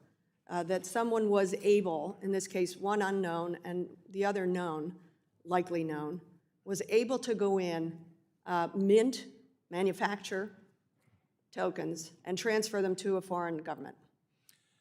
It really goes back to the control of the company and its assets in the hands of a few people, in this case wrongdoers. They held the keys, and they knew where the wallets were, and there's just a lack of documentation, internal controls of separateness between the company's assets, who held the keys, and they were able to take those assets purely by the way the company was established. And post the 11th or 12th, has that kind of access to the keys, minting, transferring, stopped? We haven't seen any evidence of hacking. We've certainly have isolated any involvement of the former founders from the company, whether that's cash or other assets. What we don't know, right, is whether or not the founders could have taken crypto and put it in a cold wallet that we just don't have an awareness of. And if they did, hopefully we can trace that. We may find in the billions of data that we have a trail there, but it's possible that assets would have escaped the system and maybe exist in a thumb drive that we just don't have knowledge or possession of. I thank you, Mr. Ray, and thank you for your team's work.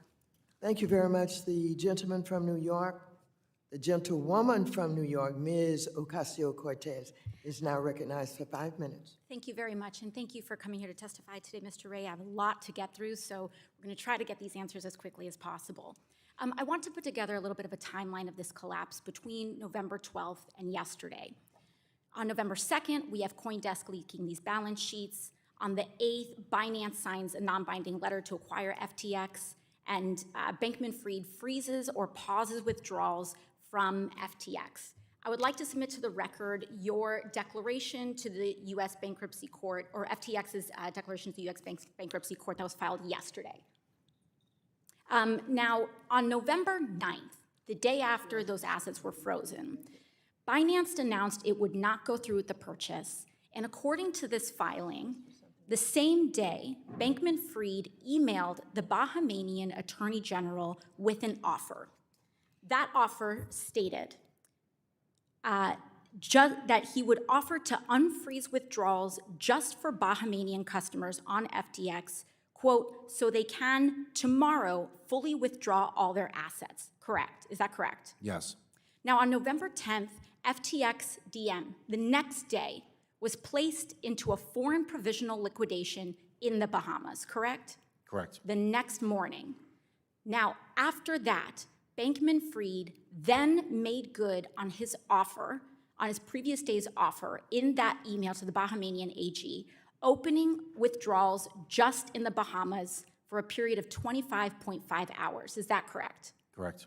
Now, during that period, $100 million was withdrawn in the Bahamas from FTX by 1,500 individuals, correct? Correct. And this was the day before you were set to take over. So he was still in control. This was like right before he was supposed to hand this off. Now, I think what we have here is that, or rather afterwards, on November 12th, we have what Congresswoman Dean was just asking about with this additional minting, these questions around this additional minting. And then on November 16th, the Bahamian appointed joint provisional liquidators did something very interesting. They came here to the United States Bankruptcy Court and sought an entry to recognize the Bahamian liquidation as the main foreign proceeding.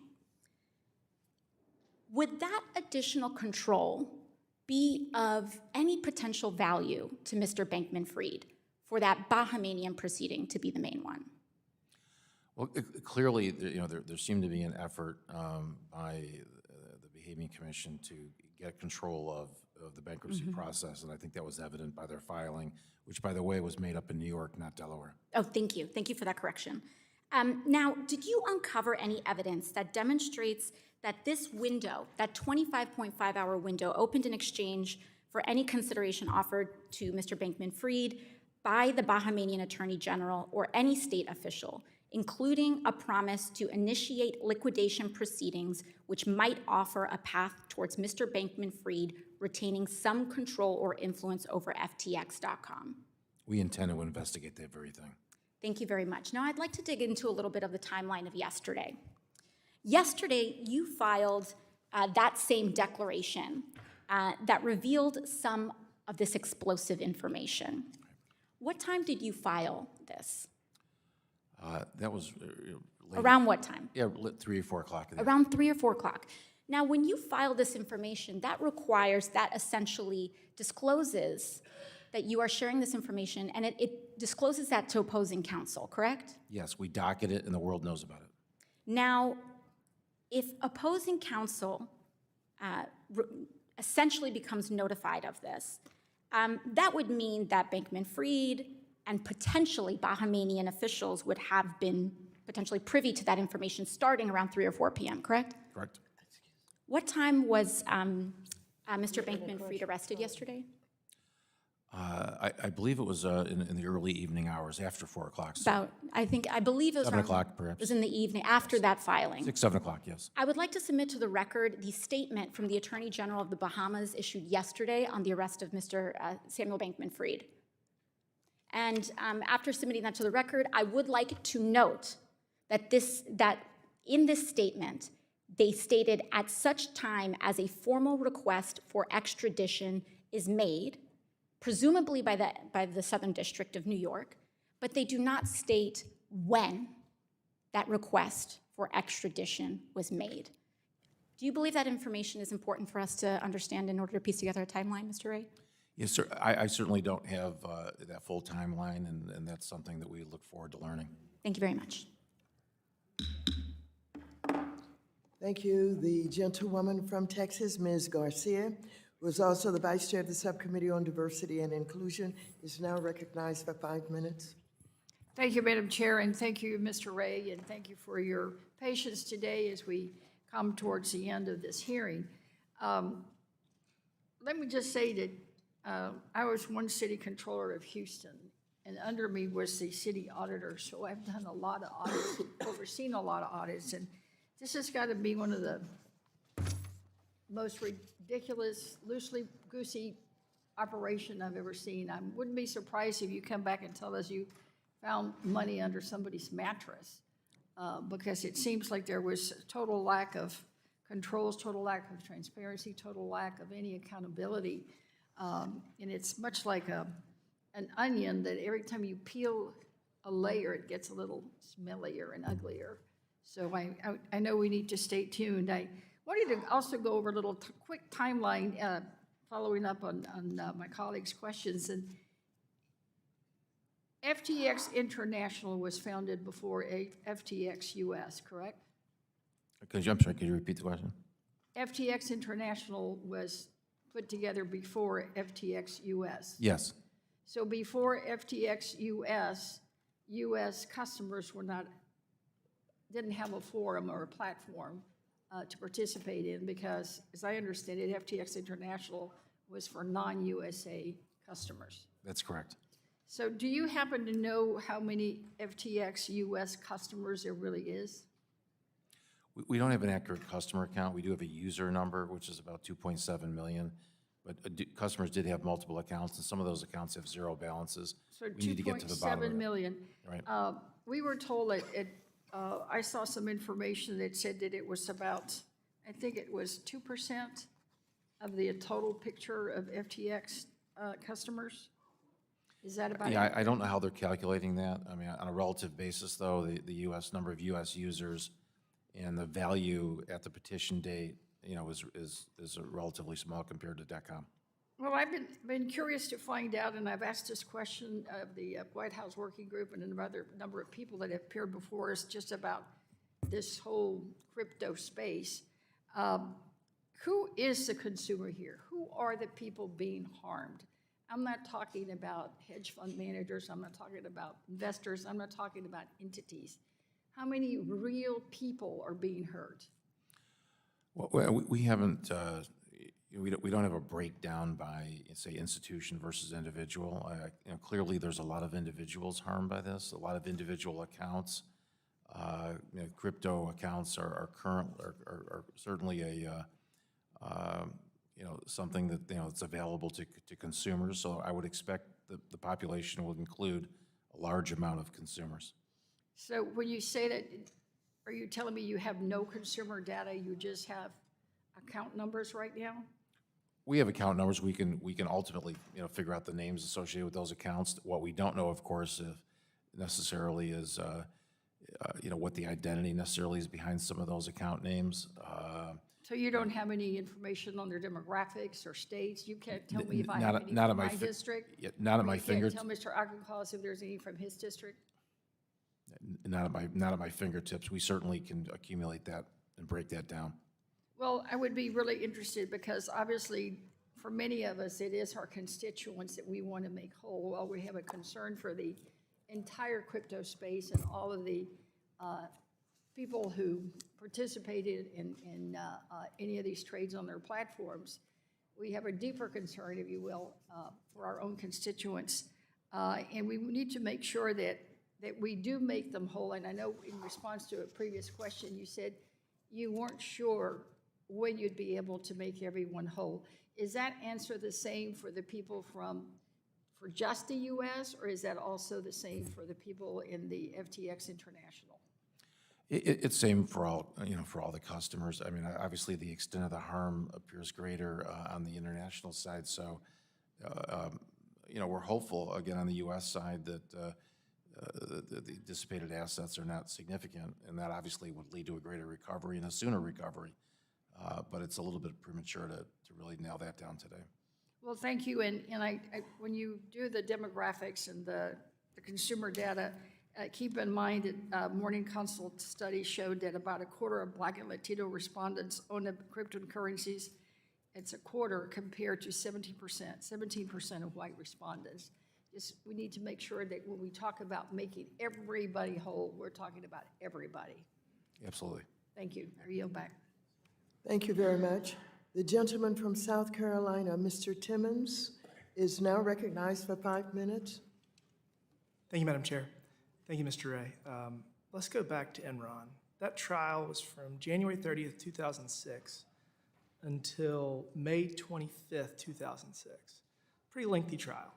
I imagine that the federal prosecutors presented ample evidence. There were all kinds of witnesses.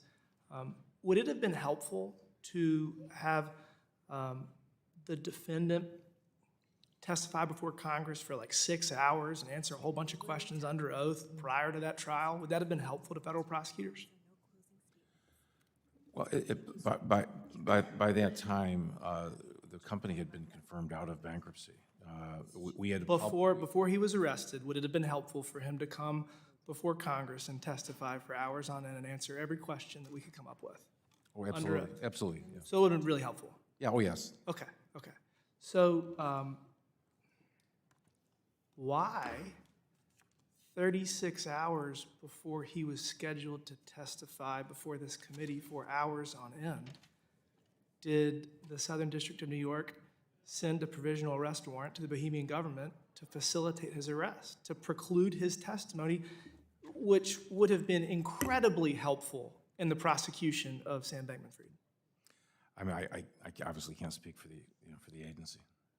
It's kind of bizarre. I mean, I was a prosecutor for a number of years. I prosecuted complex white-collar cases.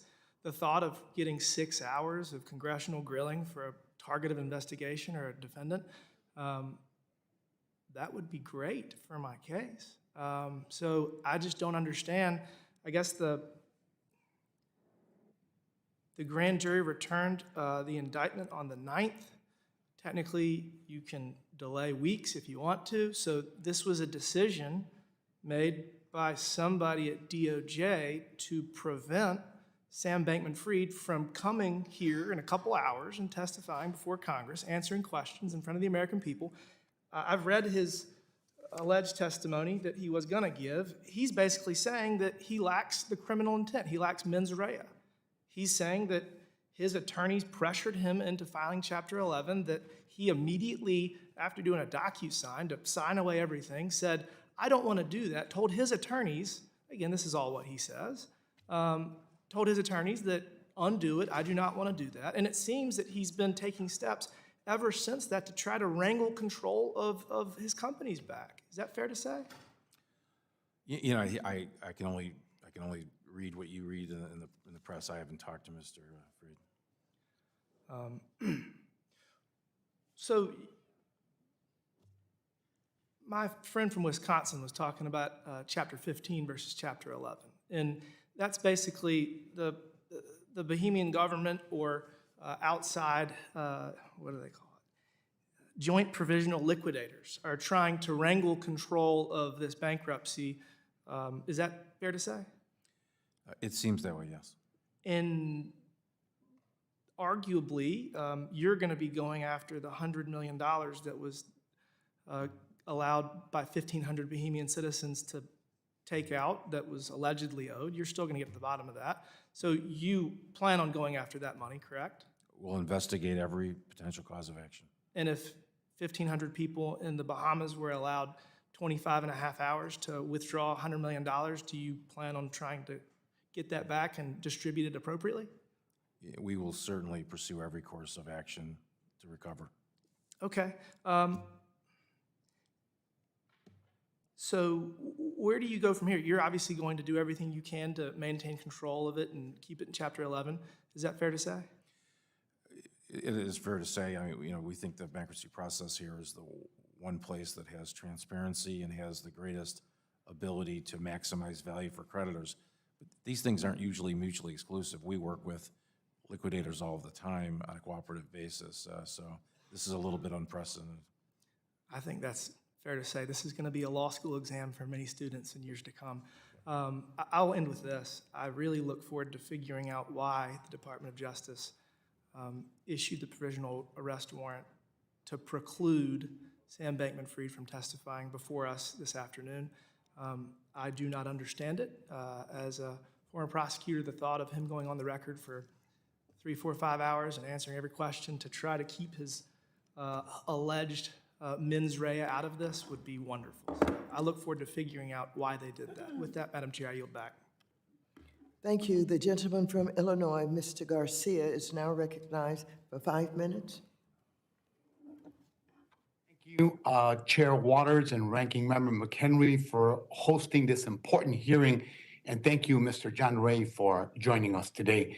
I want to start by zooming out a bit because FTX isn't an anomaly. It's a collapse. Is just the case of isn't just a case of one corrupt guy stealing money. It's about an entire industry that refuses to comply with existing regulation that thinks it's above the law. It is not. As we speak, Binance is being investigated by the Department of Justice. Tether is being investigated by DOJ as well. The SEC is investigating the co-founder of Terra Luna, which collapsed earlier this year, and Digital Currency Group has many of the same conflicts of interest present in the FTX case. The crypto industry is in crisis because crypto assets have no inherent value. These companies are making money using one thing: hype. And when the hype runs out, these businesses fail, and ordinary investors, especially latecomers who are disproportionately low-income, Black and Latino, lose. Mr. Ray, in your November 17th filing, you noted that your team had detected unauthorized minting of approximately 300 million in FTT tokens by an unauthorized source after the bankruptcy petition date. Your December 12th filing notes that while one source of this unauthorized minting remains under investigation, a second source has been confirmed without doubt. Who was the source of this unauthorized minting that your team has confirmed without a doubt? The second source I think you're referring to is the Bahamian Commission.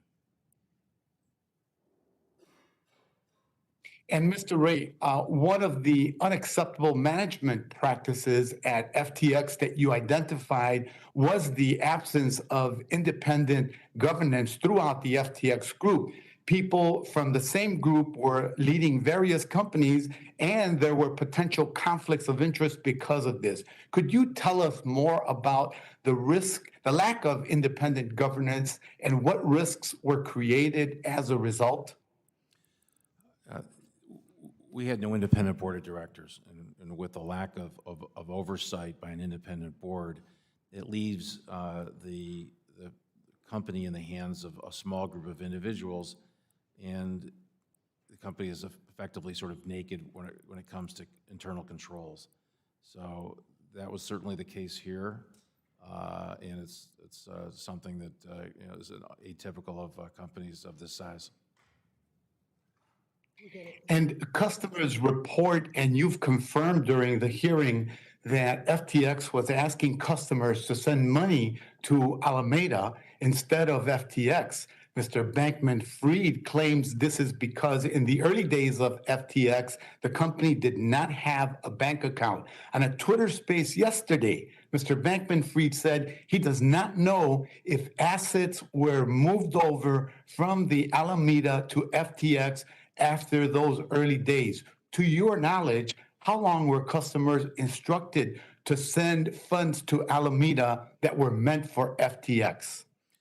We don't have a precise timeline of that circumstance. That's one of our investigations. We'll certainly look to what kind of communications were given to customers. Did they know? Did they actually have knowledge of that direction? Those are all questions. And were the assets ever moved over to FTX, or were they allowed to stay with Alameda? There were certainly certain assets were stayed with the exchange, effectively in a pot, if you will. But clearly, assets moved to Alameda, or those assets were there, continuously. So, clearly there was an allocation to Alameda of customer funds that were utilized for other purposes. Thank you, sir. Madam Chair, I yield back the balance of my time. Thank you so very much. The gentleman from Massachusetts, Mr. Auchincloss, who is also the vice chair of the full committee, is now recognized for 5 minutes. Thank you, Madam Chair. Mr. Ray, I appreciate your patience and diligence this afternoon in answering these long questions. You've addressed everything with care and thought. You haven't played any video games while you're talking to us, so it's terrific. Mr. Bankman-Fried leaked his written testimony to Forbes today. Just one more link in a long chain of dissembling and lies from Mr. Bankman-Fried. So I think it's important to allow you to respond to anything he put in there on the record here with us. He really makes two pointed assertions. One is that you haven't engaged with him and haven't allowed him access to his passwords and accounts. Can you explain to the committee now why that is the appropriate course of action? Well, for a couple of reasons. I mean, first of all, we wanted an independent, examination.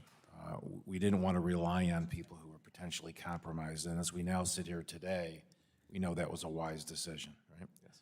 Second of all, what he was asking for fundamentally was to allow access to a system that we know just hours after the bankruptcy filing, he had dissipated assets from the estate. So I think those two are sufficiently good reasons. I'll reclaim.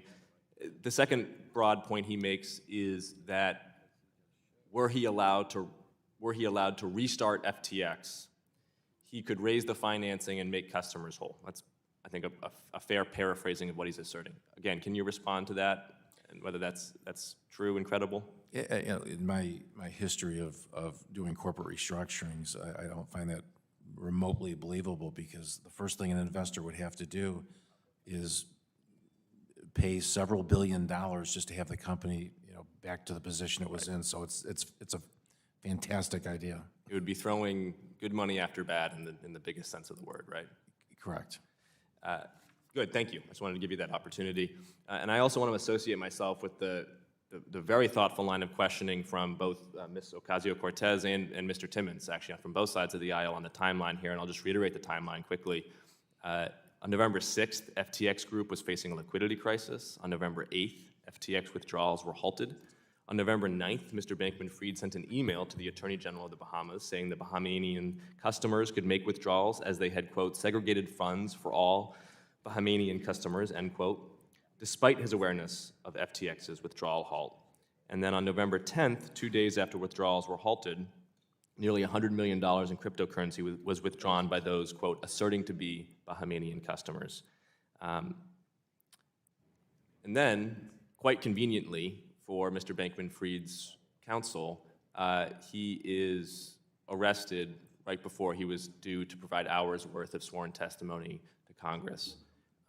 Mr. Ray, do we have your commitment that as you continue to unravel this ball of yarn and pull on these relative threads here, that if you find any evidence of improper collusion between Mr. Bankman-Fried and any authorities in the Bahamas or elsewhere, that you will make that known to us?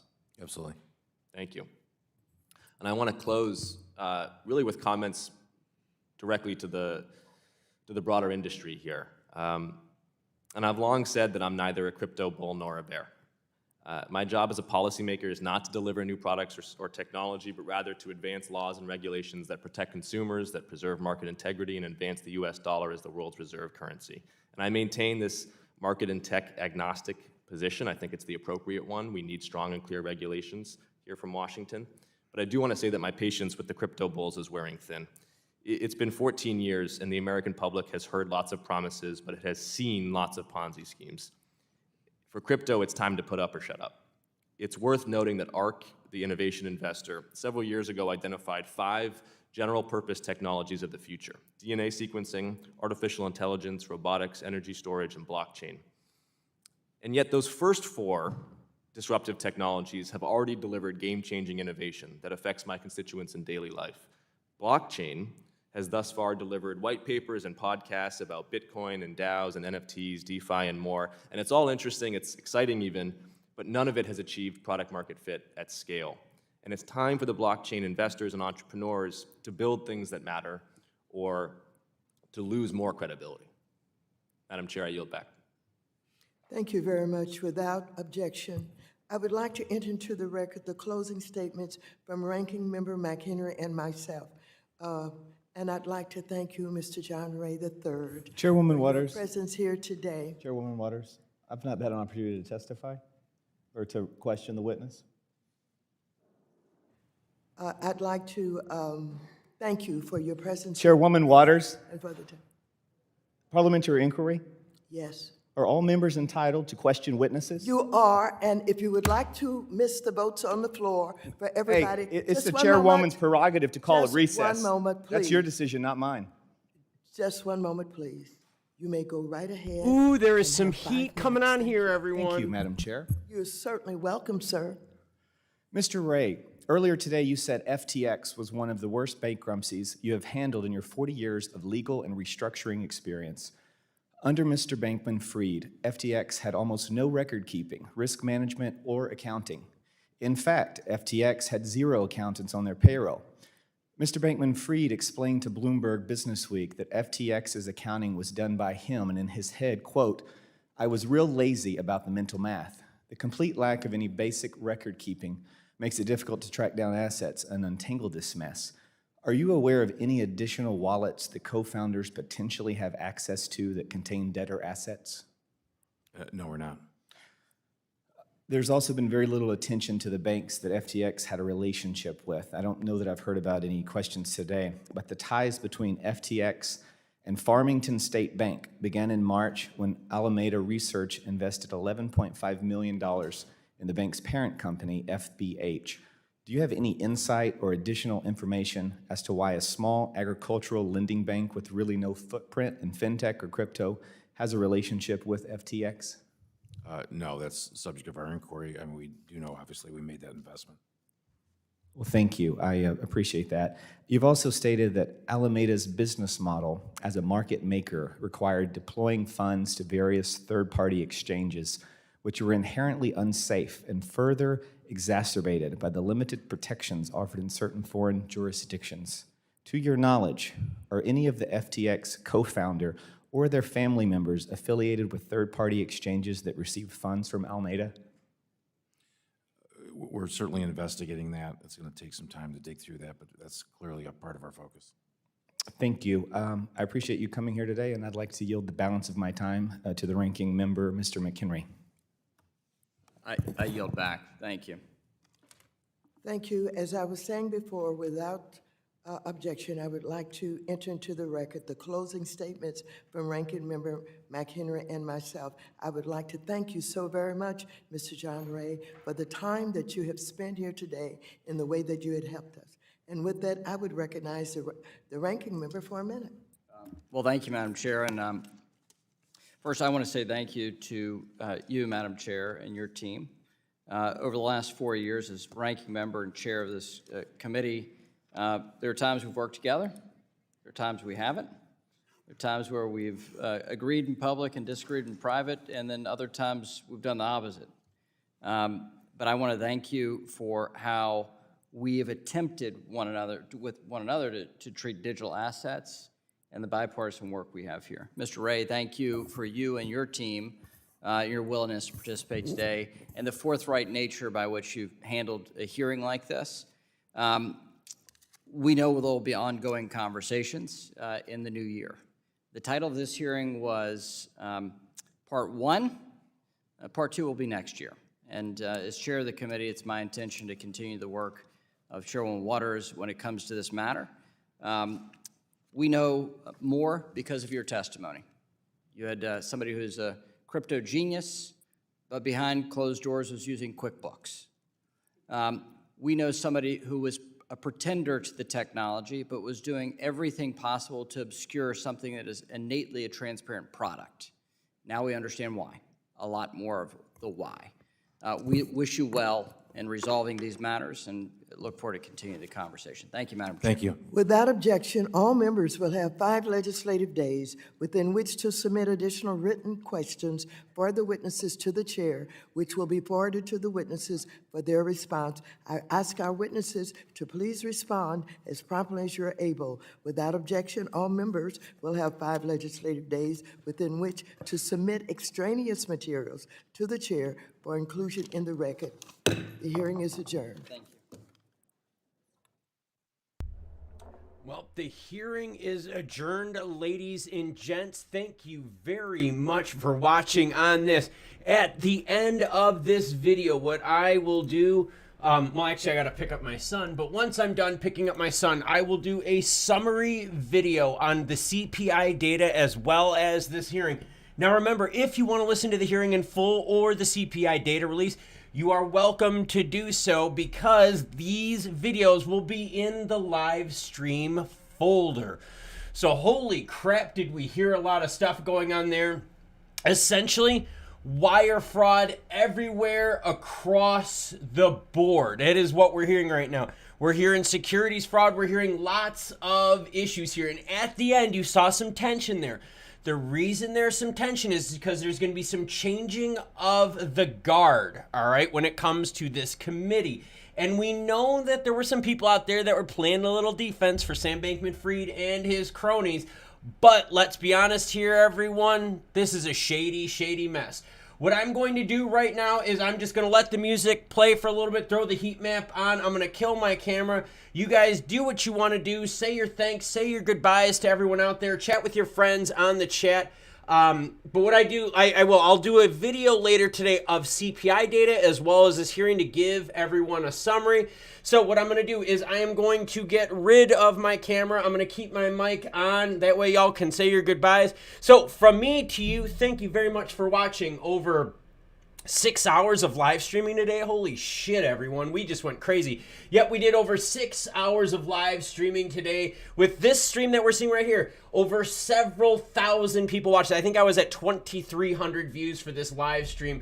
So thank you very much, everyone, for watching and participating. It is great to see so many people taking an interest in stuff like this. So I'm going to play some tunes. I'm going to hit the mute button on my mic. Y'all say your thank yous. Make sure you say goodbye to your friends in the chat. Thank you very much for channel members. Thank you very much for everyone for the super chats and donations during this stream and the early one. The Joe Rogan Experience. Whoa, I will catch you good people all later.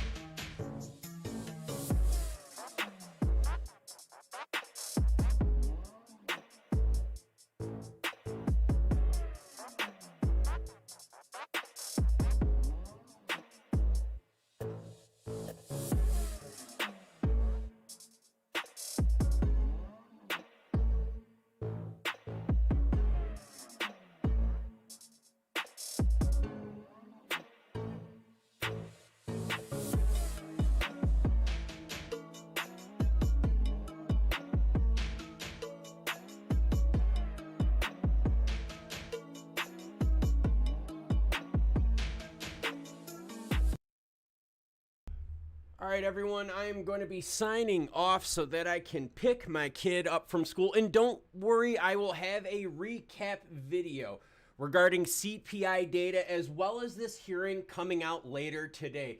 So again, thank you everyone for watching and participating. That was over 6 hours of live streams that we have cranked out today, and it's only 2 p.m. So again, thank you everyone. Thank you for everyone who joined the channel members. Thank you everyone for the super chats. Carlos Montenegro, thank you very much for your support, as well as Jimbo Tango.